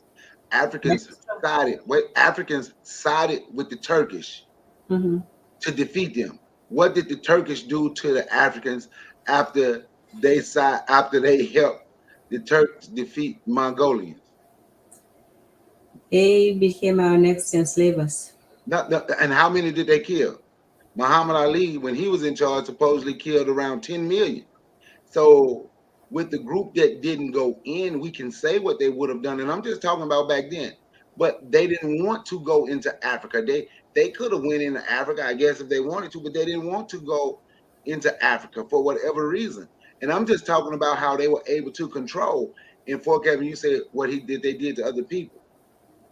I also let you know he made sure those Orientals knew at the end of the day we the same. He made them understand that. That's why those Orientals today, since Tanzania about history back today, that's why those Orientals today, of those yellow people, why you think they're working together? Way back then, with his brute or whatever they did and how they did it, made them understand they were the same people. Now they Yeah. destroyed it. Now if they hadn't lived by the rules, they would have got destroyed too. Yeah. Now, Tanzan, that's the thing here, Tanzan. For you to say what you're saying, you will have to be as ruthless as Bakari, you know what I'm saying, to do, you know what I'm saying, to manipulate people, even a little bit. You got to be as ruthless if they violate your rules, you know what I'm saying? So, like, you have to be that ruthless if that's what you want to do. Now, Bakari, yo, now, if, say, I'll be like, yo, in your perfect world, in Bakariism, I'm a citizen, you know what I'm saying, in Bakari land, but I'll be like, yo, peace, God. I'm in the nation of gods and earth. You know what I'm saying? Now, what would you do to me? Well, not me or anybody. Not me. It's not necessarily that we'll have to do anything, but religions and languages and all that would be. I'm just being honest. Would be. I don't know, but I do believe that all of that would be changed for the purpose of us benefiting us. You found a lot of Mongolians become Muslims. Even though they became Muslims, they were still Mongolian first. I would give them that. And even throughout history, and I use them, we the only ones that don't have long-term memory. We don't have long-term memory because Russia went back when they got power and did to Mongolia what Mongolians had done to them, just left them there to starve. But yeah, sometimes, man, sometimes you got to do what you got to. Do you see how it worked now? Do you see how No, it's working no, hell against no. I black want people? to say peace, God. I want to say peace, God. I'm gonna Okay, say I got peace, you. God. That's what you want to say. But do you see how You can't kill me because I want to say peace, God. Do you see how taking black people language, taking black people religion, taking everything from black people has worked in a benefit of other groups of people? Yeah, but I seen how it work in the detriment of us. So why would I want to do that to us too? Because of why you're doing it. That's the whole I'm point. giving us something to People bring us going to be, together. yeah, people All are right. going to be Hey, we're gonna manipulated. have to learn the hard way about slippery slopes when we have to Well, do I'd rather be on a slippery slope than, just stand on the bank and watch people just, die or, enter the gaping abyss. At least you're doing something, because if you don't do something, if you don't manipulate but your people and at least try to get them on the slippery slope towards good, somebody will, put them on the straight path to evil. but And the good Okay, and let me bad ask you is a question, unknown is okay? the eye of the beholder. But I already said what good is. Good is whatever we, as the people who care for our people, the pro-black, the Pan-African, the Black American, whatever. Those of us who actually have an interest in the matter and are concerned about the way our people are going, not just individual concern. For us who agree, like I was saying, with the scramble and the institution of the creation of this country, they did not sit around and start saying, oh, well, good is in the house, freedom is in the eyes of the beholder, whatever. They defined freedom, what freedom was for themselves, even though it was contradictory to whatever freedom, they were defining freedom while they kept slaves. So it doesn't matter what we define it as. If we define Africa and Black to be us people and we exclude everybody else and we say, this is what we want to be our sovereign, we want men and women to be together and to raise children and to have peace and decency and to determine where they want to go in life, that is what we're going to manipulate people to do. If we want to manipulate people to get married and have children, instead of them being manipulated to go into crazy, 2 men, 2 women, and 20, people in that weird cult. No, if we're seeing our people going towards one way, then yes, let's manipulate them towards good, because otherwise evil will take them. And whatever we view as good, whatever that is good to us, if we're convinced that we are doing good, then that's what we should do. Damn everybody else. If you're convinced that what is good for Black people to come together, organize, work together, and build a property for our children, a school, a place where men and women can gather together, that is what is good, then manipulate them into that. If we have to blare horns every day telling people, look, go to the community center, work for your children, that's what we have to do. So for me, I'm not wishy-washy about what good is. I believe that if we, as the good people, and I count everyone here who want the best for our people, if we good people determine what good is instead of letting other people define it for themselves, then yeah, any means that is needed to get there, then that's what we should do. Because the bad people, they're not wasting time wondering what good is, what bad is, what evil is. They sit down and say, look, we're going to destroy this whole country of Black people. We don't care what they think. We're not going to take polls and listen, not even to our own people. We're going to go and destroy this whole continent of Black people. Damn what everybody thinks. In America, they're not going to sit and ask, what do the poor white people think about the Constitution? What do the Black slaves think? They say, look, we are the best in this place. We know what is good for people. Damn what the people think about us. We're going to create this country, come hell or high water. And we're going to manipulate by brute force, by persuasion, by writing long treatises, by arguing in front of people. We're going to create this no matter what anybody thinks. And that's what they did. So if the evil people can do that, why can't we as good people be convinced of what we're doing is good? We know what Team Black, KWZ, we know Martin, Gavi, all these people, they knew, they were convinced about good. We shouldn't stop worrying about whether, the freedom of the people, or do people like us, or are we going to be popular? Once we're sure what good is, and that's what we're trying to establish, then let's do it. Hey, 4Ks, I'm gonna ask you a couple questions, right? So, watch this. Black people should have everybody. They just had the freedom to do what they want, right? They got the freedom to do what they want in this society right here today. Is that doing Black people any good, having the freedom to do whatever they want? Well, for first of all, I believe in laws, but yeah, in this country, to freedom to do what you want. Yeah, I definitely believe we have the freedom to create what I'm saying, a Black Wall Street. Are we doing it? No, what I'm saying. But yeah, I would definitely say yes, as opposed to before that when we didn't have the freedom to not to do it. So yeah, I would say yes. So it's doing Black people good. Black people can have all these different ideologies. So all these different ideologies and everything is doing Black people good. No, Well, I would say no, but but then again, like Bakari, like man, like yo, I'm like just asking you if we're would. doing. I'm just asking if we're I doing don't me. want to say I don't, cause like yo, cause then like what would you tell me if I was trying to take Christianity, saying like yo, we don't need to be around Christians? You ain't gonna be like yeah, like no, you gonna defend that particular ideology. I see them all the same. That's what I'm saying. I don't have no emotional investment in any particular ideology. I think that a lot of people do have investment in particular ideologies, and that's why I'd be like, yo, I'm not as hard on it because y'all are like the people who are. No, but No, I'm focus, not. you're misrepresenting. I'm not saying that you make people, stop their ideologies. In fact, for me, I actually said that you should let people continue with whatever ideology they want. But Only Bakari is manipulate saying them you shouldn't towards though. what you want. So if you're a Christian, you should work, use your Christianity to work for your people. It's not a contradictory argument. It's just to say, incorporate that into what you do. And the more you get into working for your people, the less strong the ties to your religion. Out there it is stronger, I don't know, but as long as you're doing something good in the service of your people, that's all. You don't have to leave your religion, your politics, and all that. We have people from different ideologies on the platform, and yet if we still agree that what we need is the improvement of our people, that's all it takes. You don't need to make these crazy demands on people. You have to be this or that. It's just, let's start with what we agree on, which is the improvement of our people and especially our children, and then we can go from there. See, the thing is, right? I defend Christianity a lot because Christianity get blamed for stuff where they don't shouldn't even get blamed, and black people act like that's the only Jesus is religion. on the main line, Bakari. Stop it. Okay, but black people act like that's the only religion that mess up black folks. They don't. Black folks don't ever talk about Islam. Don't ever talk about what they only talk about Christianity.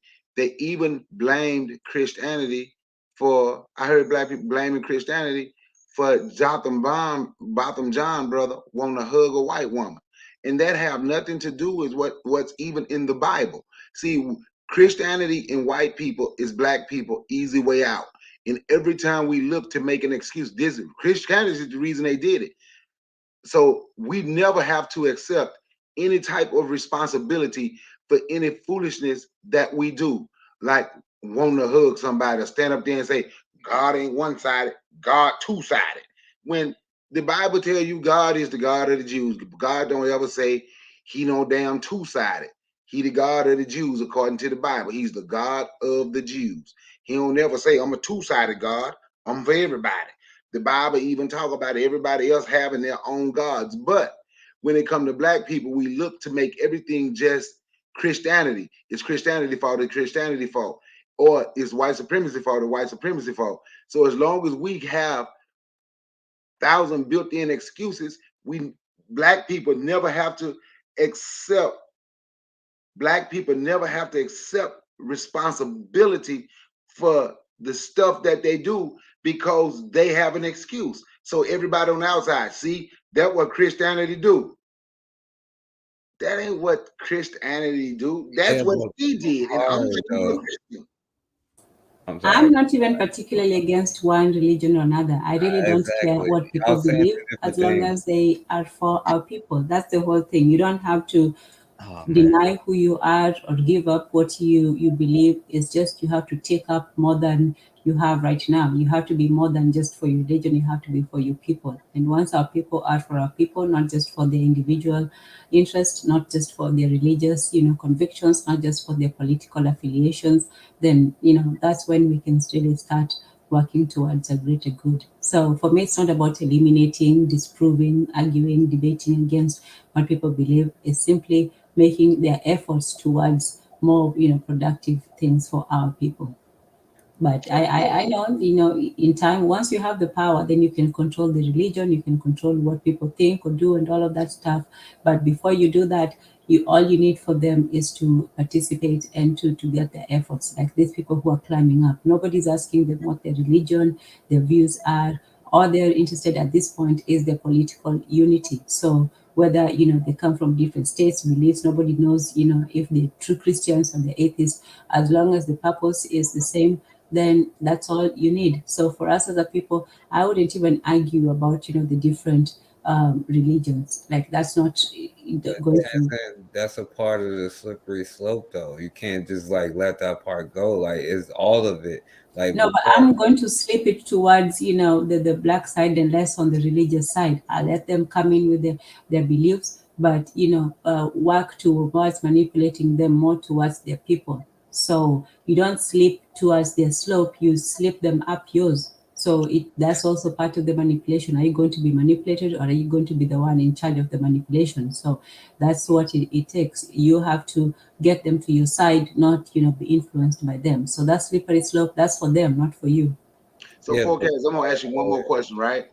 If Botham John hugging that white woman was due to Christianity, so if Jesus is on the main line, okay, because okay, I got you. Jesus on the main line. What's up, no, Upfield Medicine? So watch this. So no. Dr. F. Keith Slaughter, him building that church behind, him building a building behind his church, purchasing the building behind his church for the homeless so they can have somewhere to come wash their clothes, so they can eat inside 3 times a day and don't have to sit in the elements. Gonna give one of them a job, offering people can come and do gun training, you can self-defense training. So is being a Christian making him do that? Just being a Christian making it could be for some people they believe that because I heard a pastor saying that and he See, but used see, the watch this. With in a him, it positive could way. be, but with Botham John, and that's the point that I'm making. No, it ain't Christianity that making It Dr. F. is Slaughter because do that. Dr. F. Keith Slaughter is doing that because that's what he believed. Just like it wasn't Christianity that made Botham he John believe he's gonna be accepted in heaven. Yeah, that's what he believed. He's gonna go to heaven. no, see, and what you see, and what that Christianity ain't what made Dr. F. Keith Slaughter one of the preachers that don't even believe nobody going to heaven or hell for the record. But uh so being a Christian don't make him do that. That's who he is. Being a Christian didn't make Botham John do that. That's who Botham John is. But when it comes to other religions, we figure out a way to make excuses. So being a Muslim, is that what made them Nation of Islam kill Malcolm X? So then when it comes to them, what we tend to say is They white wasn't real people did Muslims. it. White people did it because white people paid the money. But it was religious people that squeezed the trigger. And the reason I stand up for Christians, because the only problem most black people have, only people that black people have a problem with is Christians, and everybody else can get a pass and say, oh, the white man paid them to do it. So that's why I normally stand up for Christians, because everybody else get a pass. Man. I And don't know who's y'all getting don't passes, but I don't, I treat them all equally. I don't think that one fiction right. is better than another fiction. I mean, they're equally, you Yeah, know. y'all saying two different things, but y'all agreeing, and that's why I don't understand how y'all don't get what a slippery slope is. Like like what I'm trying to tell y'all, what I'm trying to show y'all. Like Bakari, you're trying to tell me that and I'm saying, correct me if I'm wrong. I'm not trying to make your point. I'm just saying like are you telling me that the religion? You saying that that was the mistake that they made was letting people keep their religion and their language, right? Yeah, that's one of the mistakes the Mongolians made when they took control. But Tanzania, you're saying that you will allow people to keep their religion and stuff right now, you right?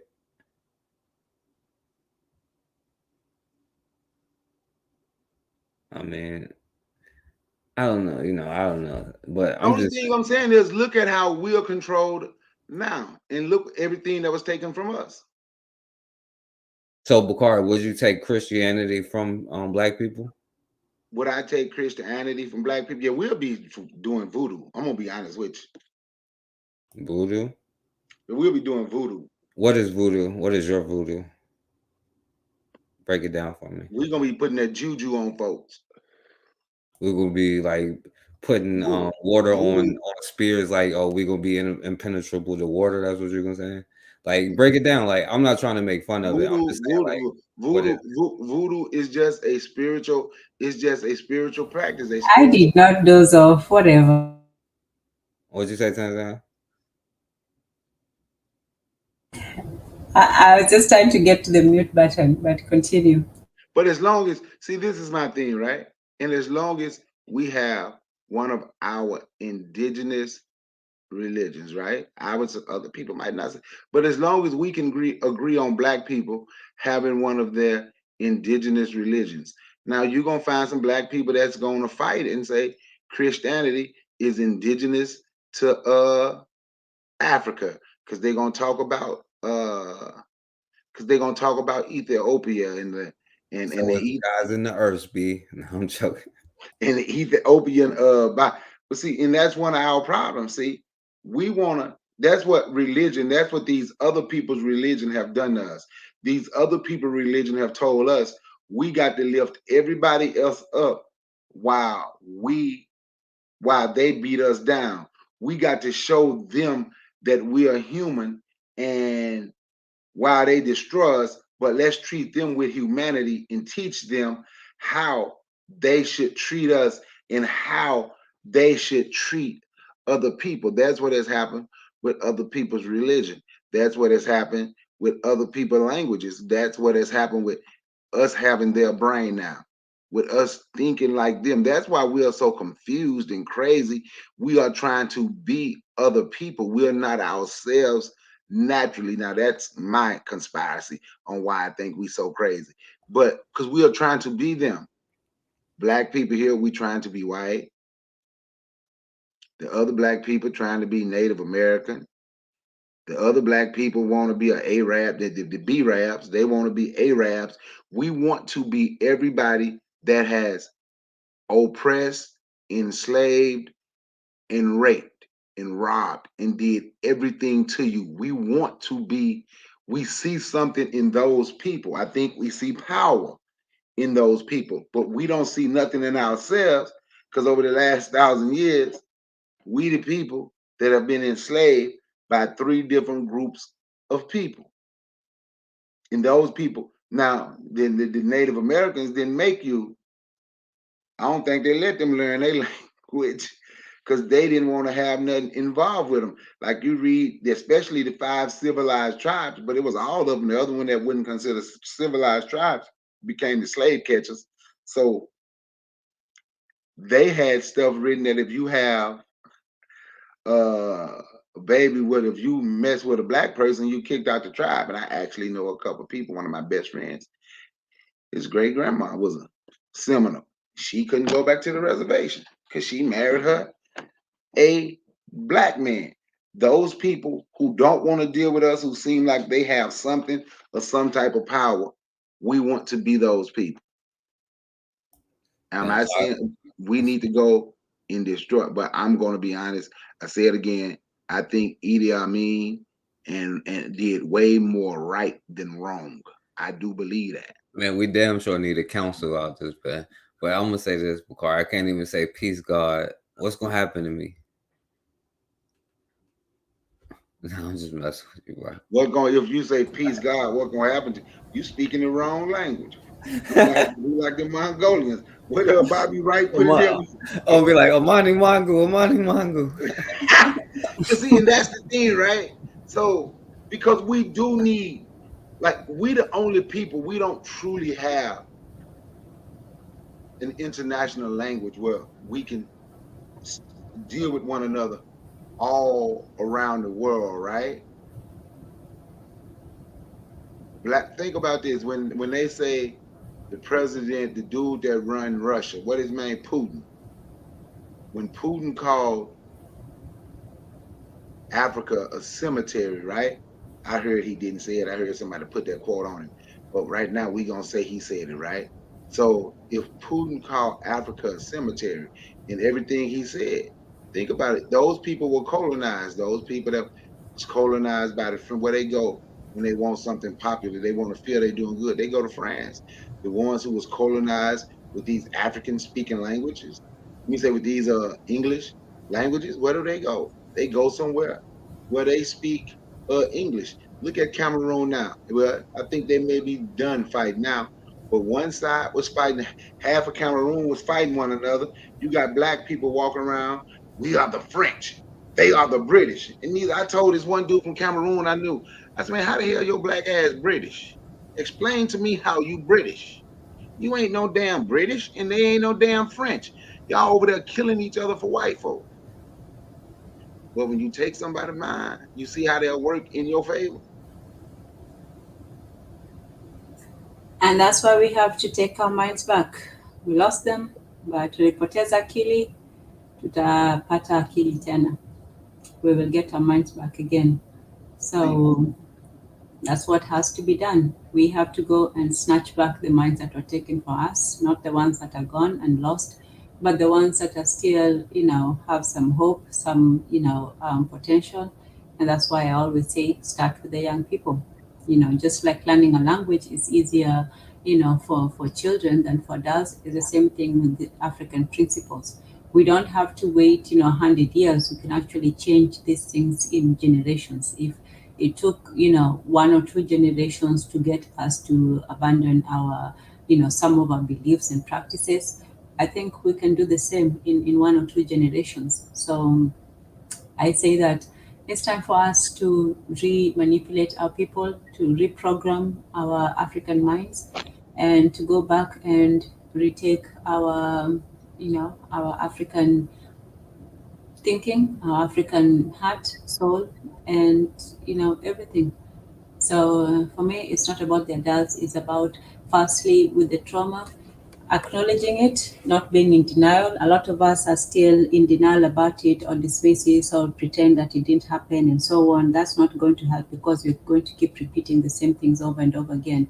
We have to come to terms with our trauma, and we have to realize that our trauma is what is still keeping us under the cult mentality. This is what is still keeping us thinking, being under this cult system, this taking on some of their personalities in terms of this victim complex. Not true victimhood. A victim complex is somebody, like they say, who thinks that they are victim even though they are actually the perpetrator who actually did the thing. So we're not real victims. We are simply we just take the victim complex, and that's what they do. That's not our thing. We are true victims, but we want to take on their victimhood. So this idea, even of replacement theory, when they're always paranoid about somebody else coming in and taking over, their land. In what way you don't know, but somehow somebody's always coming in from around the border or within the house to take over. This is that whole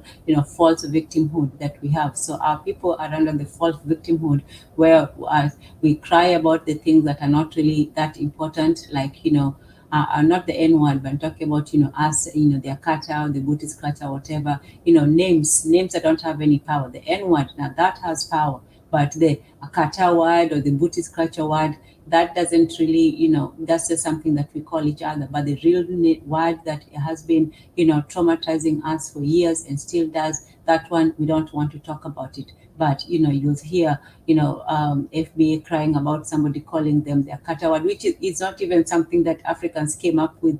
Where it's a very recent thing and people don't even use it that much. In fact, it was more publicized. It was like the Barbara Streisand effect, whereas calling attention to it actually perpetuates it.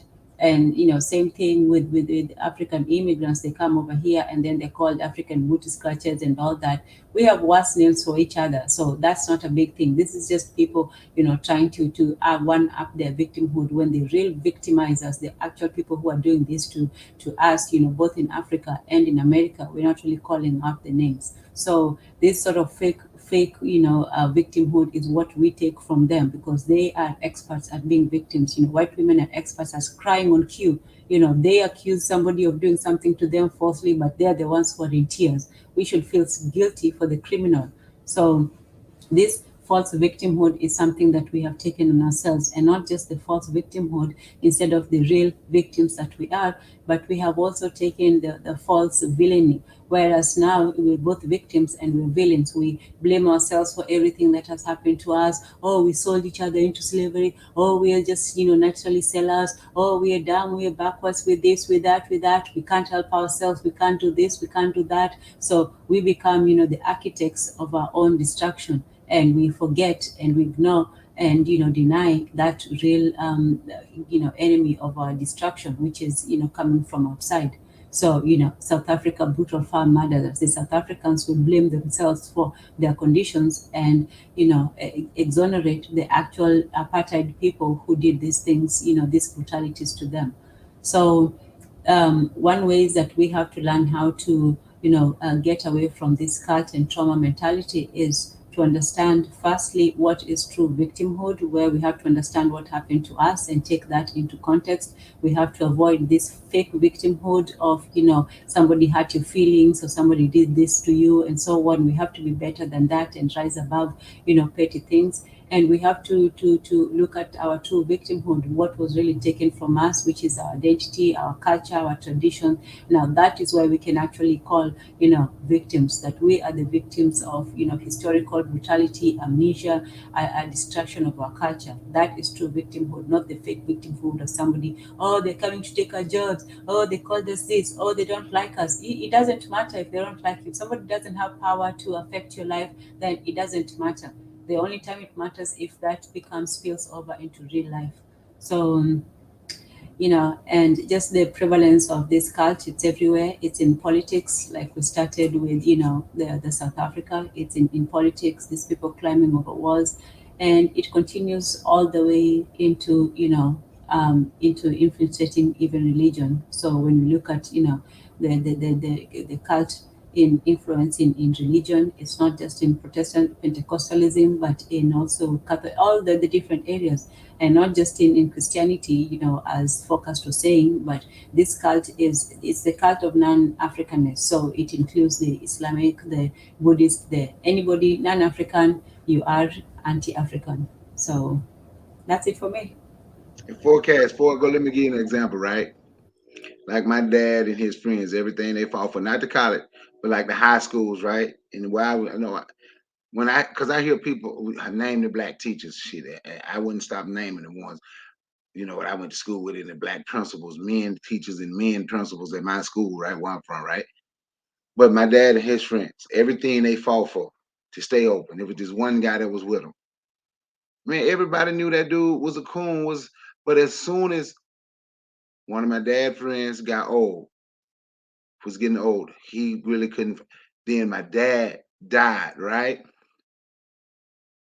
That same person that was around that everybody knew was a coon, as soon as those other people was out the way, he was the one that folks was looking to. The first thing he did was, yes, this school. He went inside it with the white folks. No meeting, no nothing. Yeah, this school need to be shut down. They knew he was a coon. They knew they knew he was one, but they didn't want to get rid of him. They thought they could change him. They didn't change him. As soon as he was a little young in them. So as soon as they passed or got too old to do it, he became the one in charge that folks looked to, and he the one. It's best if they go there. It's best if there's no need to just be in a school with all these black folks. It's best. So that person shut the school down. So when we saying I understand what you mean by it's a slippery slope, but no, man. But certain things certain things can be slippery. But then certain things you just can't allow to stay around, because if it stay around, it end up like that.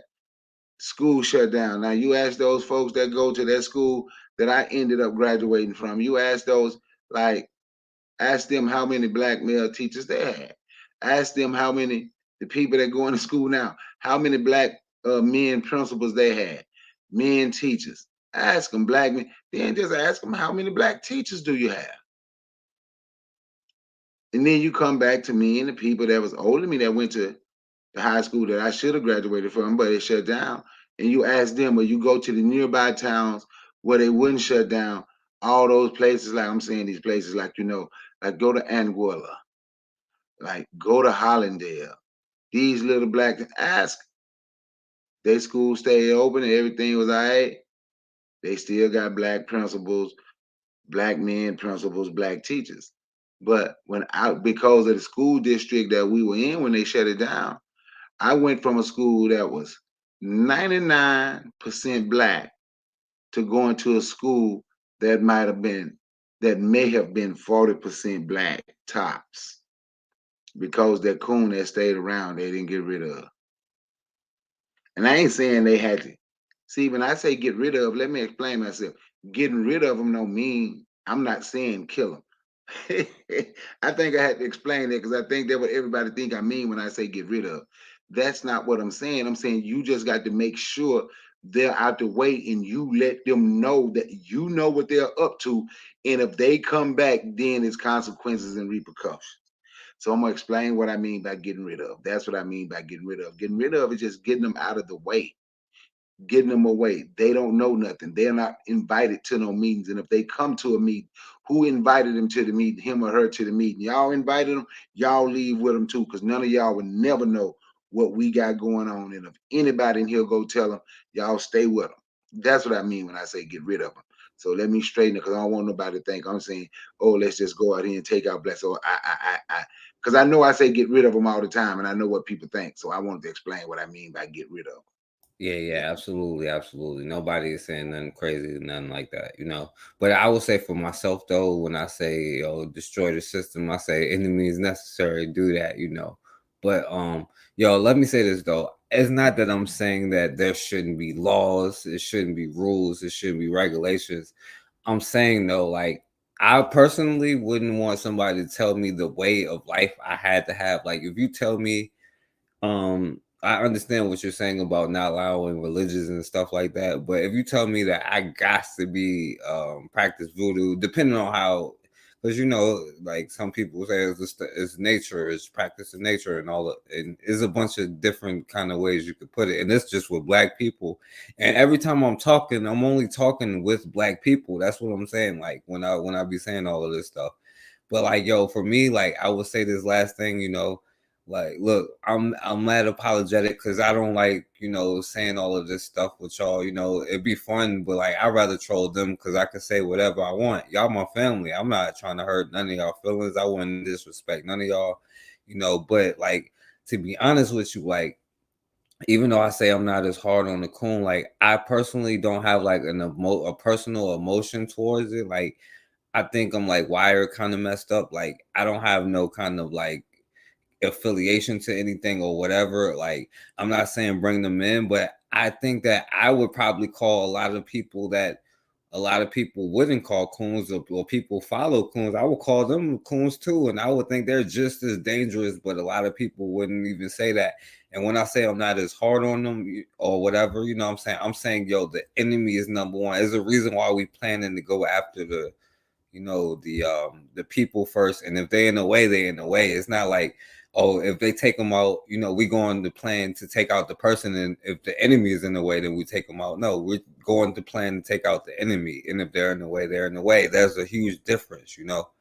And I want to say that, but at the end of the day, like that's all I mean. Like, there is a slippery slope when it comes to all of this. Cause like, I don't think that you should tell somebody the way of life they have to live. I think there should be rules and regulations and stuff. But like honestly, like y'all would probably bring more coins to the meeting than me. You know what I'm saying? Like, and I'm sorry for saying that because I don't be trying to disrespect nobody. That's what I don't be We know saying. how you are sympathetic to them, but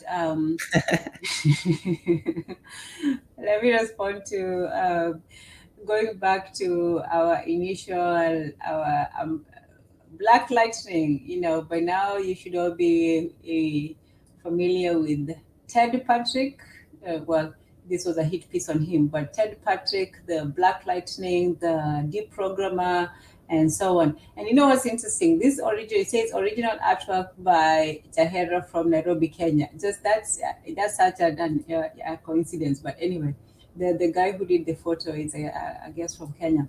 So Ted Patrick. It was in the 60s, I believe, and he was born in 1930, but he had a very good career in the 60s as a deprogrammer, and he lacked any professional training and information and education, but he did study amongst, he said that when he wanted to understand cults, it went to him studying, speaking with witches, warlocks, and healers. And he went all the way to New Orleans, where his mother brought him for his speech impediment. So he used to have a speech impediment when he was a child, and his mother took him to New Orleans, and that person helped him with his speech impediment. And he also said that when he was now going to understand cults, he went back to the place where he had received his initial healing as a child. And yeah, that's how you go back to your roots, and you figure, you find out what worked for you, what helped, what is still relevant, and what you can use from it. That's the whole point of examining our own culture. So yeah, when what he had received as a child, to help him with his personal problem, he used that also to help others, and also to sharpen his own skills in deprogramming the people. Like I said before, unfortunately, he did most of the programming with rich white kids, and yeah, but now it's up to us to learn the method so we can do it to our own people. And like Focus said, sometimes we are, hostile against the coons, or those people who go against us. But in reality, the best way to get these people to our side, or to get them to not be, harmful to us, is really to engage with them, to talk to them, to show them, compassion to some extent, not, just be a walkover, but to actually learn that these people are under, a certain programming. It's not, that they're not all of them are just malicious. Some of them are under that, programming. So he says this about his confrontational method. So there are times when you're sympathetic, when you talk to them, you let them open up. But sometimes there is what he said was a confrontational method, where he says, when you deprogram people, you force them to think, but I keep them off balance, and this forces them to begin questioning, to open their minds. So people who are under that kind of mind control or brainwashing, their minds are closed. Not only are the brains washed, but their brains are also, closed. So they don't let anything in that will interfere with what they have learned. When the mind gets to a certain point, continue with Ted Patrick, they can see through all the lies that they've been programmed to believe. They realize that they've been duped, and they come out of it. Their mind starts working again.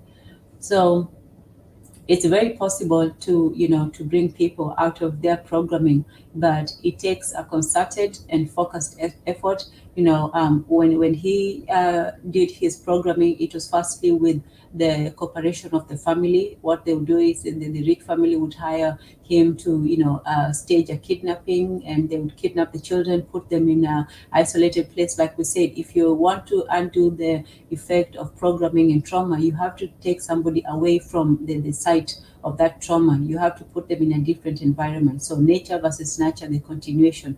So you can't leave them where they are, because they're in comfortable surroundings. So the first thing is, they say kidnapping. He took them. It wasn't kidnapping like the legal type. It was their families who would arrange this and take them, let's say, to a hotel or a cabin or somewhere where they could be safe, and they could start the reprogramming. And yeah, so people don't want to programming. People are comfortable with who they are. But for me, I say, not people, but children. People who, children and young adults who still have, that possibility of being reprogrammed, or at least being deprogrammed. Because reprogramming is also one thing. Deprogramming is simply undoing the damage that was done. The thing that I don't think that we are there at is the reprogramming part of it. That is the, you put in something else, and like an alternative, or you remove the religion and you put in something else. We haven't gotten to that point of reprogramming yet. So I would just say, we can, the best we can do is to deprogram our, especially the adults, and with the children, there can be a level of reprogramming. So yeah, so he was accused of kidnapping, and this was done by the consent of the family. So there was one lady who, even after she was deprogrammed, she still went back and accused him of illegal kidnapping and so on. So that's what just shows you that even if you Hey, have hey, this. wait, Tanzan, who accused him of kidnapping? One of the ladies, her name was Susan. This is her short story. So one of the ladies, the young ladies that her family asked her name was Susan Jungklaus, and she was in a particular cult, and she was 20 years old, and her family being concerned about her from Mohead. So they arranged, like he's done this before, they arranged her, for her kidnapping and her deprogramming.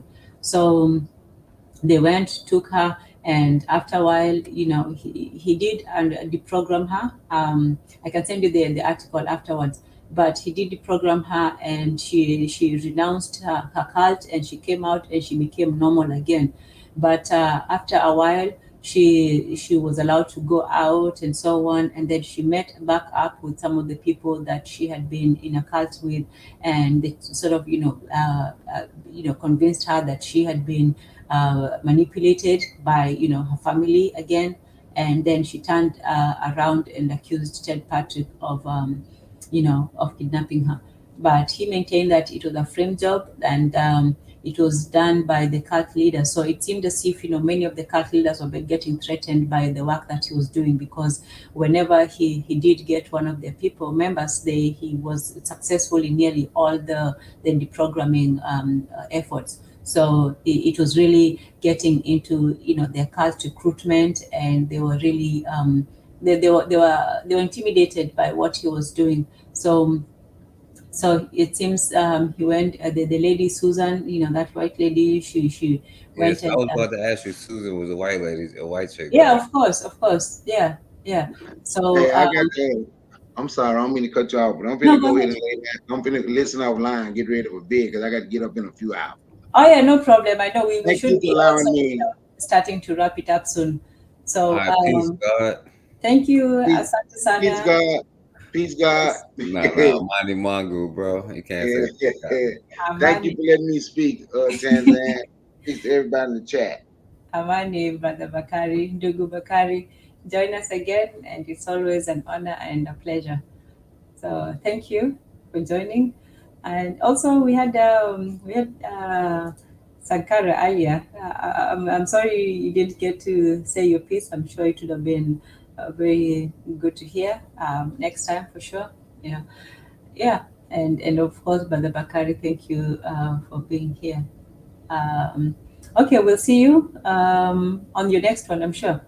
Okay, focus. Let's finish this quick story. So, so this lady, Susan Peterson, she sued him on behalf of some of the cult members.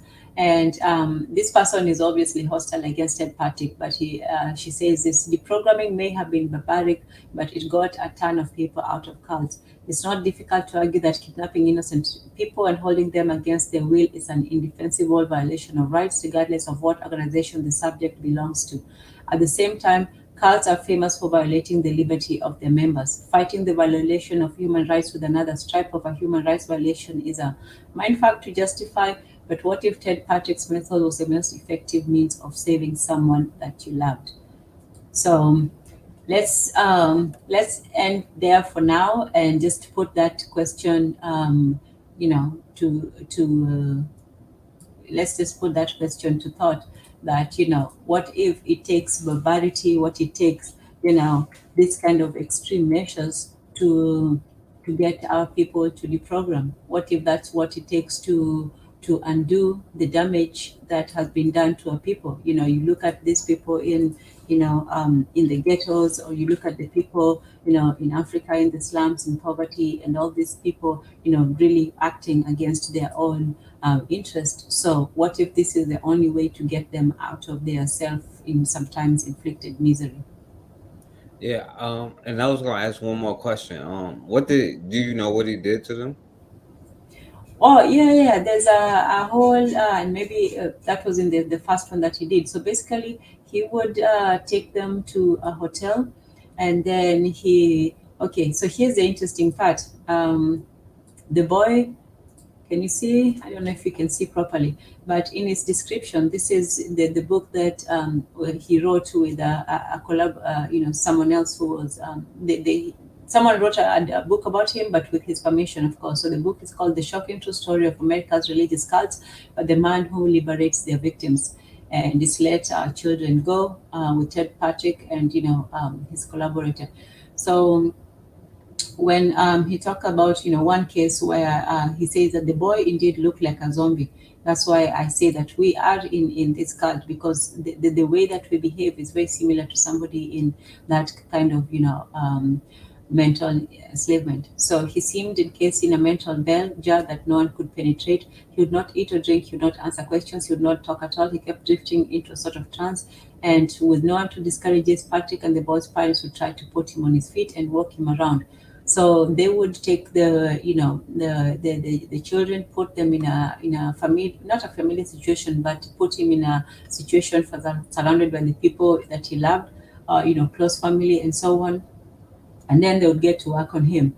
So the first thing you would do is just have a conversation, talk to them about what they believed, and before that, he had to know, a lot of information about their particular, let's say, their particular cult. So for this boy, this particular case, it says the way they work those kids and stop them, he's in no condition to fight. So at first, most of the children, or the kids who come there are, they're resistant to talking, they're resistant to opening up. But slowly by slowly, he talks to them. He gives them, not him particularly, actually had people to help him, because when he came in, it was to just crush them.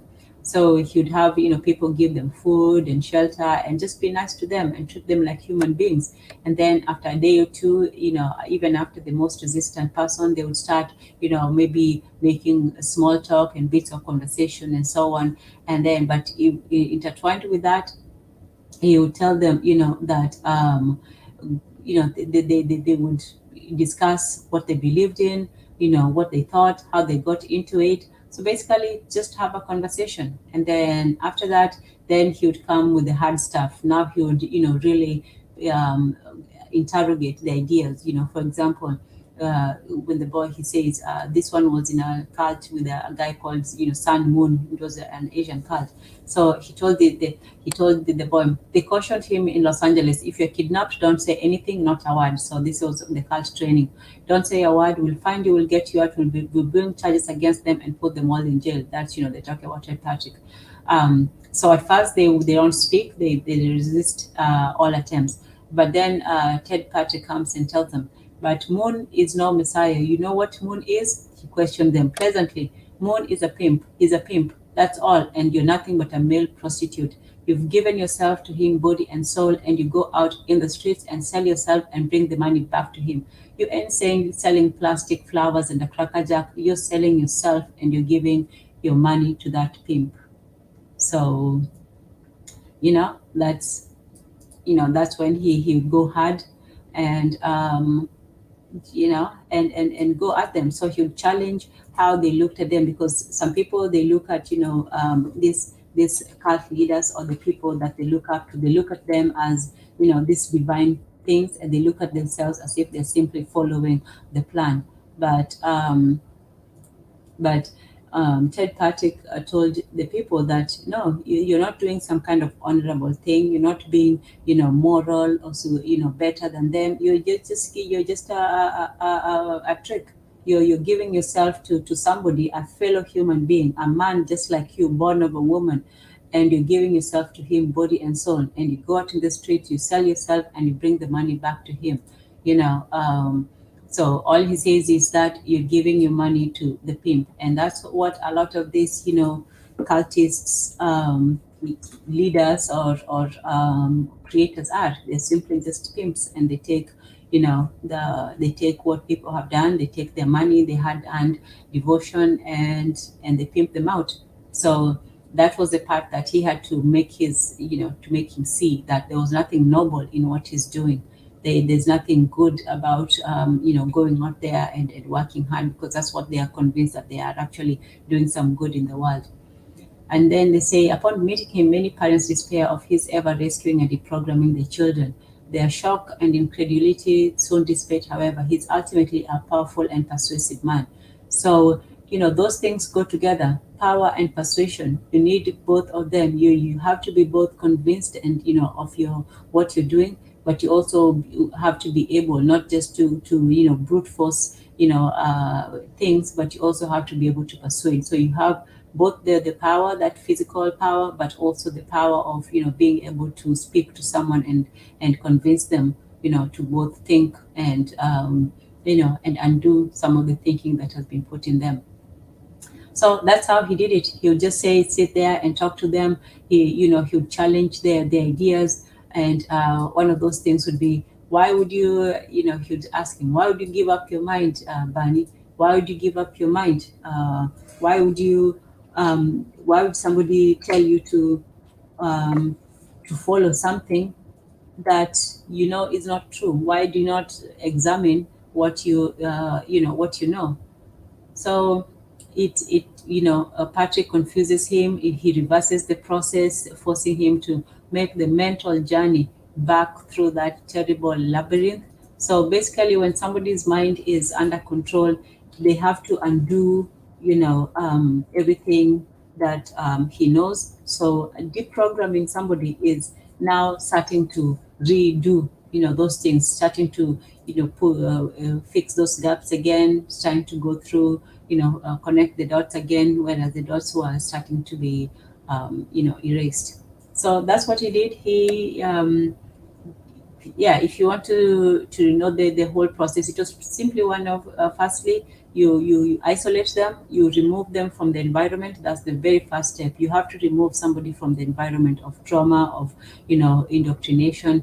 Then the second thing is you're kind to them. You have to meet them somewhere where they feel that they can, well, you're not going to harm them, you just want to talk to them, so you have to make them comfortable. Then the third thing, once they you gain some sort of trust to them, then you have to just go hard. That is the time when going hard. Most of us go the other way around, where when you want to convince somebody, you start by hounding them and being hostile and angry, and that does not work. If you want to persuade somebody or convince them otherwise, you're not going to go there with a heavy hand and tell them, you're wrong, you're wrong. No, find out firstly, what they think, why they think the way they think, what led them to that. And most of the time, it's not even rational thinking. It's mostly from, oh, they seem like good people, they were nice to me, and so on. It's usually some emotional reason why they join these things. So you find out what emotional reasons and what things that they are lacking, so that that got them into these places to try to fill that hole. And then once you do that, and you also have to be knowledgeable about their beliefs. You can't just come and dismiss, like, oh, everything you believe is wrong. No, if you're going to argue with a Muslim, for example, you have to know at least some bit of the Quran. You have to know some historic information. You can't just come and say, oh yeah, Muhammad was wrong and blah blah blah. You have to do your research. Somebody's not going to respect you because they're just going to dismiss you as, oh, you're just one of those ignorant ones. If you come with information, especially if you come with well-searched information, not just reactions, then that's one of the great things of getting people to come to your side. So you come with understanding, empathy, you come with information, knowing what it is that they believe, and also you come with arguments. You have to know how to counter those beliefs. Not only do you have to know what they believe, you have to know how to counter what they believe. So once all that is done, and his justification was like, better to be nothing than to belong to one of those damn cults. Because one of the things that people are also reluctant to do when they find themselves in a bad situation is to leave, because they don't know where else to go. They can say, this was the discussion. Let's say his disgust attitude. What were you before you got into all this? He asked the boy. And then he says, the boy answers, a Catholic. What are you now? He answers, a Christian. What are you? He said, nothing, says the reporter with a yawn. And, he replies, that's okay, replies Franklin. Better to be nothing than to belong to one of these damn cults. So for some people, they will accept nothing, they'll accept not belonging. But for some people, belonging is too, they needed that there, and everybody does. But for some people, it's better for them to belong to, a destructive cult, but than to belong to nothing at all. So that's what you have to give people if you're trying to deprogram them, is to say, you're better off not believing, or you're better off in this other belief than you are believing, in the cultish things. So yeah. So that's basically what is just conversation, empathy, understanding, knowledge of their beliefs, and being able to counter those through arguments and persuasion. Yeah, yeah. See, I agree. Like, and that's the thing. I agree with you. I think that's a way better way. And that white girl, she tried to make it seem like she was doing like electric therapy or something on them. Like she was like, oh, they so hard. She was just talking to him. He wasn't like forcing them to do nothing. He wasn't like whipping them or beating them or nothing like that. The That's stuff just they all I have mean. done to each other is way worse than that. The stuff they used to do at those mental institutions, they used to lobotomize people. They Right. used to, electrify people. They used to put people in cold baths. They used to, beat people and force them into, wide padded rooms and small cages and things like that. So now, and especially this one, firstly, it's your family that kidnapped you, people who care about you, and they would have the mother, the father, all the family there to help with that whole deprogramming. That's why deprogramming is not as something that is just out there. It's actually something that the community has to do as a group. It's not just one person coming and say this is what. No, just like those people got into it because they wanted to become part of a group, getting out of it is also going to require group effort. Yeah. Yeah, yeah. That's a um, fact. Erzulieism says, but not believing in anything. Yeah, it can be very dangerous. That's why it's not for everyone. That's why for me, I'm very reluctant to take people out of their trance, and because I don't have anything to give to them to replace that. So I say that instead of having people stop what they believe, just gel what they believe and work that towards where you want them to go. So if you have to use their religion, their politics, and all of that, as long as it's in the service of our people. So no, I wouldn't give that harsh option for most people. I would say just believe in something, just make it work for our people. That's it. Yeah, I agree with that. Like even if you're a Christian, like make it work for you. But like like you say, be black only. If we can, it's not even trying to persuade nobody who's not already there. It's just working with the people that's already there. But yeah, like you can't just take something away from somebody without offering them something. And that's when the conversation we were saying before. It's not necessarily trying to pay somebody to do something, but if you want to have somebody to like represent you, you want to fund them. If you want somebody to work at your company, you want to offer them health care. Like you can't just take, like, if you want somebody to follow your way of life, you have to give or get away from a religious doctrine. You have to give them something better that would benefit them more. You can't just tell people to stop doing something and not replace it. If you want people to stop relying on somebody else's system, then you got to create your own. What are you on about, Erzulieism? Stop what?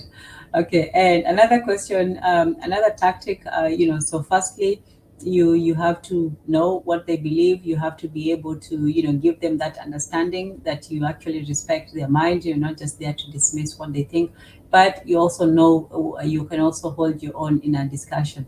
So one of the best ways to you really, interrogate people is also to know the details and to ask them just general questions. Not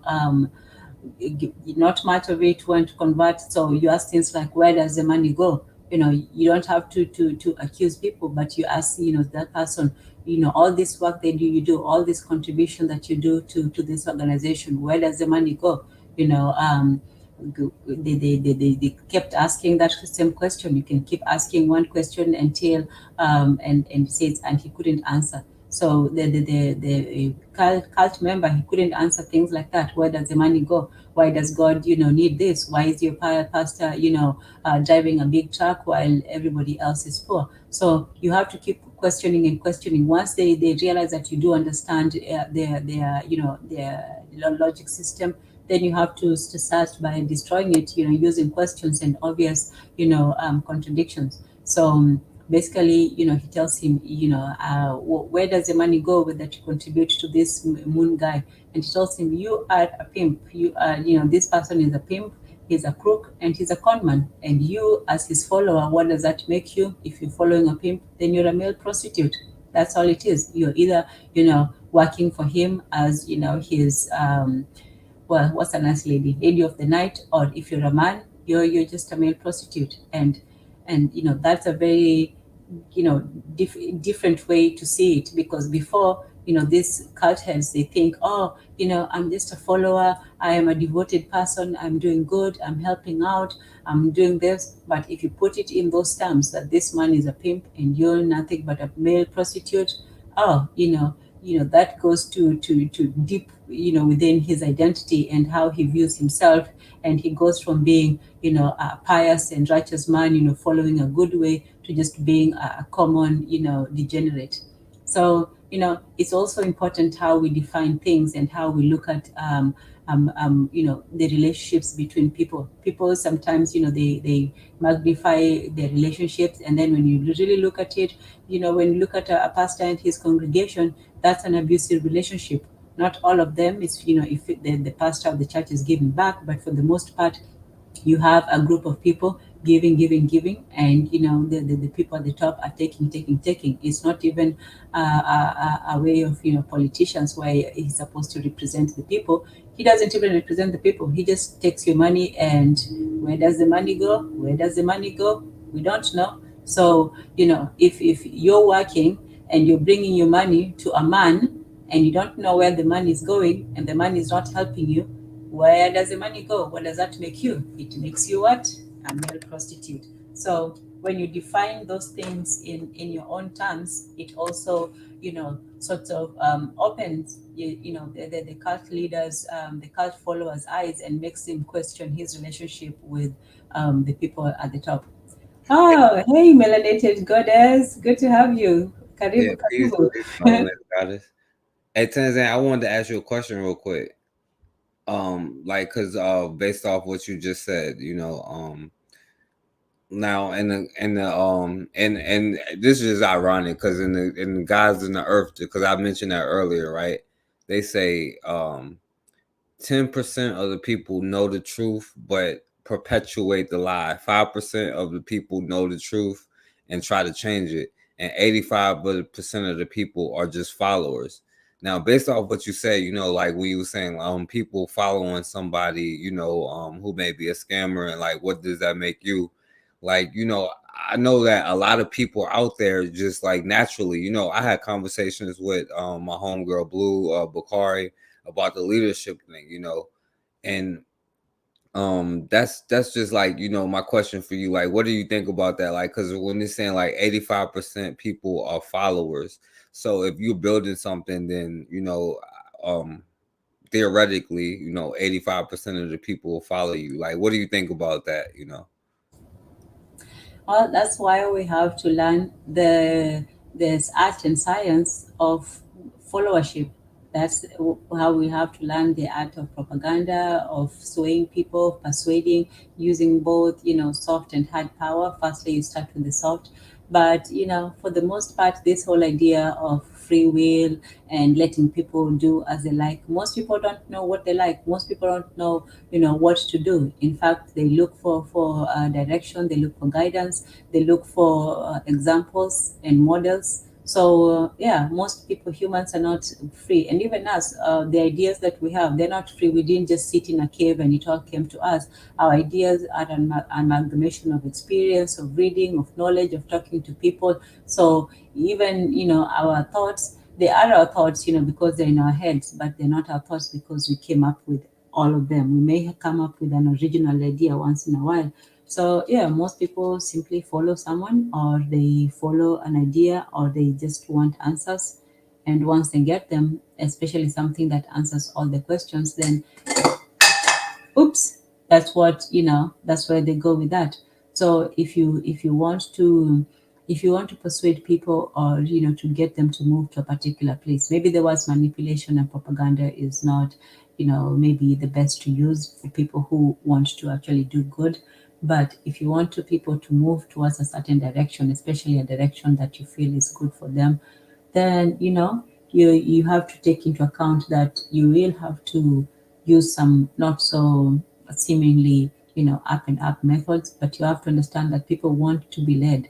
They just want to know that you know where you're going. So the first thing is to know people's questions and to be able to answer them, to know people's needs and to be able to meet them, and to know people's wants and to be able to give it to them. And then once you have all those three, then after that you're good. You're cooking chapati. I wish I had several chapatis here. I would be happy eating and munching away.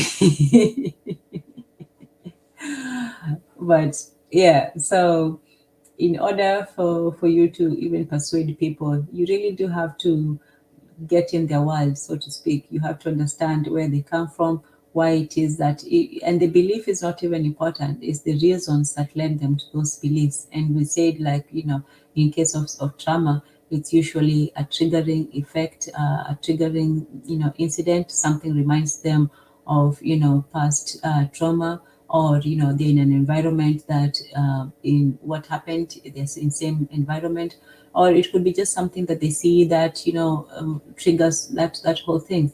So the first thing that you have to do when it comes to trauma, especially, is to remove someone from the immediate place where that happened. And then the second thing, like they did with the kidnapping, you can't persuade someone when they're in the same situation. So you take them away from that, and that also changes their perspective and their, their mind space. And then the second thing is you try to make some sort of connection with them, whether it's through shared interest or through jokes, or things like that. You start to make a human connection with them, and you realize that people are not just in it because they're evil. They're actually most of the time looking for something good, and then they end up persuaded by somebody evil. So you too have to learn the tricks of the crook and the con man so that you can undo them. So, Ted Patrick, the Black Lightning, he knew about all these cults. He knew what they did as much as he could without becoming a cult leader. But he knew some of the things that they were taught, so he could counter them with, arguments, and he actually knew what they were based on. So you can't just go in there and shake somebody and tell them they're wrong. You have to know exactly why they're wrong and how you can, argue or talk to them about it. So that's the third thing. And then the other thing is also to be able to challenge them. Once you have, acquired enough information that you're able to talk to them, then you challenge them. You ask them questions. You challenge the assumptions. You ask them, like he had asked them, where does the money go? All this money, you're out in the streets collecting money, doing all this stuff. Why does God need money? Why do you give all your money to this Moon Yang Chang or whatever? So just harp at it until somebody just breaks down and say, okay, I don't know. I was just seeking questions or answers, or I was just trying to find my own people, or I was just trying to find myself, or I was confused. And so with this particular person, the one that he had kidnapped and put in with his parents, he says that he is moved rather by the tears and anguish of his father and his brother weeping. His mother's devotion cannot be discounted. So that's why deprogramming is not a one-on-one thing. It's not something that you just do it in isolation. It's actually a communal effort. It takes the whole family, and that's what all this Ted Patrick was doing. The whole family would plan it. They would have a place. They would have they would put a week or two of supplies, food, all of that stuff. So they would have the environment already prepared. So once it began, it was this very deep emotional journey, but everyone was involved, because even when you look at these cult situations, it's usually not just a one-person thing. Sometimes, most of the time, the underlying issues are, in the family, in the society, and so on. Even when you look at the gang members, people didn't go in there because they just wanted to tear the neighborhood down, or to shoot up, or to go on drive-bys. Well, I don't know whether that's true, but originally they did it to protect their territories, to try to make money. So even when you go into the gang cults, because that's also another cult, whereas you look towards somebody, you have to have this indoctrination, rules that you have to follow, the secrecy about it, and you have to go through processes of being a member of it. And once you're in, it's very difficult to get out, just like most cults. So cults come in many shapes and sizes. Some of them are violent, some of them, the most, are harmful, but you can find some harmless one, like the SDO one. So in terms of deprogramming, the whole society, or at least a sizable, the family or somebody close to them. Even in the interventions, when you see, the alcohol, what is it called? The AA, the interventions for alcohol, and AA Anonymous and things like that, it's usually a family or a close people thing. You have the friends and family, they come and they tell the person, how their life or whatever has impacted them and so on. So it's always going to be a personal affair. It's not just something that can be done on a society level, not just yet anyway. Yes. Focused. Yeah. Wow, we should start rounding off. I see we already passed the 5 hour mark. I'm trying to get it at least under 6 hours, but yeah, did you have something that you wanted to add? No. I agree with Oh, what and you. shout out to you, Melanated Goddess, Duolingo. Definitely use all the resources you can to learn Swahili and to become better. And also, once you learn, to also practice. Practice does definitely make perfect.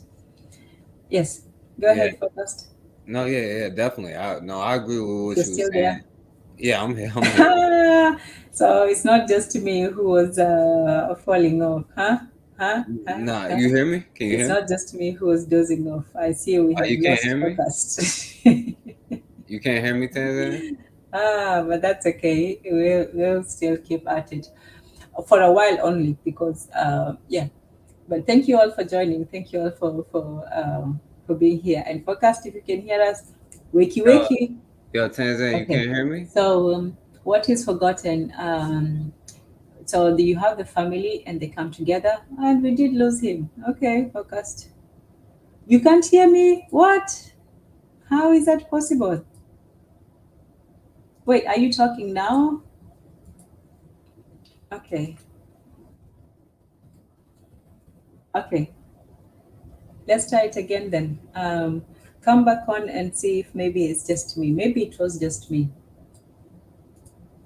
Maybe it was. Huh. Okay. Okay. Let's see if this works. Go ahead, Focused. Yeah, you can hear me now, Tanzania? Okay. Now I can. Now I can. Now I can. Well, I mean, I forgot what I was gonna say, but yeah, I was saying, I agree with you about the deprogramming thing. I forgot what I was gonna say, but yeah, but I agree with what you were saying though. And we definitely need to find ways to deprogram. And I'm not saying raising your kids is bad, be brainwashing or programming. You know what I'm saying? I think you should do that. In fact, So I agree with you definitely on those points.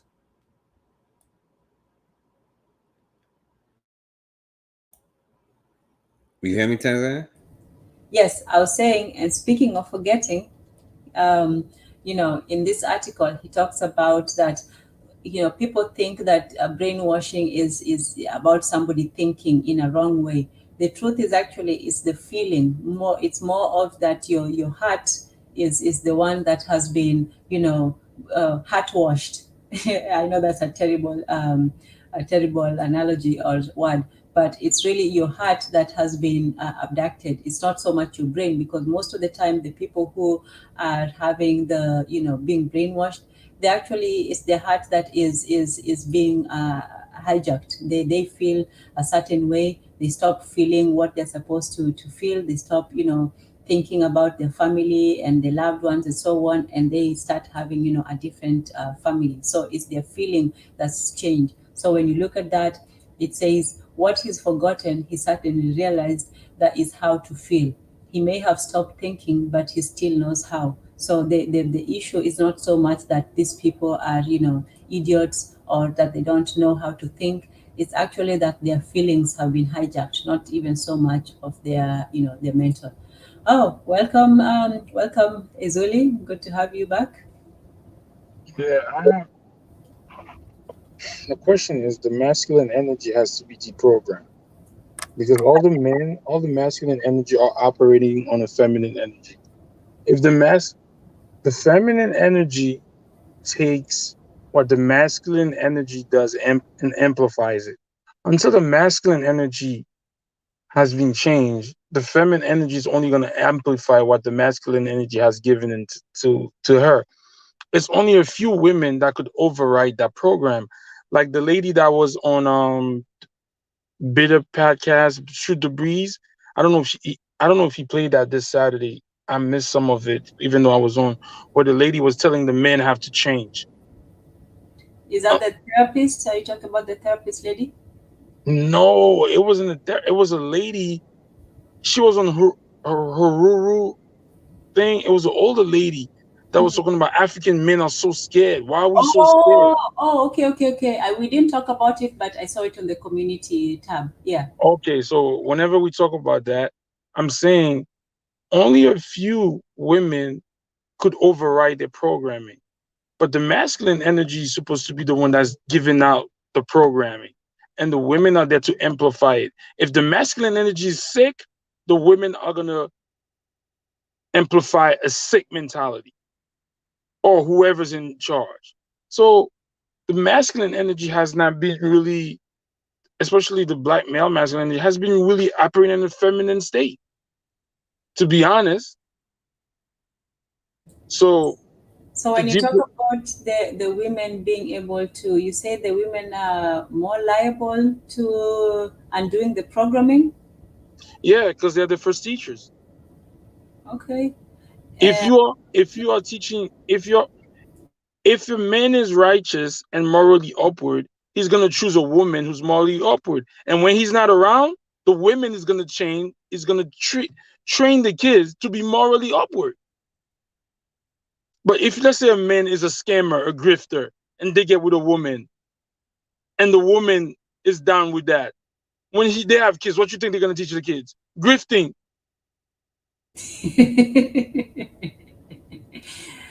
That is true. Okay. So it's up to the men. So how can the men undo that programming? I don't know if a woman can actually do that for the men. So what can the men do to undo their own programming?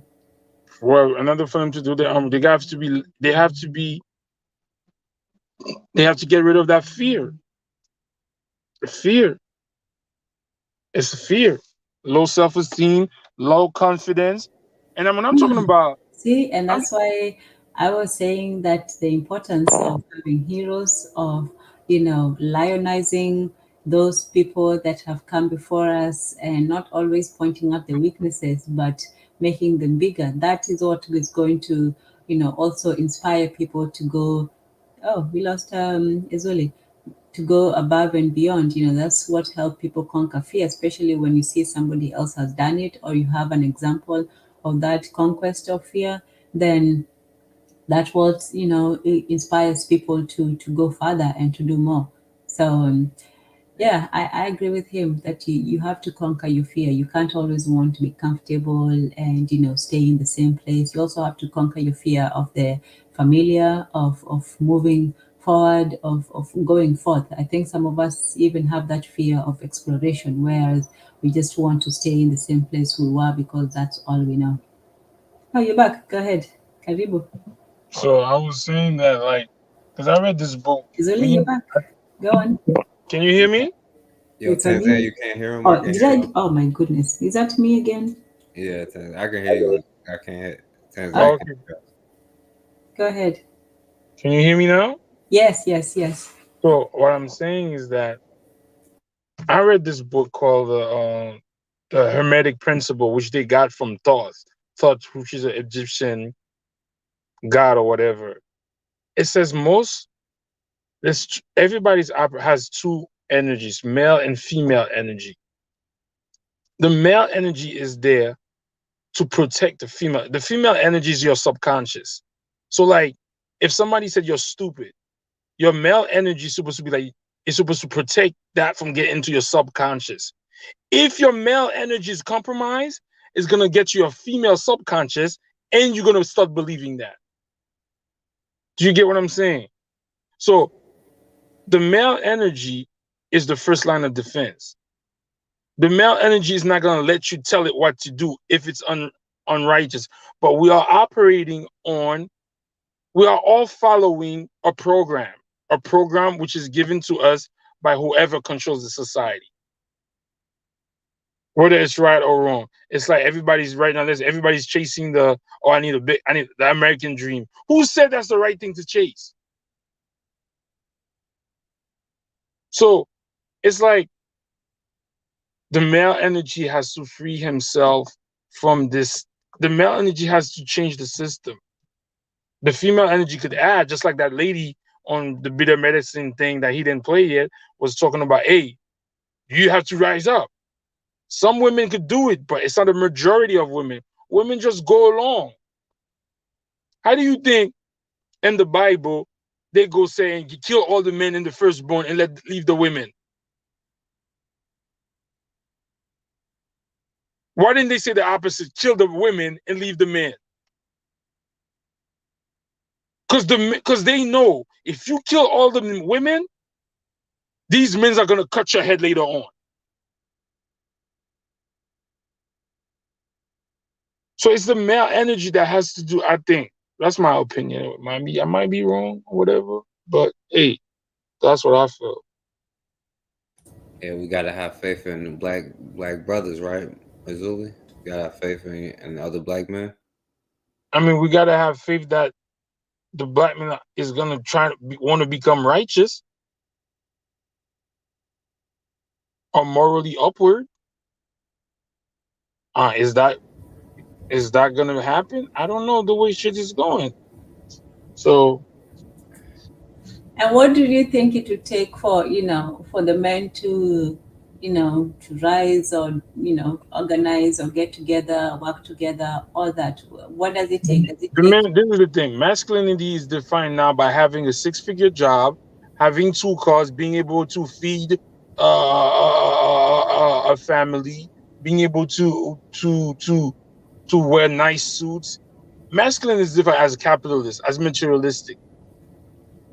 Until masculine is defined as righteousness, morally righteousness, nothing is gonna change because it's how much coins you could accumulate. That's what masculinity is thing now.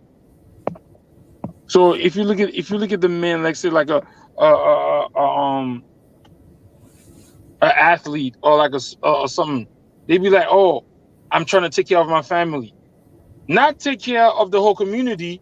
Meaning that I'm not saying for you to pay for the community, but like to stand for something. Like they don't make people like what's his name anymore, the boxer. They don't make people like that anymore. Maybe they do, but they're not in the limelight. So I think the male energy has to be the one that says no, this is not right. We have to do this because you see, black women are more employed. Get Black women are more employed. They statistically are making more money. And what are they doing with it? Are they trying to change the society? No. They're buying Birkin bags, taking trips, or girls' trips, doing this, buying BMWs. They're going with the program. And a lot of our males are doing the same thing. That means even your male, a lot of our black male are operating the feminine energy. Feminine energy mass as masculine alphaness. So I don't know if it's gonna change, man. I don't know. I can't really say. Something has to, because, even in third parties, and this was in the 60s. So imagine this was back then when he had actually found a way to undo that damage that was done. So firstly, it's very possible. It's possible to do it in less time than sometimes we think. But it does take focus, concentration, and the will to to change things. So he's talking about the family, and the family has to be involved. This is one thing that I also emphasize, even when it comes to the deprogramming. Deprogramming is not something that it's done in isolation. It's something that the programming was done as a group, and so the deprogramming will also be done by a group. It's not going to be one man going it alone. And he says that the letters that the father wrote to the son is a case history documenting a process of reverse evolution, as though a moth were to revert to a grub.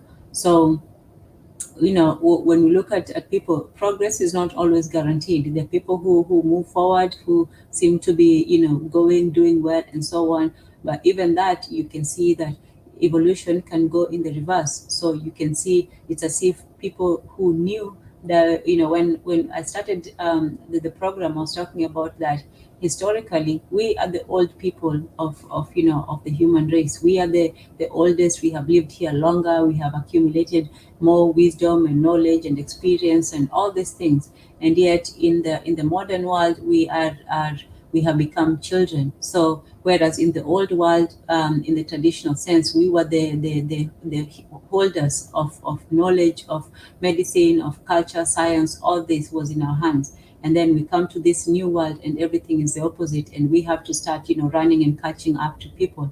So it's a very unnerving reality to be in. It's something that we're not used to. We're forced to be something that we're not.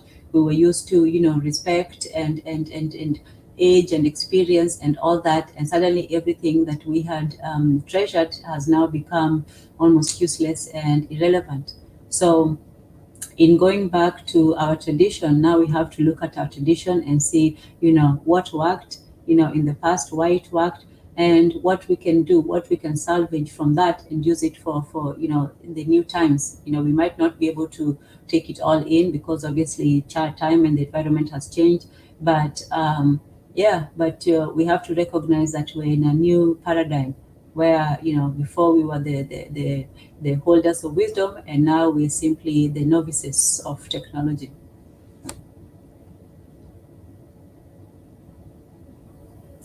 Focused, Erzulieism? Yeah. Oh, well, yeah. I agree with you, Tanzania. I agree with what you're saying.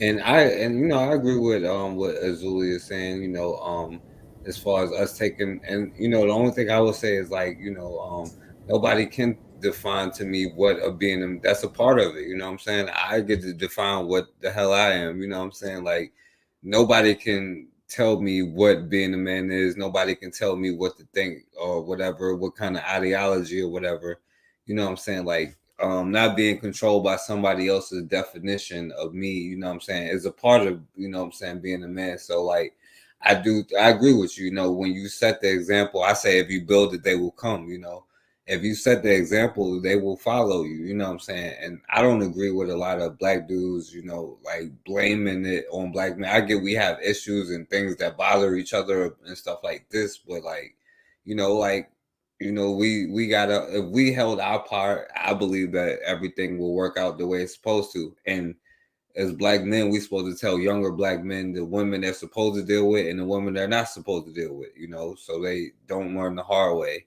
So, but yeah, I'll pass the mic though. Okay, Erzulieism? I didn't. The male energy or the men are supposed to be the protector, and then I know what's the saying, it pays the it pays the cost to be the boss. You have to pay the cost to be the boss. Shahrazad Ali said it, man. We have to do the change, man. The women, most of the women are enjoying this right now, and it takes a woman to be like, no. Even though I'm enjoying the benefits of what's going on, but that's not right. Most of the women are not going to do that.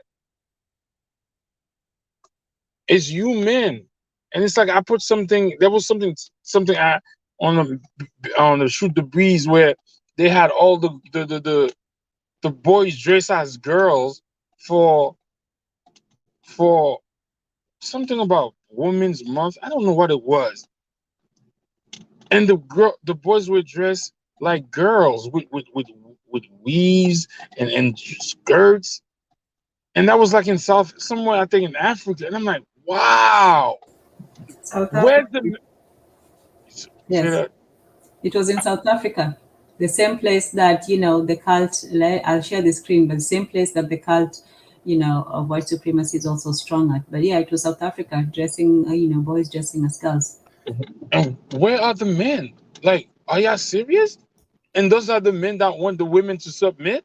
Like, y'all weak. I don't want to hear none of that shit from them. From, as a matter of fact, I don't even want to say black. Like, how? Oh, How you let your son wear a skirt? And that's cute? No. Where the men at? I believe you don't deserve submission if you can't protect your family. And see, well, I'm not even talking. I don't believe you deserve submission from any woman if you can't protect your family. That's disgusting. How? And I'm not even talking about money right now. I'm just talking. Is there's not? You have to dress your boys as girls in order to understand women.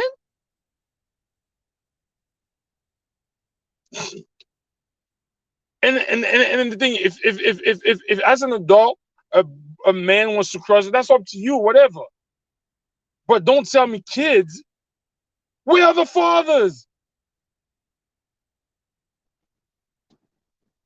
And y'all want to keep blaming the men. No, you're weak. That's what they do to weak men who don't protect their family. So again, I'm saying the male energy. I don't know, man. That's how I feel. Erzuli, hey, they might have just went along with the programming, like like Agent Smith just might have took over their body and they just went over the programming. So it's all good, right? Say what? They went with the programming But you said they went. Why did they go with the program? because that's the one that's in charge. The one that you said we shouldn't challenge. They went with the because they went with the programming because they because of whoever's programming the system. That's the programming that we on right now. But yeah, but that's what so that's what I'm saying. They all operated on the female feminine energy. But this is what I'm saying. Where's the masculine energy to say no? We're not doing that. That's what I'm talking about. Where's the masculine energy? To say, nah, my son is not doing that. There's other ways he could respect and show appreciation for women. Or I don't know what that was. Well, you maybe the men can start a kidnapping a program for all the young men who, instead of going to the prison to school to prison, you can go from school to a reprogramming facility. It's similar to what he was doing. That's what he had. And that's why I said, that's why he asked, what if the methods, what if those are the only methods that you could use to stop your son? And let me tell you how Ted Patrick actually got into deprogramming people. It's because his young son, who was I think 14 or 15 at the time, he was recruited into this local cult, and Ted Patrick had to go and literally, infiltrate the cult, because once they got you, they're not going to let you go. So he had to infiltrate the cult. He was a member of the cult. I think it was like the Moon Valley. I can't remember what the name of the cult was, but his son had joined it. So he also pretended, got inside, learned their ways and the methods. And after he had learned how they were doing it, and of course he went to New Orleans also to get that spiritual blessing from his African side. So after doing all of this, and he actually rescued his son from the cult, and so he started doing it for other people as well, and he was hired by rich white people to go and rescue their sons. But this is what they did for their sons. Why are we not able to do the same and snatch our children from these clutches? They realized that they had to do these extreme measures so that they can go and rescue their children. And this is what it's going to take for us to do. It's not going to take nice and talking to, especially when you look at the state of the youth. In some places they're really wilding out. They're not going to listen to reason. So sometimes you have to go with these very extreme measures to try to get them. And it's going to be the men going and literally snatching the boys from the street. You can't save them all, but you still can try with one or two or however many you can. thought. So at the end of the day, The, they looking for money. Hello? yes, I can hear you. Everything is for money. Mm-hmm. Everything, the male energy has become a prostitute. That's prostitution. Or I'm gonna let my daughter do this. It's like, for example, like I don't know, some like for example, like I don't know what her situation, but it's like Megan Thee Stallion. The way she's carrying on stage. No, where's her father? No shame, no respect for the like. What is going on with us? And I bet you could find out that her father is probably in her life, and he's okay with that. You know why? For money. You sell your daughters, and this was some people be saying like the Bible is like some thing. The Bible be saying some shit. Don't make whores out of your daughters. How could your daughter, if your daughter respected you, will carry you on like this? Because you know why? Money. We are not righteous. At least the majority of us are not. All not. I'm not saying I'm righteous, but that's what I strive. I want to be.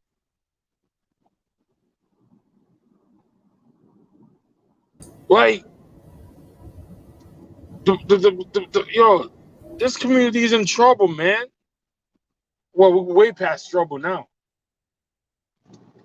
Like I said, like I used to watch. I watched these movies or these documentaries where a man sell his daughter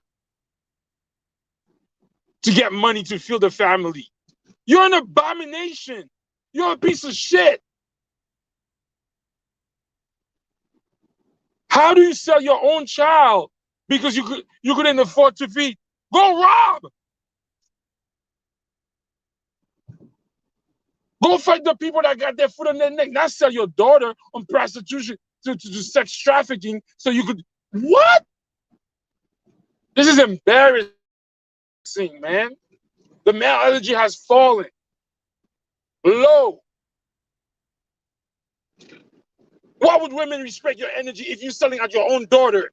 Because you're too afraid to go get it in the mud. You rather sell your daughter out to get money. Yo, this is terrible, man. The programming has to be, the male is the one that's the worst one. The male is the worst program. Who does that? That's one of the most heartbreaking things I've seen. Little girls being sold, and that's in the motherland, and that's in freaking in the motherland. It looks more terrible. It looks more terrible. But what do you call selling? Having your daughter on stage, showing her property for money?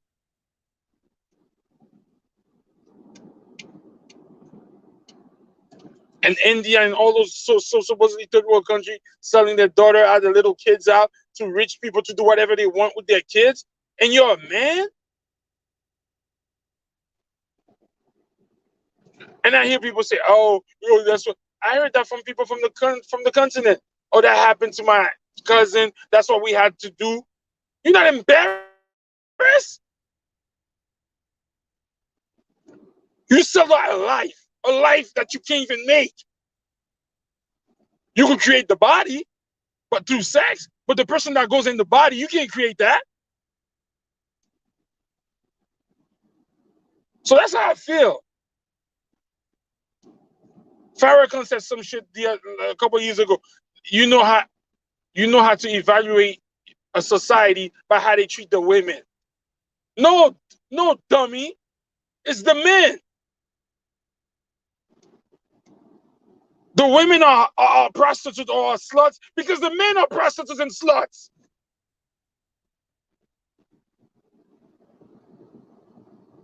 The men have fallen. And until the men be like, yeah, we've really fallen low, the reprogramming can begin. Why would they respect you, bro? She was getting raped, bro. Where were you? I'm not saying it was easy because you had your own thing you had to go to. And that's me included.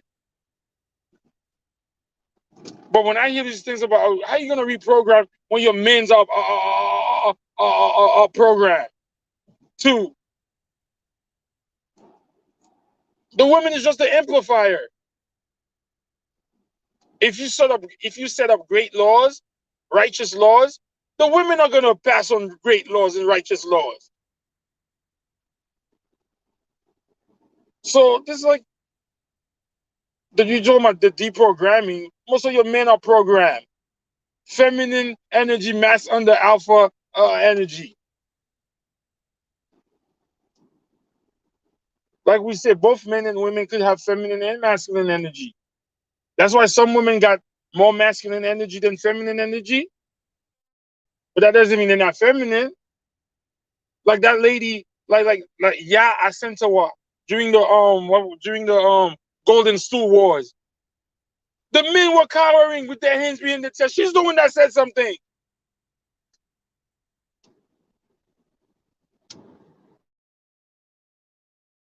They tell us, you never know, Elisha could be bullshit.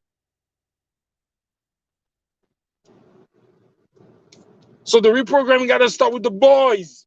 I was watching something where this little boy was telling his mom that, oh, I love this girl. And the mom told him, no, you're too young to be thinking about like that. No, he should be exactly thinking like that. Because women are not supposed to be used for sex and then just thrown out. But you know what? She's single. That's what she's telling her. Because, that's all her experience.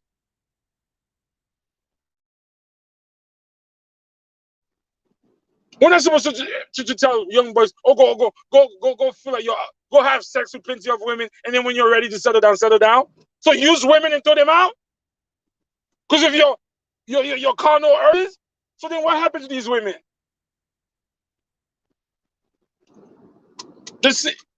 Oh, I'm too young. So now you know what the women are saying now? I'm too young to settle down. The women are acting like boys now. This young little man, maybe 9 or 10, was telling his mama that he loves this girl. Instead of saying, well, son, I'm glad you love them. Be careful. No, you're too young for this. But they're not too young now to want to change their thing. That programming starts with the men. The man energy. When the man energy is low, the whole society is low. So I know I went on too far, but go ahead. No, thank you, Erzuli. I do understand what you're saying, and yeah, we definitely have to do something because the path that we're going to, when you talk about slippery slopes, I would rather us slip and slope towards building something than falling towards the unknown. But let's try welcome Kokou from Bitter Medicine Podcast. Karibu. Karibu to you and Amani, to the panelists. What's up, Forecast? What's up, Erzuli, and the chat? Yeah, I just want to, I missed most of the conversation. I apologize again. I was teaching, but I just want to say that, I'm listening to Erzuli, and I agree with much of what Erzuli is saying, but I disagree on some key points too. I always learned growing up that if my friend is jumping off a bridge, will you jump off a bridge too? Like there's such a thing as accountability, and I think our women, we shouldn't infantilize them, we shouldn't paternalize them, we should make them to be women, adults like they are, with agency, with the mindset to do what's right and to discern what's right. I think we do a little too much of what the European does. The European does that shit to their women. They pull out their women's chairs and all that stuff. And when you check the history behind chivalry and all that, it's because they looked at women like little children. You understand? We never did that with our women. So I'm going to invoke the spirit of gas them up here a little bit. Like what gas them up kind of points out something that's true. He says, yo, when you look at traditional African ways, the woman always worked. The woman always was in the farming. You know what I mean? And we got to get back to this thing where our women have a level of accountability. I'm not saying that the men shouldn't, be more accountable. Of course they should. But we can't sit back and act like, well, because the men are carrying on a certain way, our women must follow what they're doing. No. We got to recognize, our women need to recognize that you're the first teacher. You're the one who what's the word? who cultivates that seed that raises that plant up into a tree. Like that's your job to do too. In America, where they tend to go after black men and incarcerate them heavily and whatnot. After this man is killed, I'm sorry, I was eating pepper just now. After this man is killed or incarcerated or something like that, we have to rely on the woman to be the first teacher. What are you teaching these children? Or not teaching these children in our absence? Only say from the pro-black perspective has this thing. I'm sure the matron remembers what I'm talking about too. Where he says that the men are, the first protector. That's their primary function, is to be the protector. Secondary function is to be the healer. And again, because Africans believe in complementarity, the women are then the primary healer and the secondary protector when we're not there. Someone mentioned, I think it was Azuli who mentioned Queen Nzinga. When we're bullshitting, that's when the women are going to have to switch up the mode. Again, we're not supposed to be doing what these Europeans do. So there's some accountability that has to be had. And unfortunately, our women have run amok and our men ain't shit too. But we can't have two of those things happening at the same time. If our men ain't shit and the women ain't shit too, what hope do we have? What hope do we have? And women are the ones who who carry the seed and bear children and stuff like that. What hope do we have if you ain't about nothing? There's a movie Spike Lee did. I bring it up from time to time called Chirac. A lot of people kind of panned it, particularly women panned the movie. In the movie, Spike Lee is saying, listen, you women who are laying up with these dusty dudes in the streets, who shooting up places and killing people and being tyrants in the community, how is it that you are laying up with these same dudes at the end of the day? How is it possible?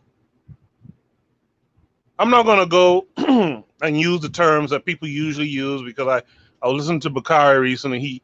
He mentioned we shouldn't, use those terms. But you guys know what I'm talking about. The stereotypical black male in the hood. How are you guys laying up with these dudes? And this dude, he spent his day, I'm sorry about my throat. He spent his day being a terror to the community. How do you reward him? By opening up your legs at the end of the day. No, we got to be real about this stuff. Sure, men are protectors. Sure, we're providers. But when we stumble, who picks up the torch? You can't go stumbling behind us just because we stumble too. And I want to stress it, like, men are responsible for a lot. I get it. I agree. But we just can't give a pass to our women. Y'all see what's going on out here.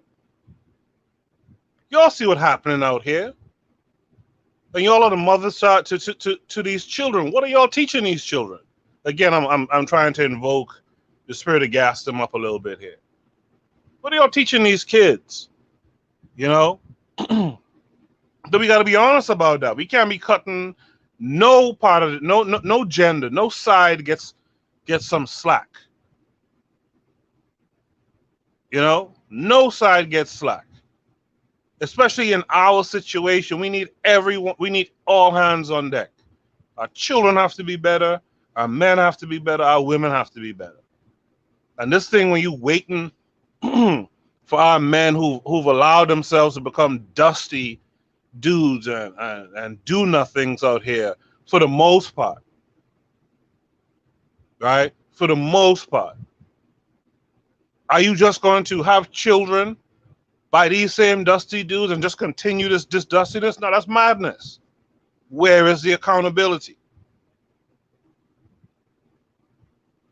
So the brainwashing that we have is a European mindset. We try to paternalize our women. We try to make our women like children. No, our women have agency. They have minds of their own. They can look at a situation and analyze it too.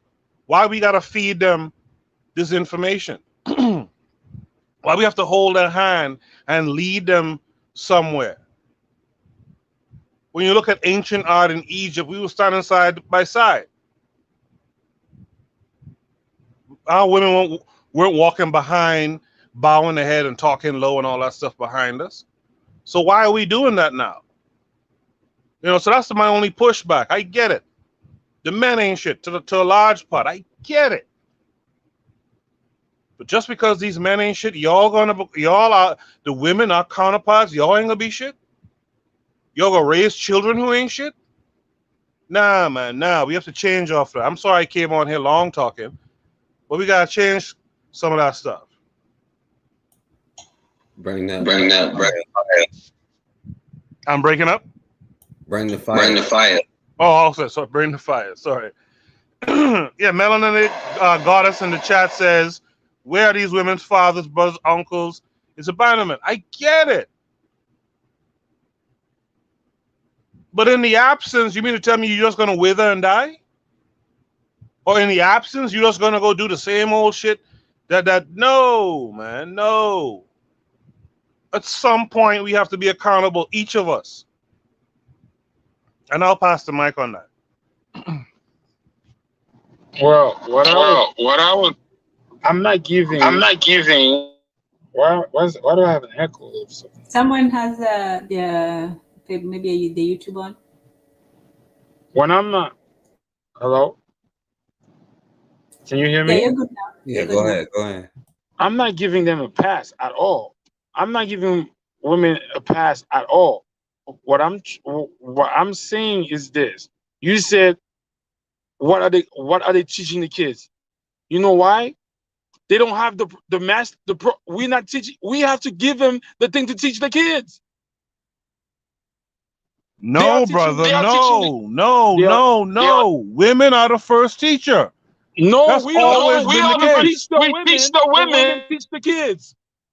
No, again, you acting like a European. You acting like women don't have no agency. So how come nothing is changing? Because the women are following the nonsense, and the men need to be better. I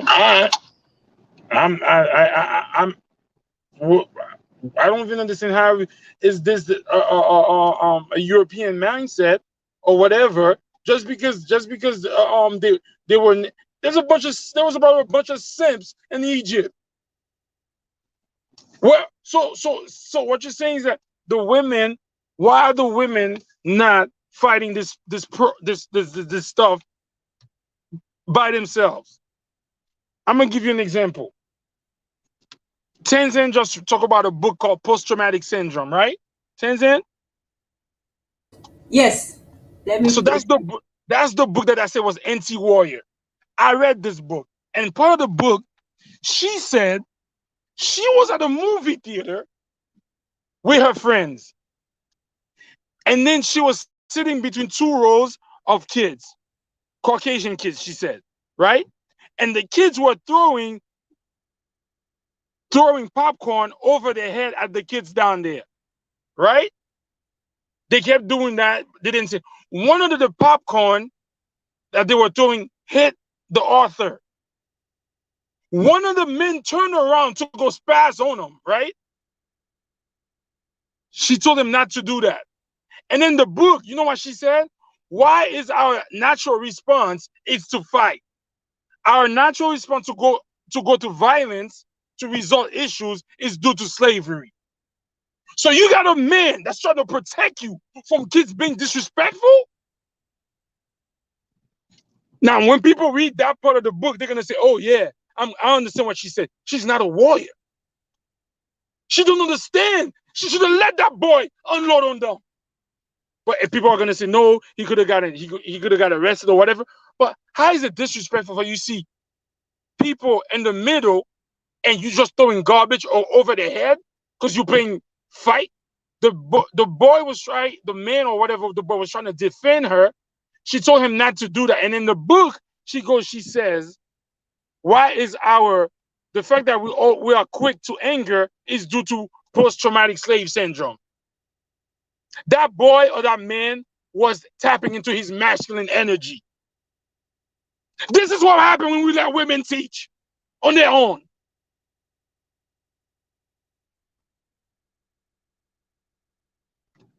Women is the first teacher of the kids. Yes, I get it. Because when you're not around, I agree. She has to keep. But what is that she's teaching the kid? Where she gets it from? That's what I'm trying to understand. Where does she get that? Listen, that lady who wrote Post-Traumatic Slave Syndrome, she's echoing the sentiments of today. If she wrote that same book 100 years ago, she wouldn't say that. And you have to understand what these folks do. Just what I was talking about. Just what I'm talking about. You have to understand what these folks are doing and selling these books and all that kind of stuff. She's corrupted. Let's just keep it a buck. She's corrupted. You understand? In that respect, right? But on one other hand, I think Tanzan could talk more about this. Like there was a time, honestly, African warriors were chosen by whom? Who were African warriors chosen by most time? Who were the political leaders chosen by in traditional Africa before Tanzania? Well, there was somebody has an echo, I think. There was usually either a test, but the ultimate was the community and the council of elders would be the last word on it. But it would go through, the community and the previous leaders, and outside the council of elders would have the ultimate decision. In my study, there was times with warriors in certain parts of Africa where women chose the warriors, right? We always had that thing while women were in mine, and I know that in West Africa, I think the women had a more, direct access to power, or they had, a greater role in what they do. Okay, here is in my particular part of the world is what they say, that we have two instances. There was one in which he talks about how the men gained control. This was in the Kikuyu tribe, when the men would, before, in the years gone by, because in the Kikuyu tribe, the women were created first. So God created, the first couple.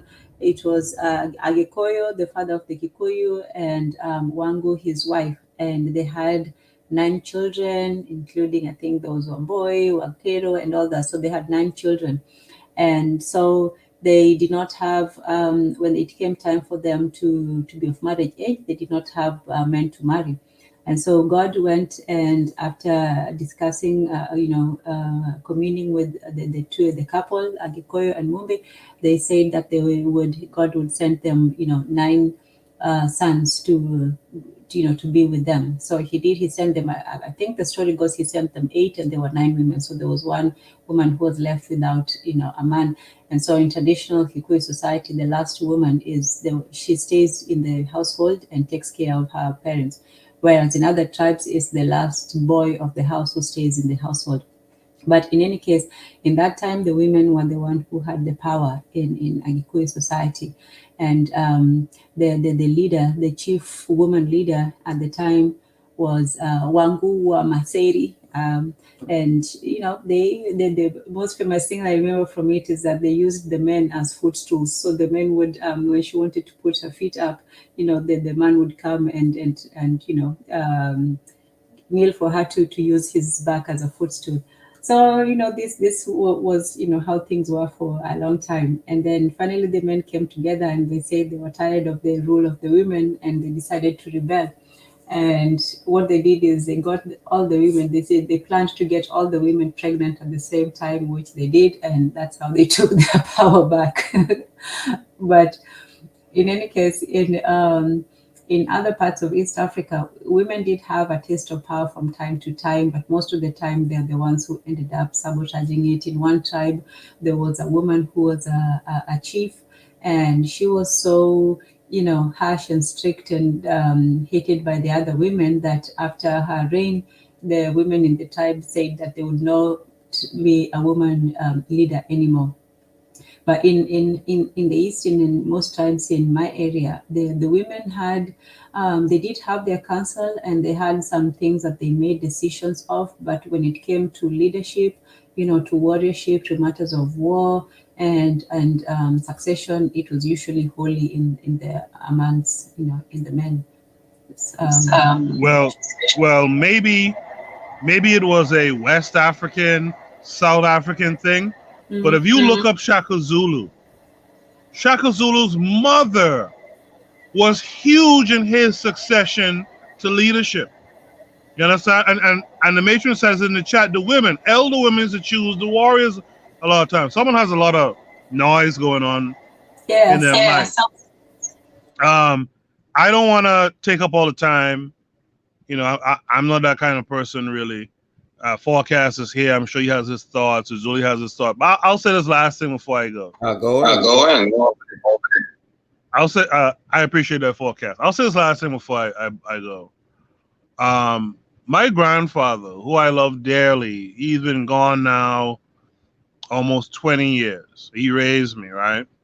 When he was a young man, of course, before my time, probably in my father's real youth, my grandfather was, like a lot of the men at the time, kind of slack, kind of worthless, to be honest. Where, he get paid and he stopped by the the rum shop before he go home, type stuff. Do you think my grandmother sat down there and watched the ruination of her 10 children because he liked to go by the pub after he get paid? Nah, she figured out a way and said, listen, you got to drop your paycheck off.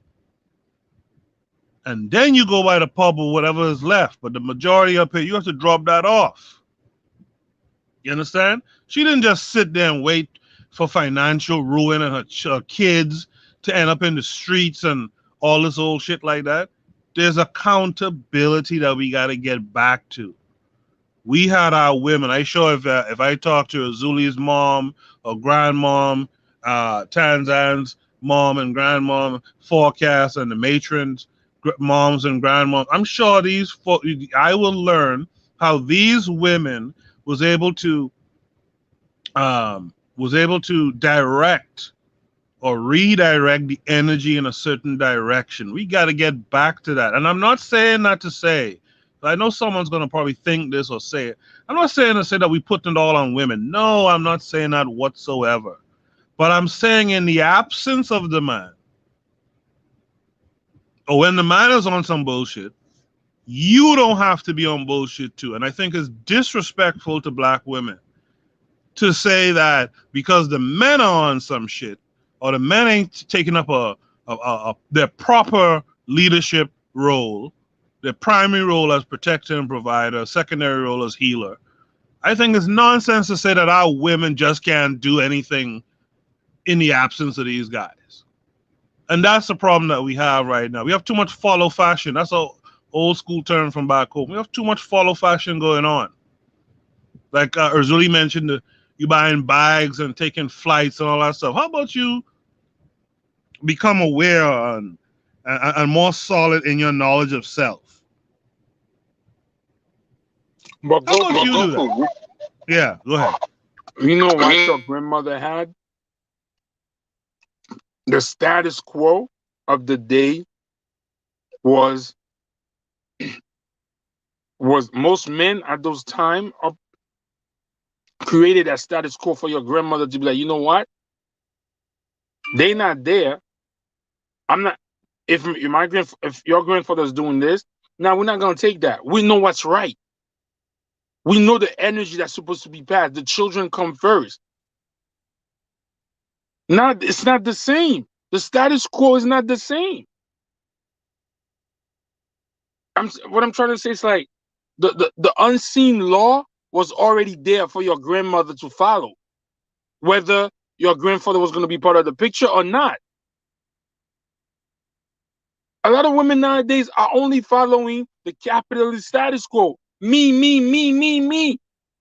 So we have to hold them to that, Individualism. Erzuli. We have to hold them to that.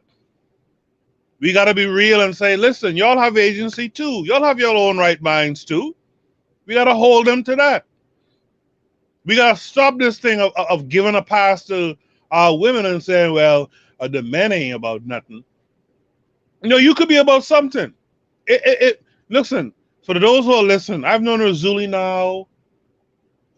I mean, it's getting like 25 years or something I've known Erzuli. Yeah. If Erzuli decides to be, he ain't shit, do I have to follow and be ain't shit too because we're friends? Nah. We have our own agency. Be about something.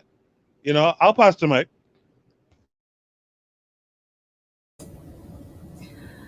Wow, that's an interesting quandary to be in, because I think what happens is when we get into these kinds of discussions, it's always, a back and forth, they did this, they need to do this. And I think Erzuli is coming from the side of, men, we are we set the direction, we set where things are going to go, and so on. And Kokou is saying no, even if the men are not doing what they need to do, the women cannot use that as an excuse to not do what they need to do. So at the end of the day, I think that for those who are in the, aware of the problem or the situation, the men might have to go and convene amongst themselves, and the same thing with the women. Sister Rovital also says that in ancient Africa, the female would pick the warriors.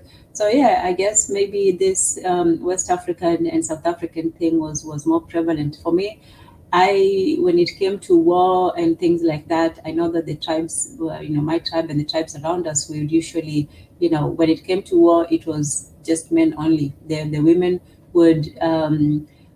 would be there when the men were being sent off to war, to give them good luck and so on, and they'll be there to I don't receive know. them. Can I ask a question? I don't. What does that mean? The women used to pick the warriors. Were they warriors themselves? How could somebody who's not a warrior know what a good warrior should be? That's why we got conquered. That's why we got I don't slaughtered. know about that. Yeah, for me, I remember for us, the women would be there to either send the men off to battle, or receive them back, or nurse their wounds, and take care of, nurse them back to health, things like that, or help them with the transition back into the community. Because also when the men returned from war, they had a couple of days of purification. They would not just go from fighting and spilling blood back into the community. So it would take them maybe 2 or 3 days outside the community compound to cleanse themselves and purify themselves as well. And that was usually done in the men's huts. So for us, the affairs of men and women were different. The men would not really get into the women's affairs, and the women would rarely get into matters of war and so on. So yeah, but like we said, it's a big place, and people have different ways of practicing culture and so on. And there are some people, like I say, that the women had power. So power was usually up and down. Sometimes the women had power. Erzuli, I think you're trying to get in, but I don't know why I can't click on to add to the stream. Oh, I'm not sure why. Okay, try coming back again. I'll add you when you get back. So it was also, for us, it was actually designated. There were some things that when it came to marriage, it was usually both. It was the men and the women would get together, and the elders, the elder women and the elder men would be equally consulted when it came to things like, harvest, growing crop, festivals, marriage, birth, things like that. But when it came to war for us was strictly, the man's affair, even though women did participate in some of the war festivals. So, yeah, Erzuli? I see No, you. that's what I'm saying. Mhm. People keep saying, hello, can you hear me? Yes, this time I can. People keep saying that, oh, the women were doing this, the women were doing that. I'm not taking anything agency away from the women. I'm not saying that, but what did that lead us? The women were choosing the warriors. Well, I don't. When people say that, are they saying that to feel good? What? How could you? How could somebody? Were they warriors themselves? Like when they talk about the Dahomey Amazon, if you look at the statistic, they lost more than they won. Okay. And the reason why the Dahomey, the women had to pick up and fight, because just like Goku said, most of the male warriors got killed. So you So had to you pick have up to and pick up fight. and fight. Erzuli, can I add something? Yes, go ahead. Yes, go ahead. As I remember it, I think that, and I'll allow the sisters in the chat, Sister Raw and the matron, to confirm or deny what I'm saying. The idea was that, and as a matter of fact, you mentioned it earlier, right? The idea was that the women were able to discern certain aspects of the man in terms of his masculine and his feminine energy.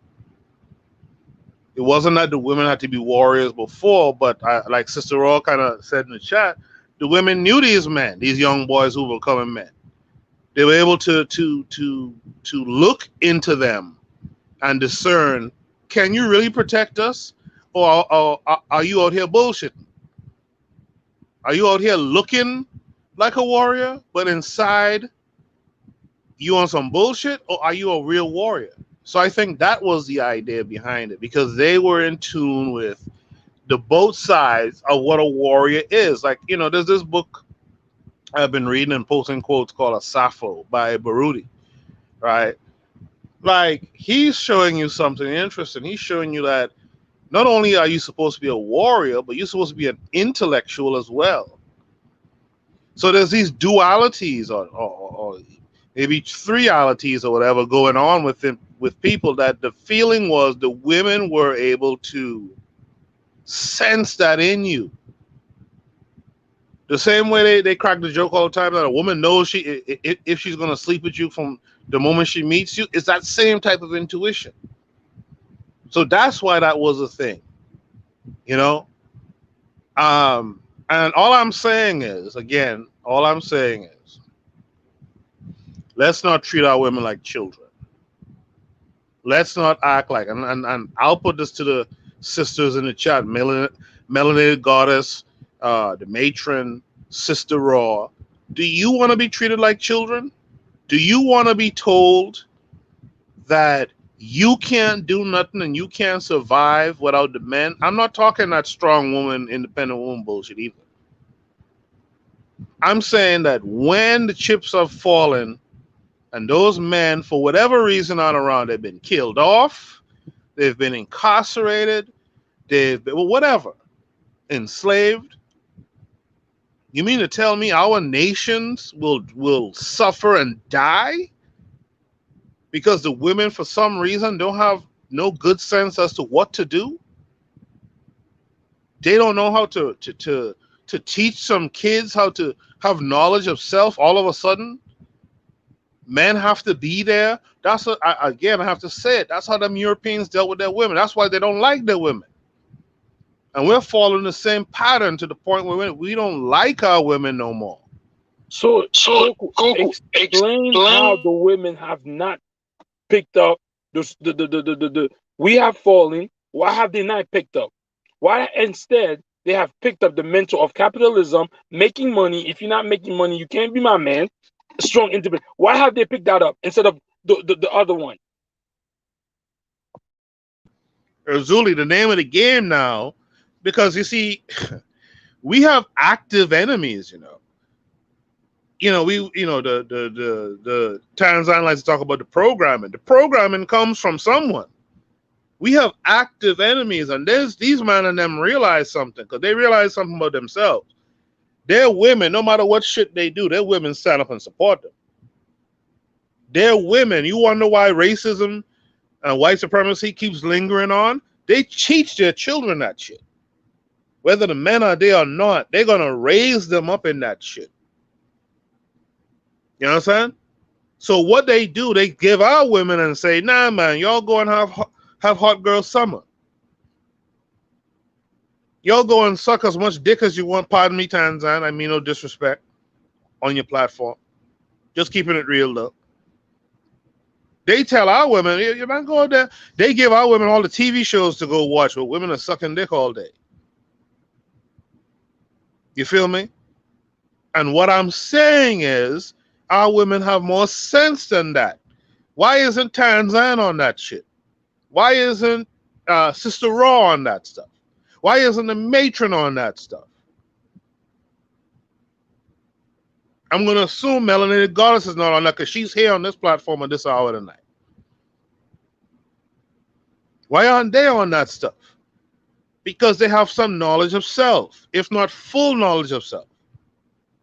And they ain't going down that route.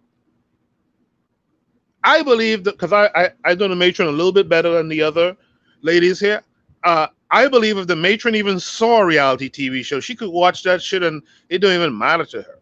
She knows what she's about. She knows what she has to be. She has a niece that she needs to help educate. She knows what she's on. And all I'm saying is stop falling for the okie doke. Just because this white boy come and tell you some nonsense that's going to separate you from your community, separate you from your culture, separate you from your African tradition and your African men. Sidestep that nonsense. Laugh at that shit. And stand up and be the primary healers. You can't be a healer if you're out here doing the most. You know what I mean? And that's what I'm saying. Let's stop making it that women don't have no good sense and they can't see what's going on. I sure Tanzan sees what's going on. I sure the matron sees what's going on. Sister Raw sees what's going on. Melanated Goddess sees what's going on. So why are we acting like our women can't see what's going on? I mentioned that Spike Lee movie. That Spike Lee movie, women dog Spike Lee for that shit. And all Spike Lee was saying in the movie is like, yo, don't be laying up with these dusty dudes. How about you put a ban on sex until these dusty dudes do something better? You finish? Yeah, Someone's mic. What Spike Lee's neglected to tell you, whether these men are doing stuff that's destructing, subconsciously they have the warrior trait. Subconsciously they do. So subconsciously the women are mating with them. In their mind, they look at this guy as a warrior. No. We gotta stop that foolishness too. Even if that's what they think it is. We gotta stop that. What at the end of the day, you judge a tree by what? Its fruit. What are you producing, guy? You spend the whole day out here harassing other black folks, right? Engaging in dusty shit, and you have a nice warm bed, a nice warm woman to go lay up with after. I agree with what Spike Lee was saying in that film. No, ladies, y'all supposed to take some agency and say, you know what, man, I'm not laying up with no dusty dude. Look, we have all these men around KWAZ Radio, men who are single men. You mean to tell me these men can get them a strong-minded woman. Look, we have these sisters around KWAZ, single women. You mean to tell me you can't find you a decent dude? That you got to go lay up with a dusty dude who about bullshit when they come? We got to get off of that, man. That's what I'm saying, Erzuli. We got to get off of that stuff, man. And it's both of us. It's not just the women. I'm not blaming women 100 entirely. It's 50-50. Men have to get off of that too. You men who out here, you have no dick control. You have to sleep with every woman you see around. Come on, man. Get your shit together. You have more control than that. Get your shit together. You know, we got to start taking accountability, men and women. We got to stop this thing. Well, if the men do it first, then the women will follow. Well, then what? So what are our women? Just some followers? No, I think more of our women than that. I think more of the matron than that. I think more of Tanzan than that. I think more of these women than that. Look, the matron said in the chat, I don't want to be treated as a child. I want to be complementary to my partner. We know what to do. Our pedigree has collapsed due to constant invasions and attempts at amalgamation. Like, that's the kind of woman I want around me. So you tell me I'm the warrior. I go there and I die because I died fighting. You mean to tell me my whole shit will go to ruin? My children will go to ruin because I died? No, we got to be better than that. It's both of us, man. It takes both of us to get this shit together. This notion that our women could just do whatever until we get it together, that's nonsense, man. And in fact, you know what? This is Tanzan show. Tanzan, I want to ask you a question. Do you think, are you waiting around for a man to hold your hand and lead you to the promised land? I'll be waiting forever. Absolutely. But Forecast is here. Forecast, what say you to all of this, man? I didn't come to take up all the time here. Really and truly, I didn't. No. That's a great conversation. I'm not gonna lie.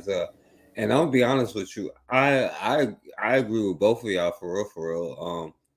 Yo, with Erzuli, yo, I completely understand what you say because there does come a point, right, where if you let somebody to continue to come into your community and exploit your children, your family, and do all of these things, there's going to be a backlash. Like if I was married, or if you let somebody come in your house and take all your stuff and rape your children, rape your wife, and then make y'all sleep in a tent in the backyard, and then can do whatever anytime, she's going to gradually lose respect for you. So I understand what he's saying. And as a man, I know that if I do the things that I have to do to build the things that I have to build, then, you know, the outcomes that I have to be will be like, and not all, and it doesn't mean that all women are good, you know what I'm saying? But as a man, knowing what I need to know, then I'm going to be able to pick the right women.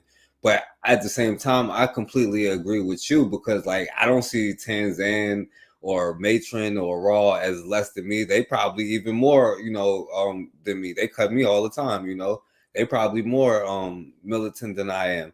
And then you see so many things. Like, I understand, like one thing I look up to, like, Mega Evers, because, like, well, after what happened to him, his wife was able to carry on what he was doing. Like, if something happened to me, you know, I don't want my wife or whatever to be helpless or not know what to do without children. You know what I'm saying? Like, I could get into an accident tomorrow. I want her to be able to take care of herself. You know what I'm saying? And no, they are not helpless, and they definitely need to be held accountable. And it's definitely 50% on both sides. So, like, I definitely agree with both of y'all saying, but I think it's an interesting conversation, you know. I appreciate that, Forecast. Oh, let me just explain why I know I went over it a few, last week, but the reason why I put this was an article about Confederate statues being the monuments to the lost cause. It's called, whenever you see the lost cause, that's what it means. The Southerners trying to rewrite history and make themselves, better. That's what you see. That's what they always do. That a loss is never lost. They always have to, make the narrative in, the way that suits them the most. So, they're still trying to hold on to imaginary victories even after they have lost the war. So as you can see from the from the picture, you see, these three white men, and then, the black man in the background, and he's looking obviously out of place there, but trying to fit in as best as he could. And then, but the more important part of it was so the South had lost the war. The men had lost the war, and what the women did is the women. Around the base is a frieze showing Southern soldiers, and most egregiously, two African American, one dubbed a mommy holding a white baby. So there's a statue of, a mommy, and then the other one depicts an enslaved man, no doubt accompanying his owner, an image often used to bolster the myth of Black Confederate. So the statue is still standing, suggests that enslaved people were complicit in their own slavery. This is part of that, we become both the victims, in a false victimhood, not the true victimhood, but we have that false, white victimhood of being victim, but not being, actual victims. So we take victimhood in things like, oh, somebody calls you your name, but somebody else calls you your worst name, but you don't see that to be, true victimhood. People should cry more about, the N word than, a kata or booty scratcher, whatever people call each other, especially since those names don't evoke any historical brutality in them. So that's that fake victimhood that the South still continues up to this day, and they want to narrate the story that enslaved people were complicit in their own slavery, and worse than that, that they were happy about it, that it was just happy slaves and fair masters.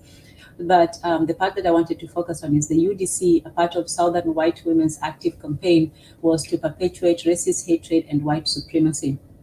It was founded in 1894, and it reached 80,000 members in 1912. That is 80,000, not 8,000, not 800, but 80,000 members, almost 100, quite a tenth of a million people, a billion people.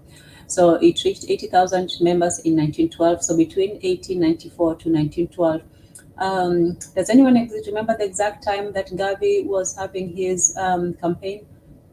If somebody does, please put it. Like it was like it was the 1910s and 20s and 30s.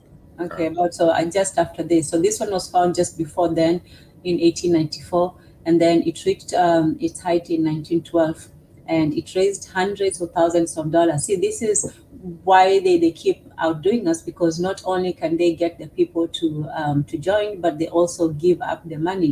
They don't just give the money to the church, they also give it to organizations and to people that they feel are doing the work. So according to one historian, for nearly 20 years, the daughters of the the revolution successfully campaigned to build monuments in almost every city, town, and state of the former Confederacy, including at least one in commemoration of the KKK. So this is what these women, got together to do. When their men had lost the war in the South, they said, well, we daughters of the Confederacy, we will make sure that we change the image, and we recolonize the image of the South, whereas instead of accepting that we lost the war, which they did fair and square, we will say, no, we are going to erect monuments such as this that will show us in the light that we want to be seen, that not only did we win the war, but we also, forced, or, the slaves actually fought for us and willingly did so. So these women went about on a campaign, on a propaganda campaign, whereas they unveiled, this was just one of the unveiling. So this is the caption is a crowd organized by the United Daughters of the Confederacy, gathered for the unveiling of the Confederate Memorial in Arlington National Cemetery in June of 1914. So look at all these women gathered together here. These old racists, they're not even old. These were the young women. They're from young women to old women. Everybody came out, and they sat down. They said, well, our men have lost the war, but we're going to keep our image of who we are. And we're going to make sure that in the future, when people see our fallen, losers, they'll see, heroes. Instead of the losers, they'll see heroes. So they went about on on a, on an ad campaign, not an ad campaign, but a monument campaign. Before there was, billboards, they already had these statues. So yeah, they and usually I would say this, that women usually go to war when the men have lost, the war. That's so the time, they step in. I wouldn't say that women should be the first, to jump into it, but I would say that they also have a part to, pick up the slack, especially when things are not, especially ideal. So yeah, so they did the part. They didn't, go out to fight the war, but they definitely fought that, that image war, that war for the minds of the future people. Yes. Um, Thumbs. yeah, you heard about the ABBA one, and I think it was the 30s or something like that, where the men was not prepared to fight, or the men didn't want to fight, and when they raised the taxes and did a whole bunch of stuff, it was the women that went to war. I think it was the ABBA rebellion or something like that.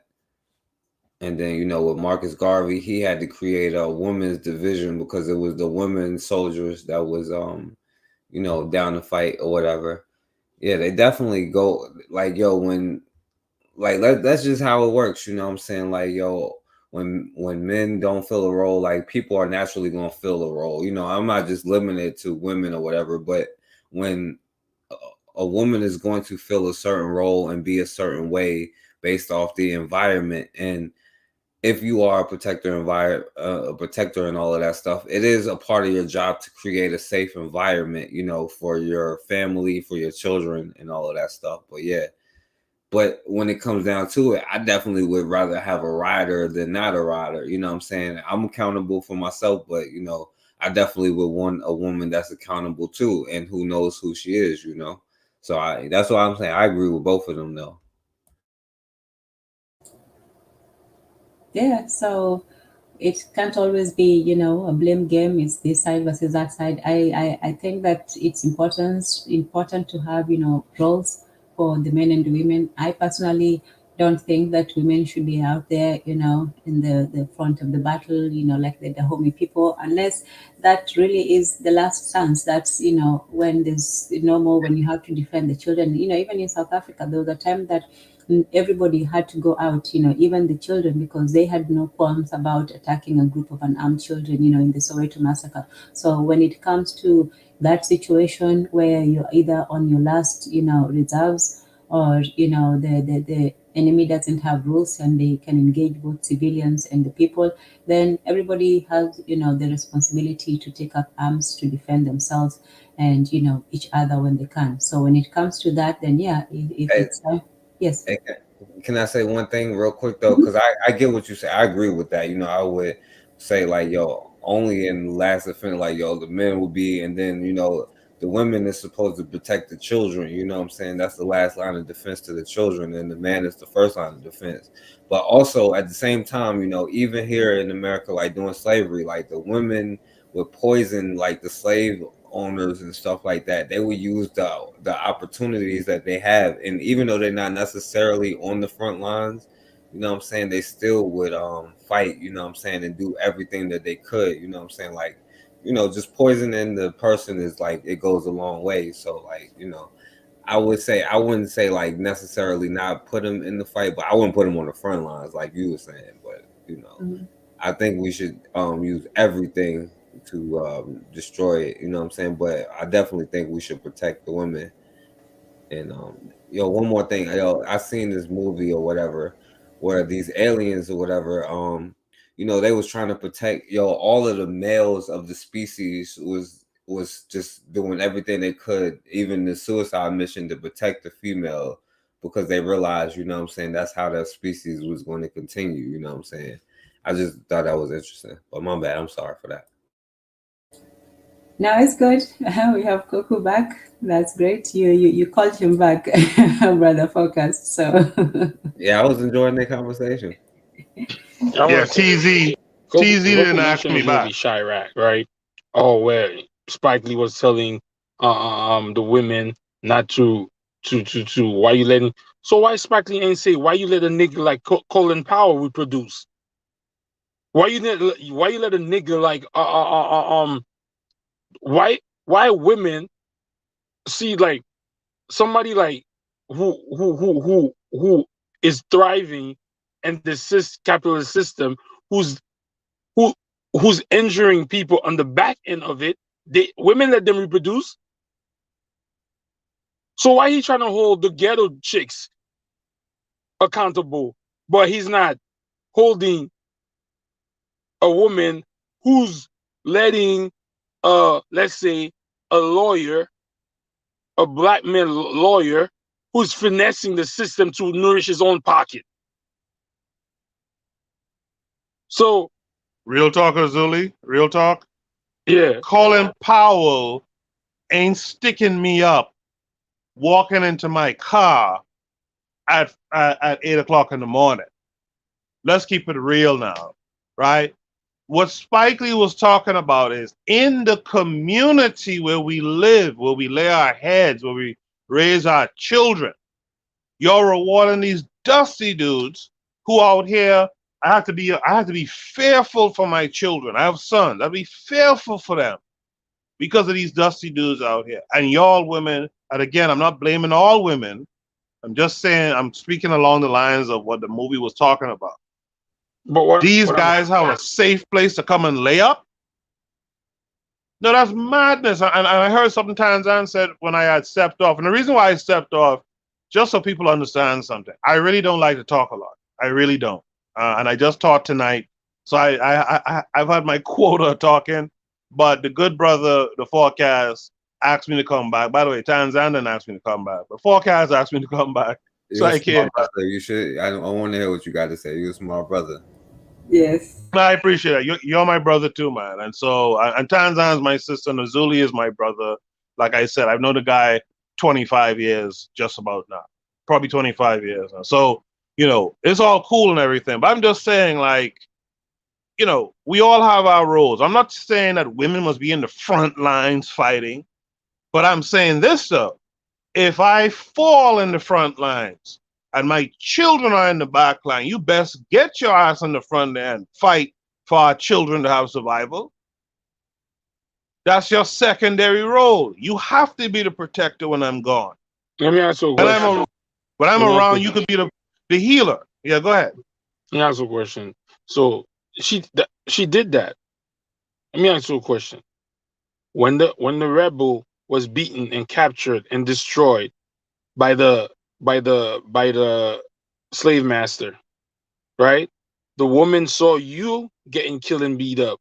In order for your son to survive, she submitted to him. You get what I'm saying? That's the strategy that she took. That's the strategy that she took. Yeah. Would that have been your strategy? To lay under the white man? No, take me out. Exactly. But the woman is telling you, the woman, most women, I'm not saying some women don't have that mentality, but I'm saying 95% of them, you have to tell them what to do. They have to be programmed. No, the women now have to be programmed because the system has gotten their claws in these women now. You just told me a second ago. The reason my grandmother could do what she did is because the programming was different. That's essentially what you said. Because the women now, we were still there, Kokou. We were still present, especially in your country.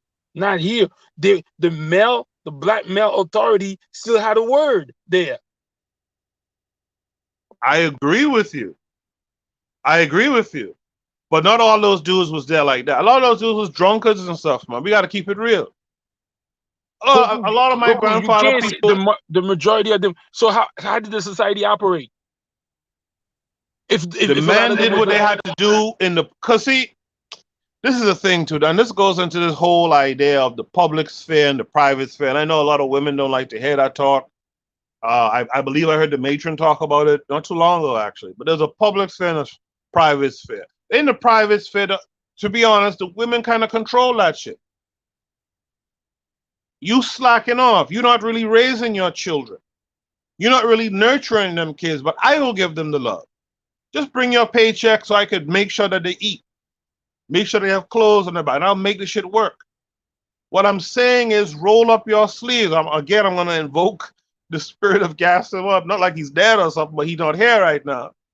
Gas him up was the guy who said something when he first came on Shoot the Breeze. I got to give him his credit. Gas him up said, when this European is talking about the oldest profession in the world is prostitution, you know that shit is some bullshit. Because in Africa, and I've read this myself, the woman was gardening to the farming herself. The men were hunting and gathering and farming to over on that side, and they had their own shit going on. They always was working. They never was laying on their back to make a dollar. So why didn't she? So I mean, just keeping the example that we're good. When you got caught for being a rebel and got killed, why didn't she do the same thing? Because she's thinking about the children and their survival. Exactly. Her mentality is not like that. And that's how it works. Her mentality is not to go full head on commit suicide. Her mentality is because her mentality is not supposed to be that, Gunner. So that's what I'm saying. Her mentality is supposed to be, I gotta nurture this seed and find a way later on to get back what it is we need to get back. The father died, and she hasn't done what he was supposed to do. And she hasn't done it in 300 years or 400 years. But that's not because she needs to be told what to do. She just needs to get back to what it is she was doing before. This notion that I got to sit down my woman and teach her like I'm teaching the children is nonsense. That's not where we come from. So who's teaching?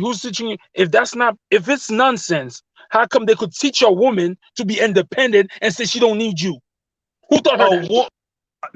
You asked this question earlier. Here's my answer to this question. How does a woman learn? You know how a woman learns? And this is one of my problems with women in the present. A lot of women, not all. You study life. Don't sit there oblivious, thinking about Birkin bags and flights and all this type of stuff. Study life.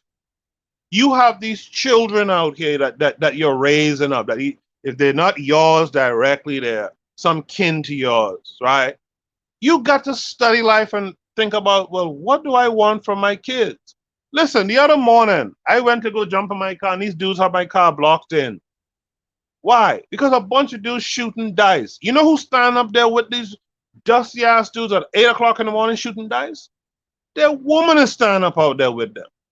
You mean to tell me this woman ain't had the sense to say, hey, you know what? This ain't making too much sense.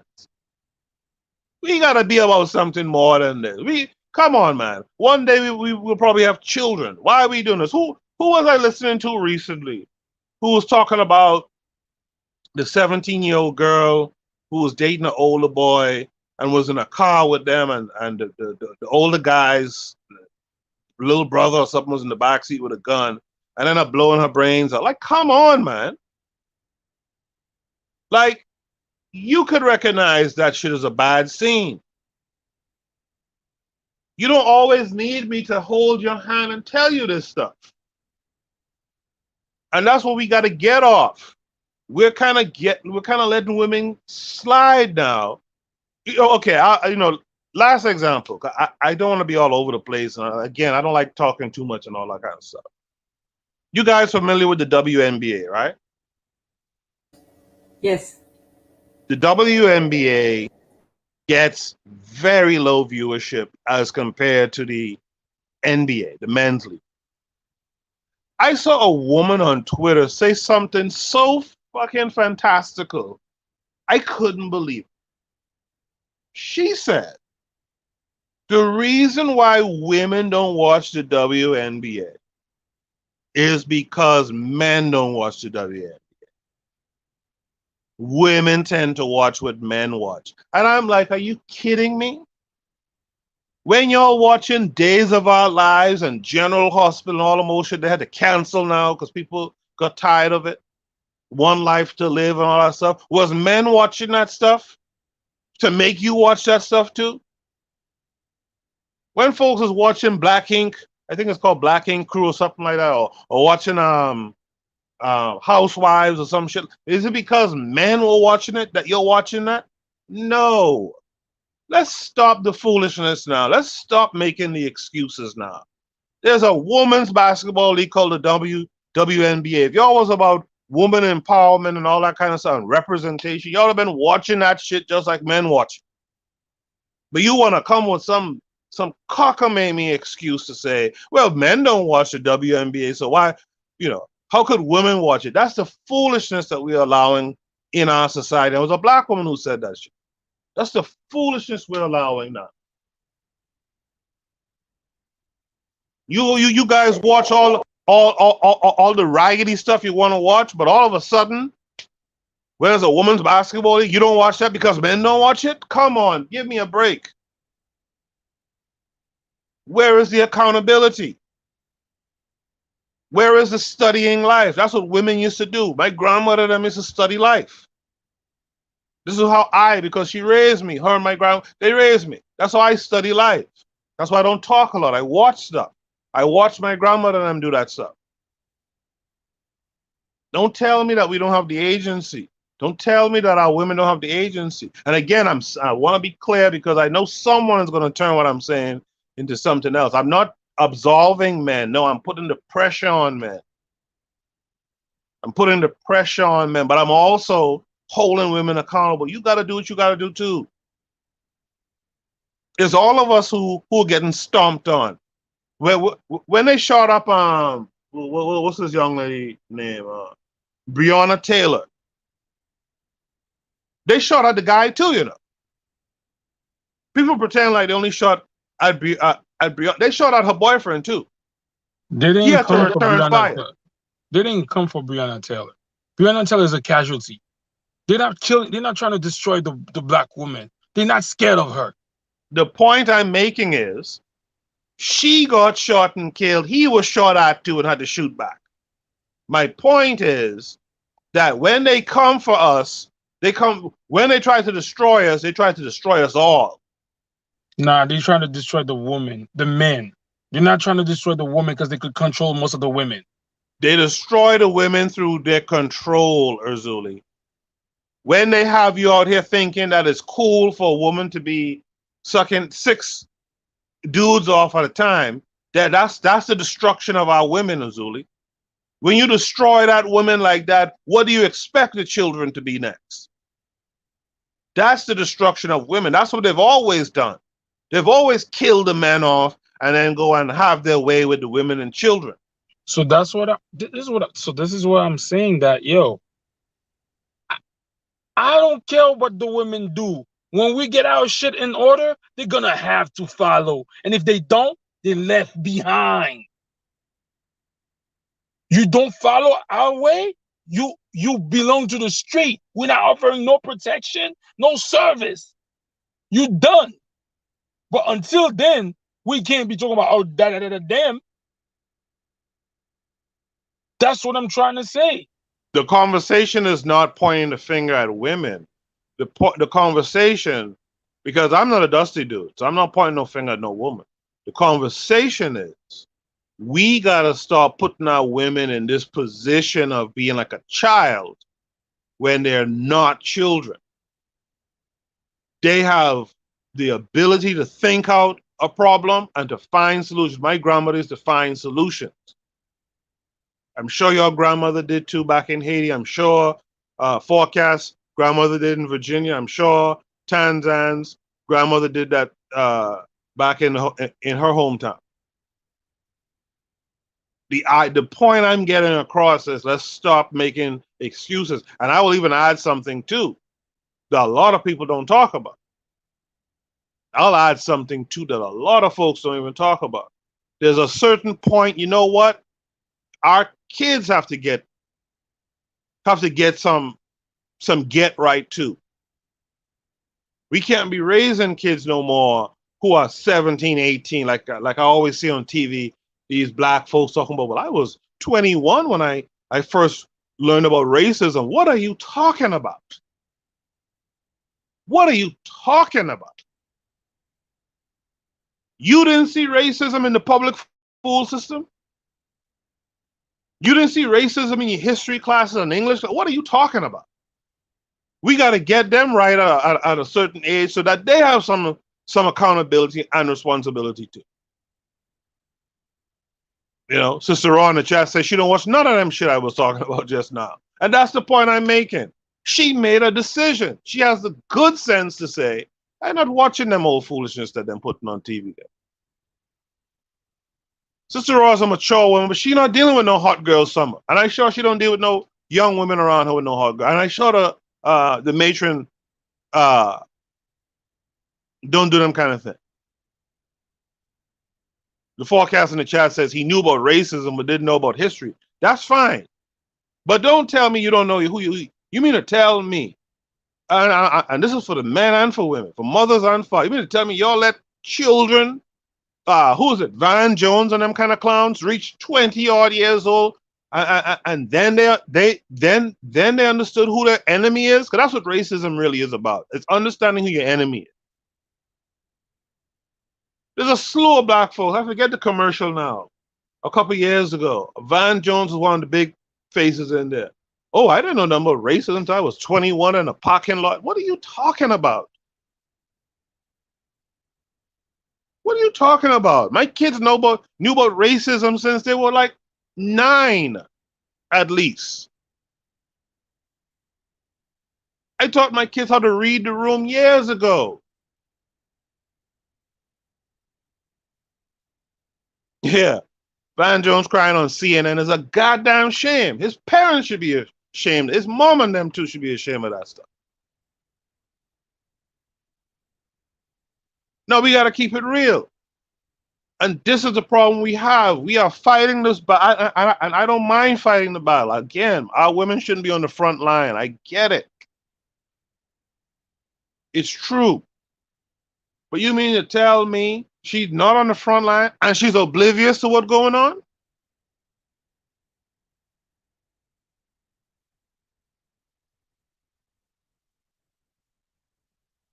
She's oblivious to what's going on? No, that's a shame. That's a shame. Don't tell me that stuff. That's a shame. Shahrazad Ali said the men have to change this stuff. Forget what if you're gonna wait for the women to catch up, we have another 800 years coming, okay? Shahrazad Ali is saying that, while at the same time, people like her back in the day, what's the sister today who is the Hajib,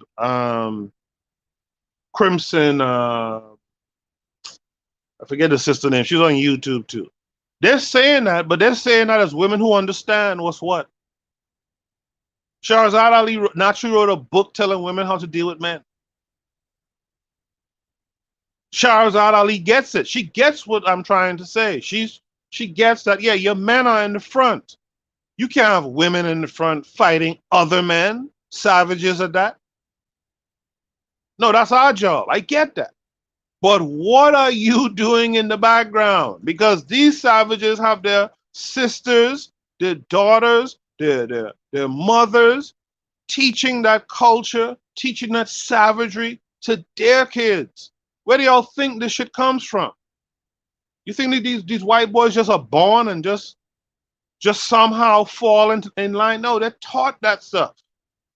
I'm saying our women have agency too. Who taught the women teach the right thing? Who taught their women that? Who taught their women that? They taught it to them. And then guess what happened? The women taught it to each other. Do you think in this hold on. Tanzan put that story up there and the matron commented on it. You think men had to go and tell them and hold their hands and say, hey, how about you go out here and keep the propaganda going? No, they took it up. They were the fuckers who taught them that in the first place. They carried on that stuff. They're the first teachers. They understand that. We're not understanding that. Women? Who taught the women, Kokou? Who taught the teacher? Who taught your teacher? Who taught you what to teach? Listen, who taught them is their society taught them. I'd agree And with that. they teach Who them was too. in charge of the society? Erzuli, I know what you're trying to get me to say, and I'm telling you that not only did their men originally teach them, they perpetuated the teachings themselves. But this is what I'm trying to tell you. This is what I'm saying. They teach and they amplified what they were taught. This is what I'm trying to So tell what you. are our women teaching? You defeated. What are our women you didn't get teaching? you defeated. So You what? lost. You lost. No, They my teaching the grandmother. programming of the victor. They No, teaching the programming of the victor. You lost. no, my grandmother had it. She had it. However she got it, she had it. She passed it on to her daughters, and then what happened to the women after that? We give them a pass, and we give them a pass. And I'll tell you my honest to God feelings about this stuff too. We give women the pass. You know why? Because, and I'm including myself to a certain extent, we give these women a pass because we don't want to be held accountable. And if we don't want to be held accountable, then we ain't going to hold no one else accountable. And women are looking at it like, oh, cool. Cool. No accountability for me? Cool. And because we don't want to be held accountable. Yes, the men are failing. I've said that throughout this talk. The men are failing. I get it. I get it. But you don't have to fail just because I fail.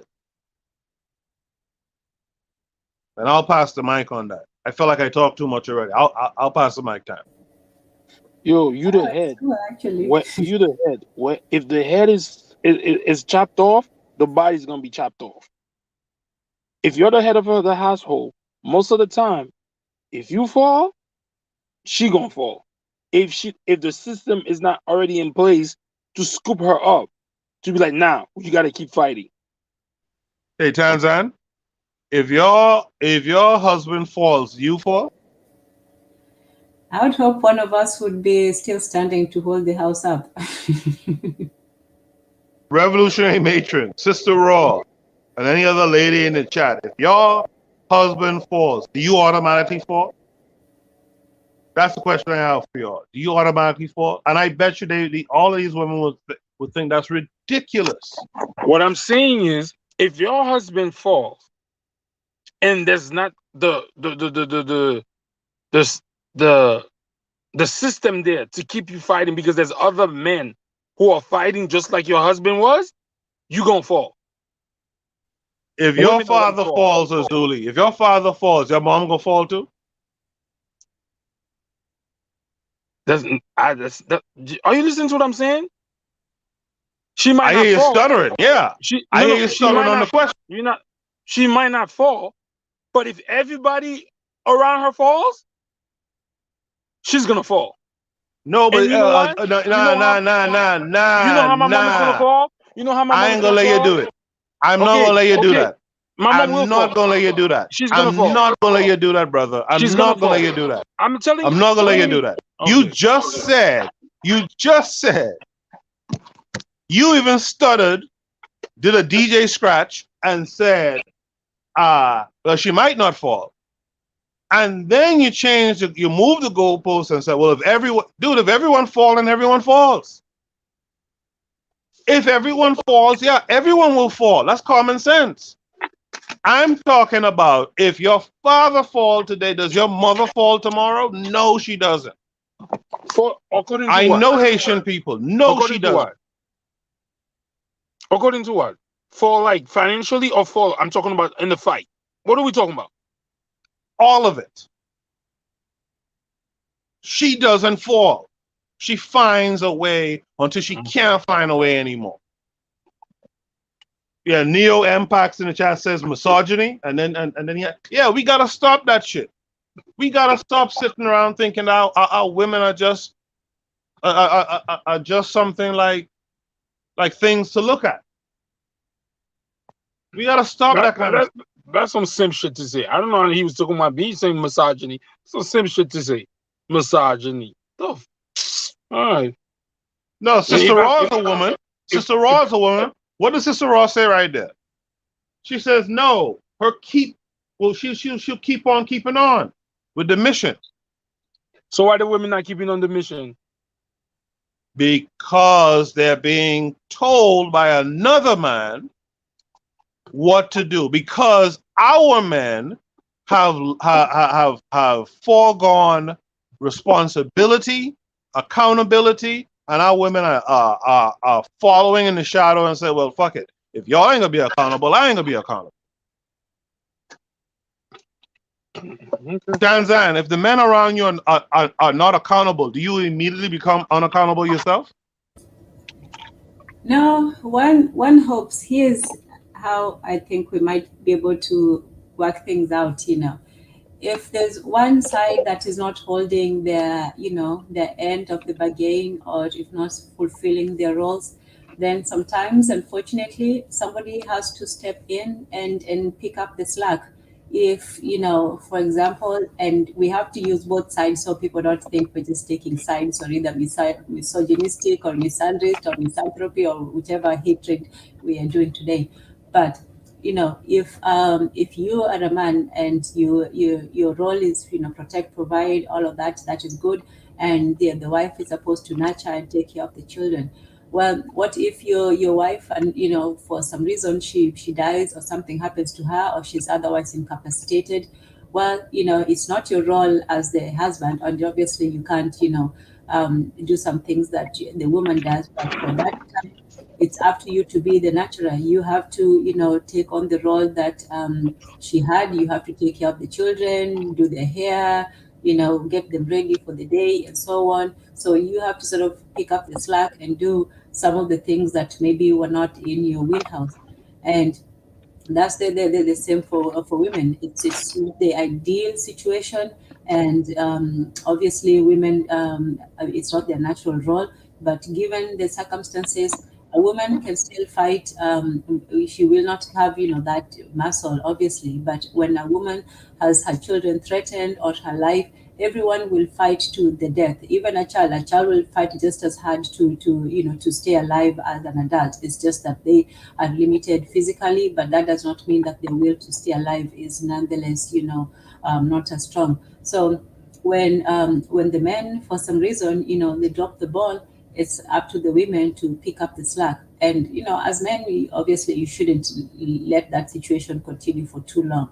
But until that time, when they say holding down the fort, sometimes women have to hold it down, sometimes the men have to hold it down. And if we respect each other enough, we can see that the reason why we do this is for the children. So if the fathers are not there, the mother cannot say, well, say, he ran away, so I'm going to abandon my children as well.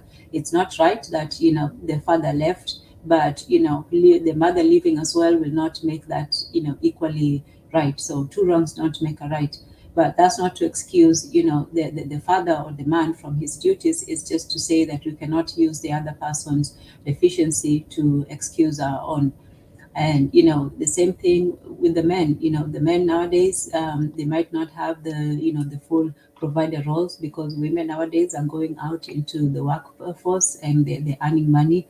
And yeah, some women can say, I don't need a man, because the ways that women used to need men in the past, especially for financial security, physical protection, and all those things. Those are things that have been taken from men, by either the state, or by the economy, or by the fact that women are nowadays, able to access way more opportunities. So, for a man, if your role was to provide, and that role has been diminished, not that it has been taken away, but it has been diminished, because women have gotten a greater role in their own financial security. But that doesn't mean that a man cannot do other things. He can pick up the slack, or he can find other skills to do, and he can't just say, oh well, my woman is working now, so I have nothing to do. No.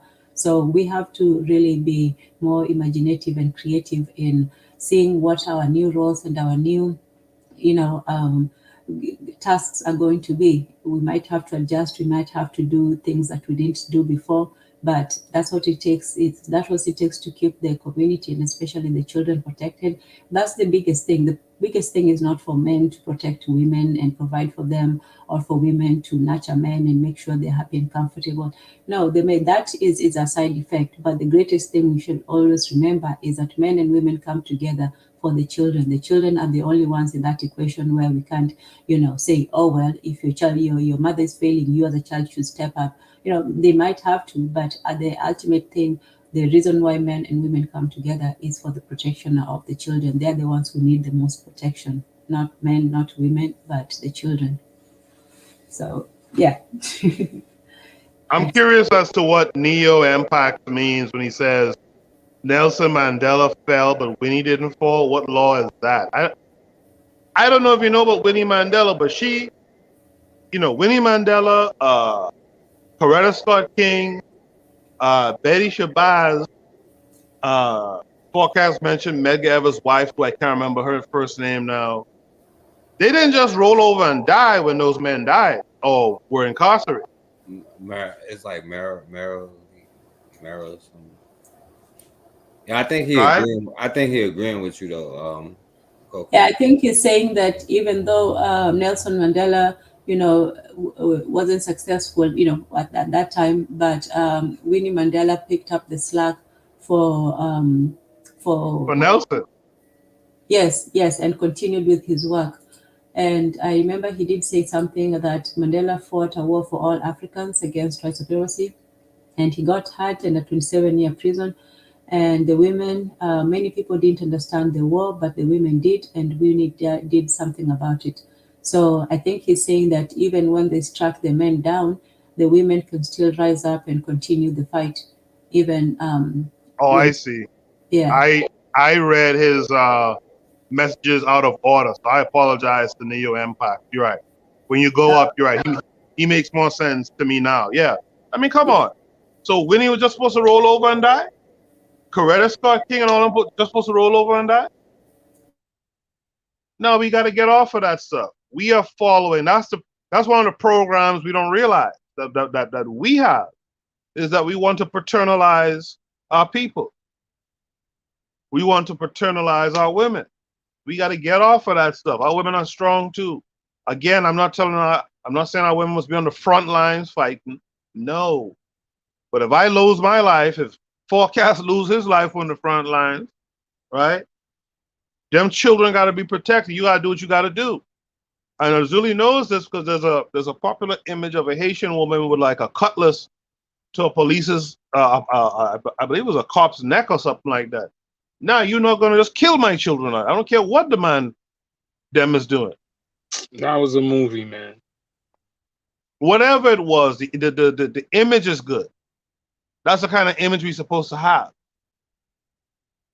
And don't forget the importance of imagery. This is why, I put this picture up again, the picture of, those daughters of the Confederacy. You have to be in control of the image that your people see, in control of the image that your future children are going to see. So they're not going to tell their children that, oh, we lost the war. No, they're going to point at this, statues and tell them, look, there stands a hero, he fought and all that and so on. They're going to make up a story behind it, and people are not going to read the books. They're going to see these statues, and they're going to see these people as their heroes.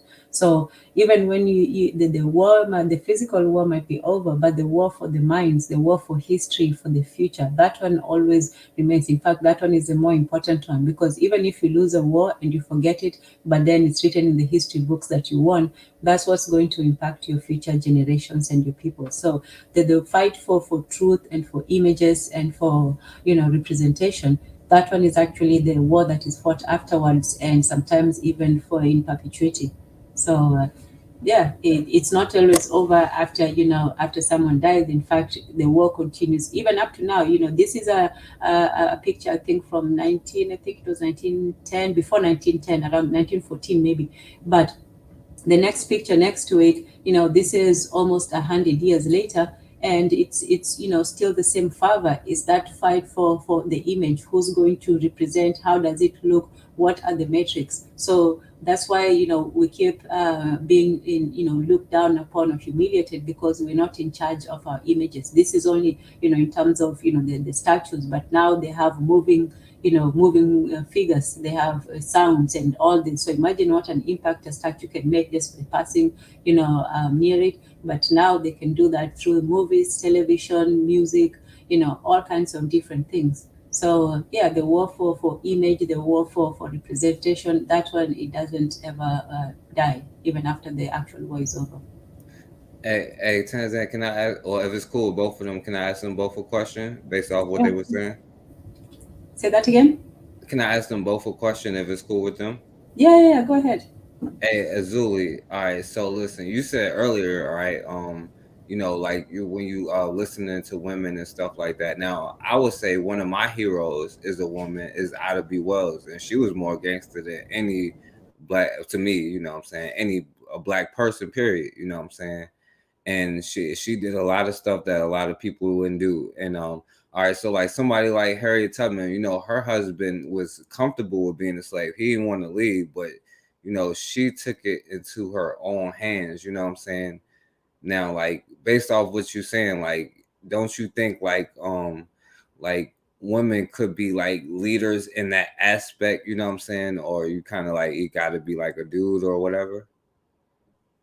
First of all, I don't believe in that story that they say about Harriet Tubman. So I don't believe in that story. But you Harriet don't even Tubman. have to go. You don't even have to go there to use it. You could just use the Winnie Mandela story, like this brother just said.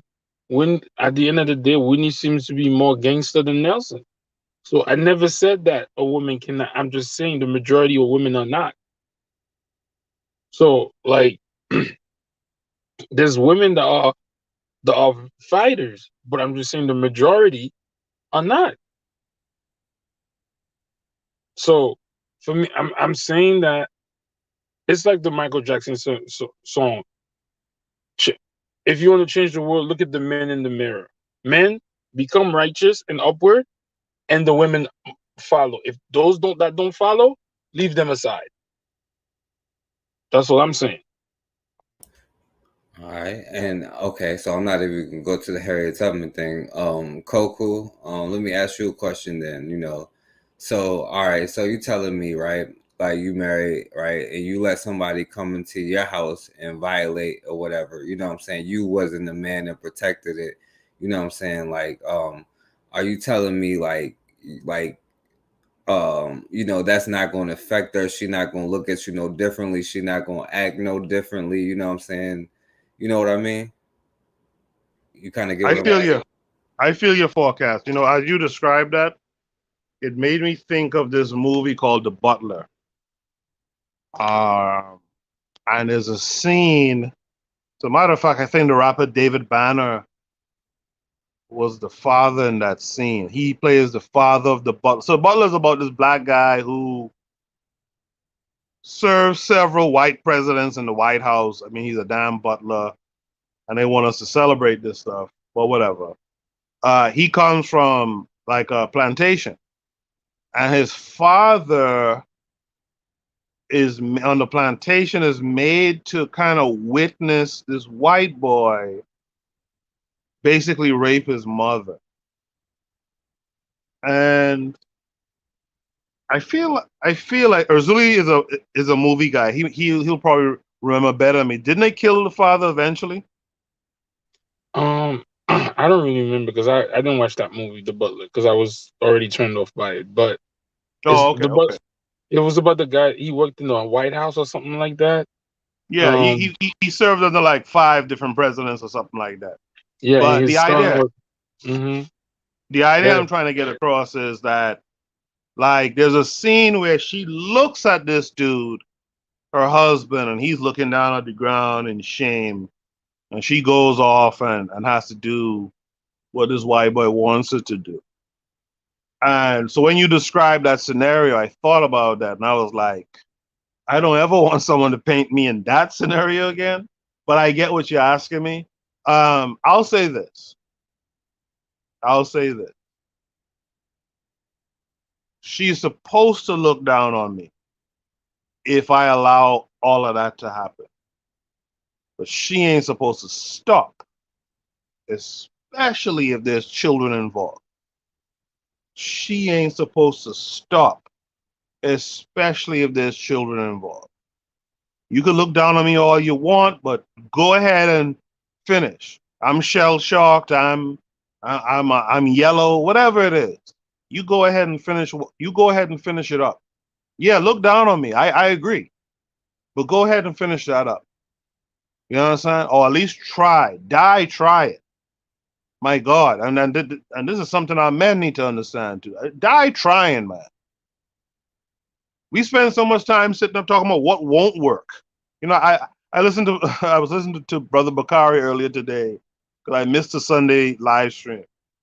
And Brother Bakari was telling this youth man, I'm not gonna call his name, but he's telling this man like, yo, everything I bring up, you denying that we could do it.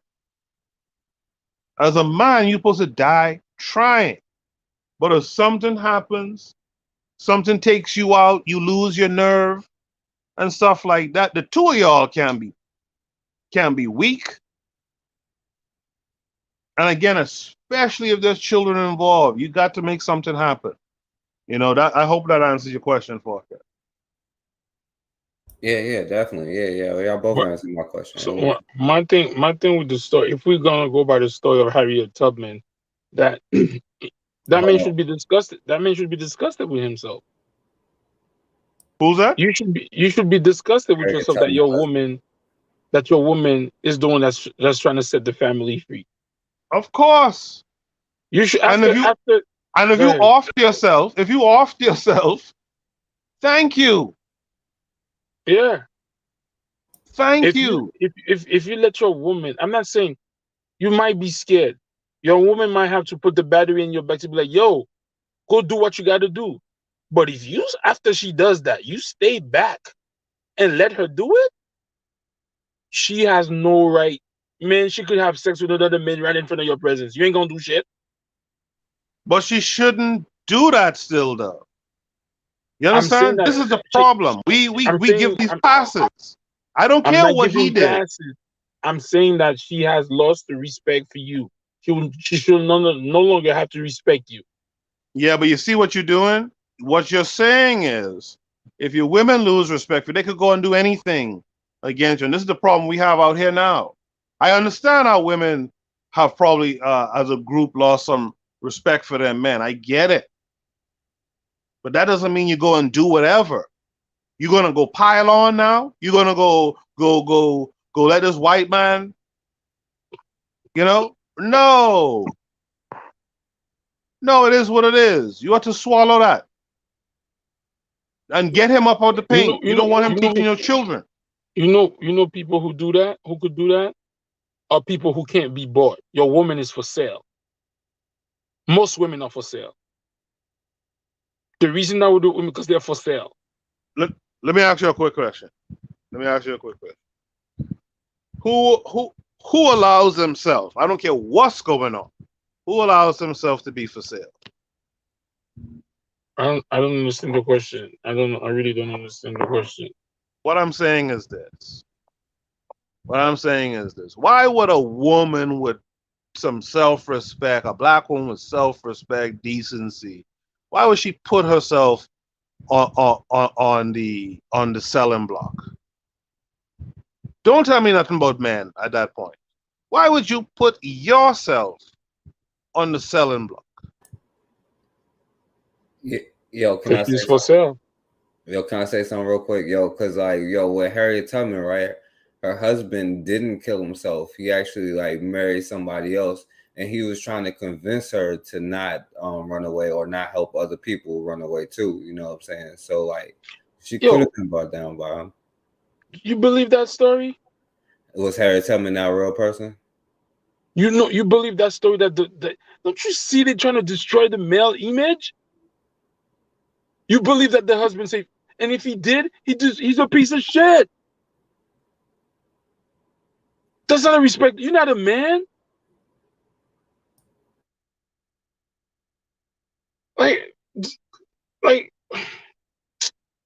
Yo, he's a terrible excuse of a man. Instead of fighting, you just remarry. What men would tell somebody? Should Harriet Tubman have just laid down and not try to help free more enslaved Africans? I never said that. I never said she should have laid down. I'm just saying that most women won't do what she did. I don't know. I can't speak for most women. I'm sorry. Go ahead, Forecast. No, no. Well, no, go on. I ain't going. Y'all go ahead. I'm sorry, my bad. No, I just was saying I can't speak for most women, but the women I know around me will push on.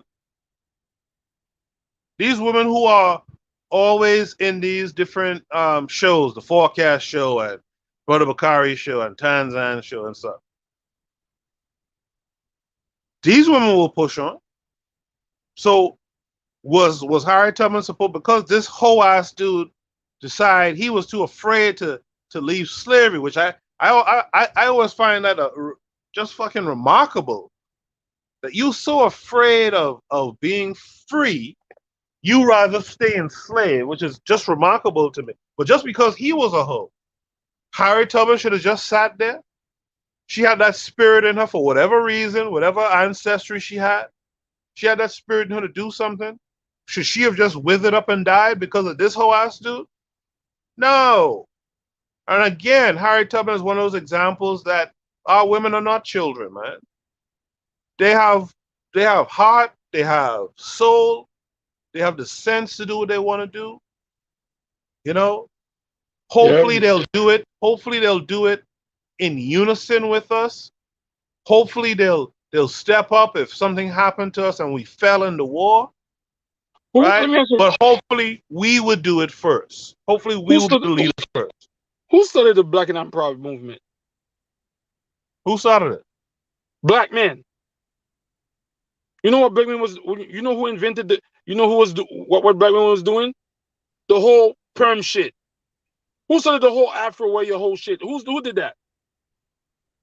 So what does that mean? That means that they're too silly. The men are the trendsetters. Because women are too silly. Because women are too silly to understand. Don't they celebrate Madam C.J. Walker to this day? I'm sorry. Forecast said something, but I couldn't hear what he said. No, sorry. Go ahead. Who don't they celebrate Madam C.J. Walker as being the first black woman billionaire? Like she didn't destroy lives. So is that to say that women are too silly to know better? Who started the Black and I'm Proud movement? The Afro, the being proud of your features. Hey, who started that? Yo, can I ask a question real quick? How did Madam C.J. Walker destroy lives? How? Yeah. Didn't she create the fucking perm? Oh, okay. That destroyed lives? It didn't? It didn't destroy self-esteem. It didn't destroy the soul of black girls everywhere and black boys to a certain degree? What? No. Okay. All right. Do you know what happened before the perm even came to existence, when it came to black women, and they couldn't even have soap at a point? You know what I'm saying? You're talking about like something that happened hundreds of years after. You're not gonna get it, bro. Because y'all niggas respect think that Madam C.J. Walker was something positive. No, it wasn't.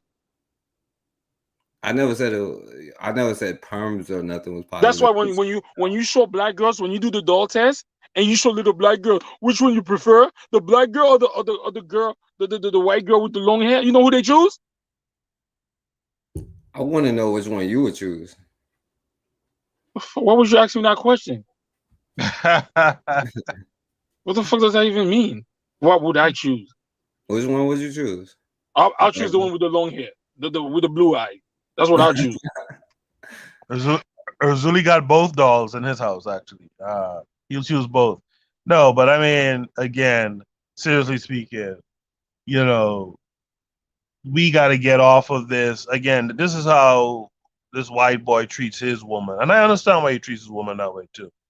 He has a historic dislike for her. He thinks, you remember when we were kids, they would show in cartoons and TV shows a man and a woman walking and there's a puddle of water and he has to take off his cloak and throw it over a puddle of water because this woman had the good damn sense to walk around the puddle of water. Like, that's the kind of shit we're kind of doing now. That's the kind of shit we've kind of been on now. Like, in fact, the Black Panthers, one of their downfalls, they didn't listen to their women, man. They had women who were voices and they ignored them. And you could look it up where the women complained about the fact that, yo, these guys just put us in these little kind of subservient roles, hand out the fried chicken and the fish plate and all that kind of stuff. Now, our women know more than that. But if you act, you see, this is the thing I learned a long time ago. Children will pull this stunt on you all the time too. If you act like your kids and them don't know what's what, they will act like it too. We act like our women don't know what's what. We act like our women don't have good sense. And so they act like it too. And so then they get belligerent too. And I'll be real, some of our women are rocking that masculine energy a little too hard.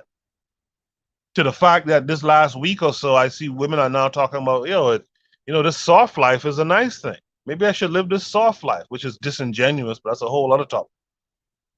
Right? All this is a part of the program. All of this is a part of the program. This white woman, don't mind she goes out there and she makes noise about the white man and she only makes 71 cents to his dollar and all this old shit. She still don't give him up. She still lay up with that dude every night. When this dude kills your children, your black children in the street unarmed, she still lays up with that dude.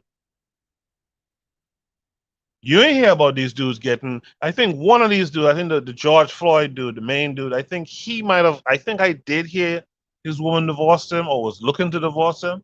That woman to stay with her. She wasn't even white, if I remember correct. She was some kind of Asian or something, or Hispanic or something like that. Right? These white women don't give them folks up, man. Hitler was who he was, and his woman died with him, man. Since I'm gonna wait, you know what? I'm gonna wait till the women start changing. They'll wait. We'll wait. We'll see. All the benefit. We'll see. No, Yes. you're missing the point. It's not about the women changing alone. The men gotta change. We both gotta change. That's the point. Both of us gotta change. You can't be sitting back waiting. Well, when the men change, I'll change. Bullshit. There's children involved in this in the meantime. We both gotta change. We both gotta, and we gotta start dealing with the reward punishment system too. You can't be out here a detriment. I'm talking men and women. You can't be a detriment to the society, but yet you got some warm person to crawl up underneath when nighttime come and all this kind of stuff. That's a no-no going forward. We gotta stop that stuff. You can't, like Gaston Up says, you can't decide, and I'm talking about men and women now, you can't decide you're going to be a race trader and go and lay up and have children with some white boy or some white woman. Nah, and then after they kick you to the curb, then you want to come sniffing around blocks. Nah, you can't come back around. No, that's it. I don't care how good you look. I'm going to hold my control of myself. I'm not sleeping with you.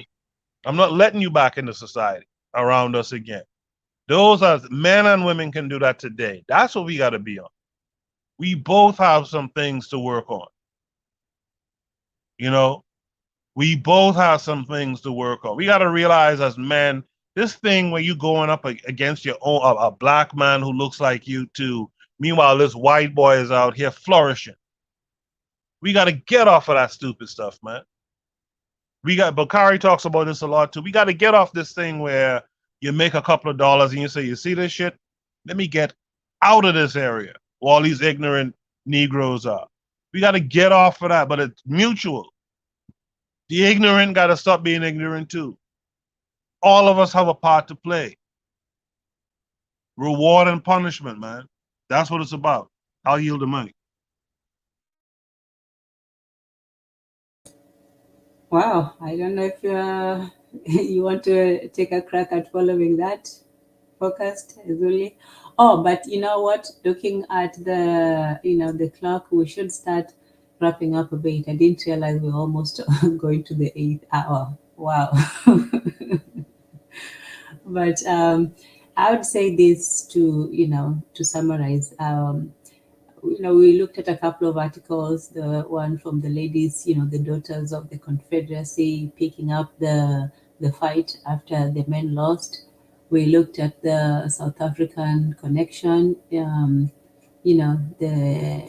how white supremacy goes across even continents, you have these ones in the South, but at the same time, it's a global thing. This is not something that is relegated. That's why, when people talk about the FBAs, they're like, oh, we're dealing with the demonist society, but they don't want to hear about the government in Africa. Well, it's a global thing. You see this thing, it's a global cult. It's you have these South Africans who are in cahoots and in communication and collaboration and organization. They would really, they are capable of doing this, connecting with each other from across the pond and actually getting together and making plans and doing all these things.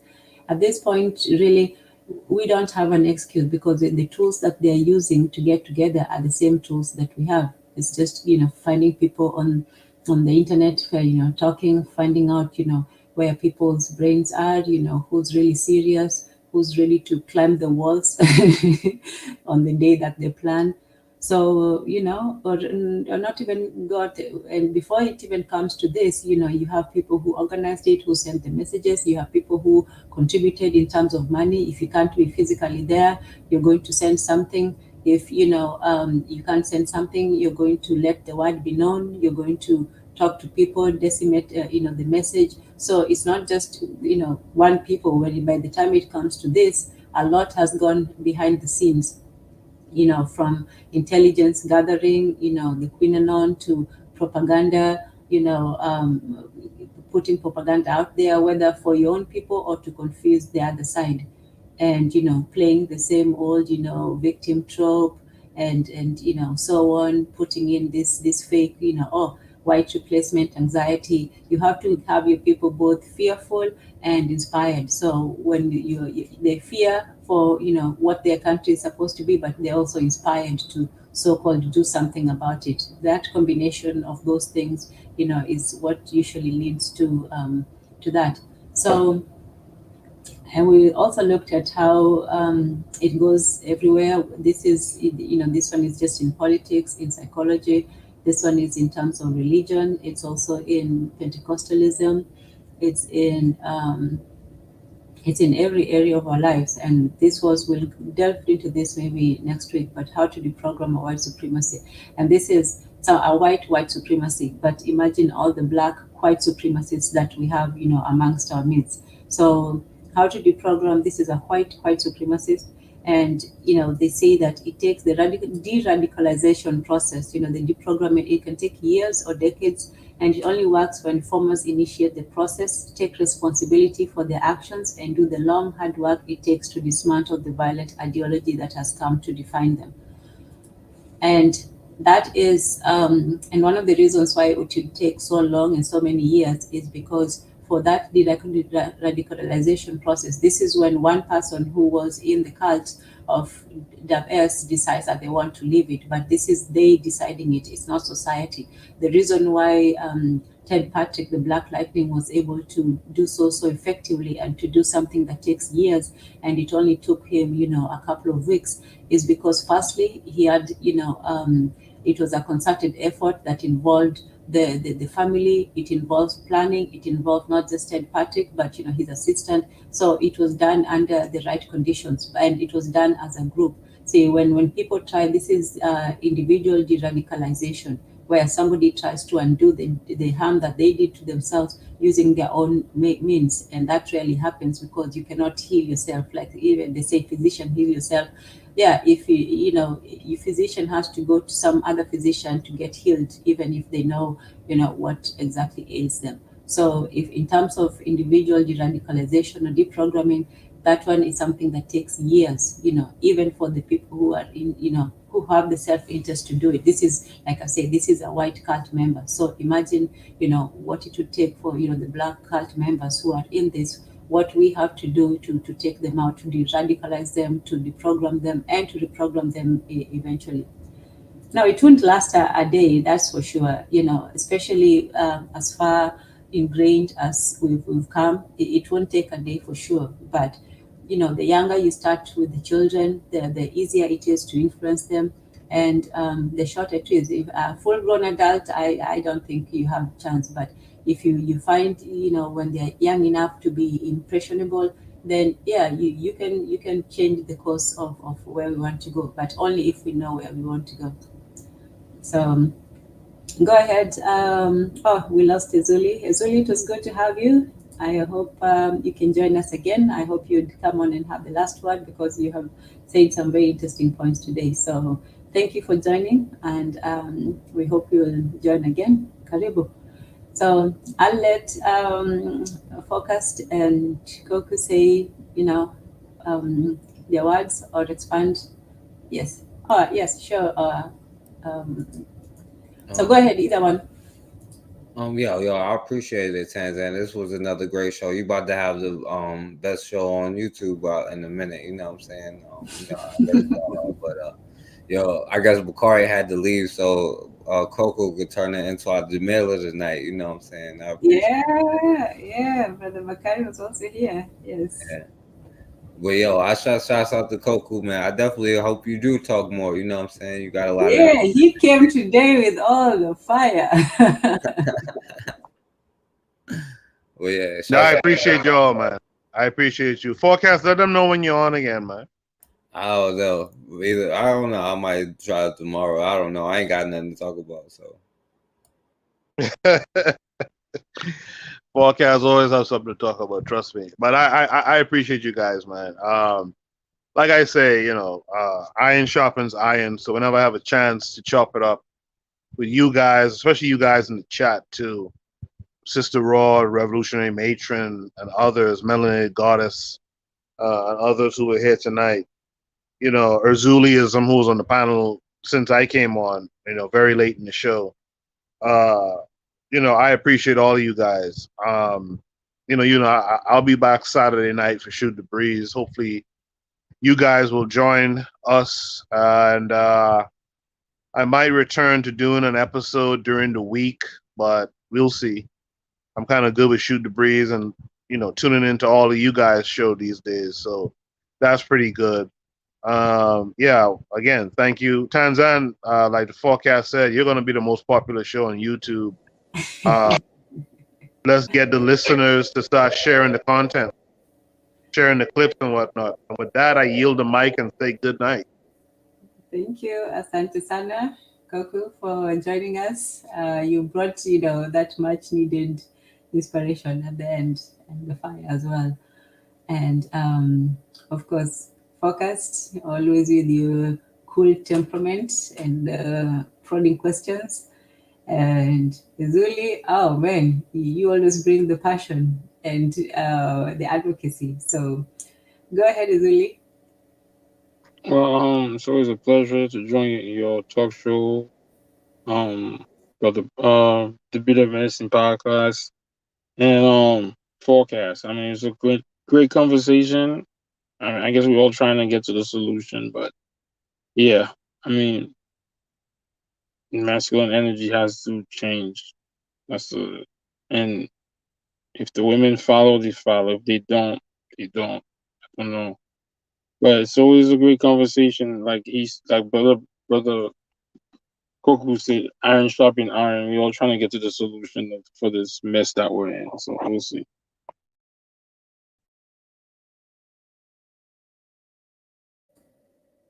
Okay.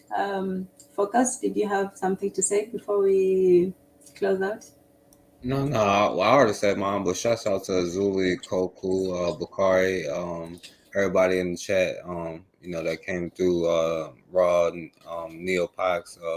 Learner Curve. Everybody. Shouts out to everybody. Amani Mongoose. Yes. Amani. And by now, if I say... Hey, Tanzan, what was the word for the day? The word for it was actually a medali. It was kidogo, hujaza, kibaba. So that means Little by little, you fill the pot. So kibaba is pot, kidogo is small, small, small. Kujaza means to fill, and kibaba is pot. So kidogo kidogo, kujaza kibaba. And yeah, that's the word for the day. The other word for the day that we learned is, the epistemology of the word mtu. So you should know by now, utu, mtu, watu, and ubuntu. So at least those are the concepts that we should have today. So as you said, utu is personhood, mtu is the person, watu is the plural of people, of person, and ubuntu is, the concept of the people as a collective. So yeah, that's our word and our concept for the day, the concept of personhood and the concept of unity in our community and with our people. So Ubuntu, so if I say amani kila mtu, you already know that mtu is a person and kila is everybody. So it's amani everybody. So amani kila mtu. So peace everyone. And Neo Impacts, one more. The best way to end the war is to tell people it was all a movie. Well, that would be part of that propaganda. However you find, if your goal is to end war, then whether it's by hook or crook, lies or truth, then I think that's what you have to do. And yeah, so thank you all. It has been a most insightful conversation. I know it sounds as if we could go on all night, but it's almost 8 hours, which is shocking to me. But I always learn a lot when we have these programs. We exchange information, we teach and learn. So I'm grateful for all of you once again. Asante sana kila mtu, and I give thanks. Thank you as well, Sister Ro, everyone in the comment section. Sister Ro, New Impacts, you always come in with the good commentary. Obviously, our matron, she had so much to contribute as always. And Brother Bakari was on the panel earlier, and also the comment section. Melanated Goddess, Jose was here briefly, and your inspiration, Kokou, Gasdemap was here for a brief second, but we lost him. Bobby E. Wright, thank you for. Oh, and we were graced by the presence of the Honorable Sankara Patrice Bishop. So, and of course, Mr. Untouchable, he was also in here. So Asante, Mr. Untouchable, I know you're also keeping up with your Kiswahili classes. So I appreciate all your dedication and, keeping to it. Like we said, kidogo kidogo, hujaza kibaba. So that's what it takes. A little bit every day, and we will fill the pot. So with that said, we end as we begin with, we started with a prayer or a beseeching to the ancestors, and now we end with gratitude and giving thanks for answering our prayers, for giving us a good program, helping us to learn, get insight, share information, and get that learning, and also to commune with each other, most importantly, to talk and communicate with each other, and we have done so tonight. So I thank you all. Yes, asante sana kila mtu, amani, and we will see you again on the next one. So amani and kwaheri. Kwaheri means go with blessings. So peace everyone, and good night. Usiku njema. All right, peace.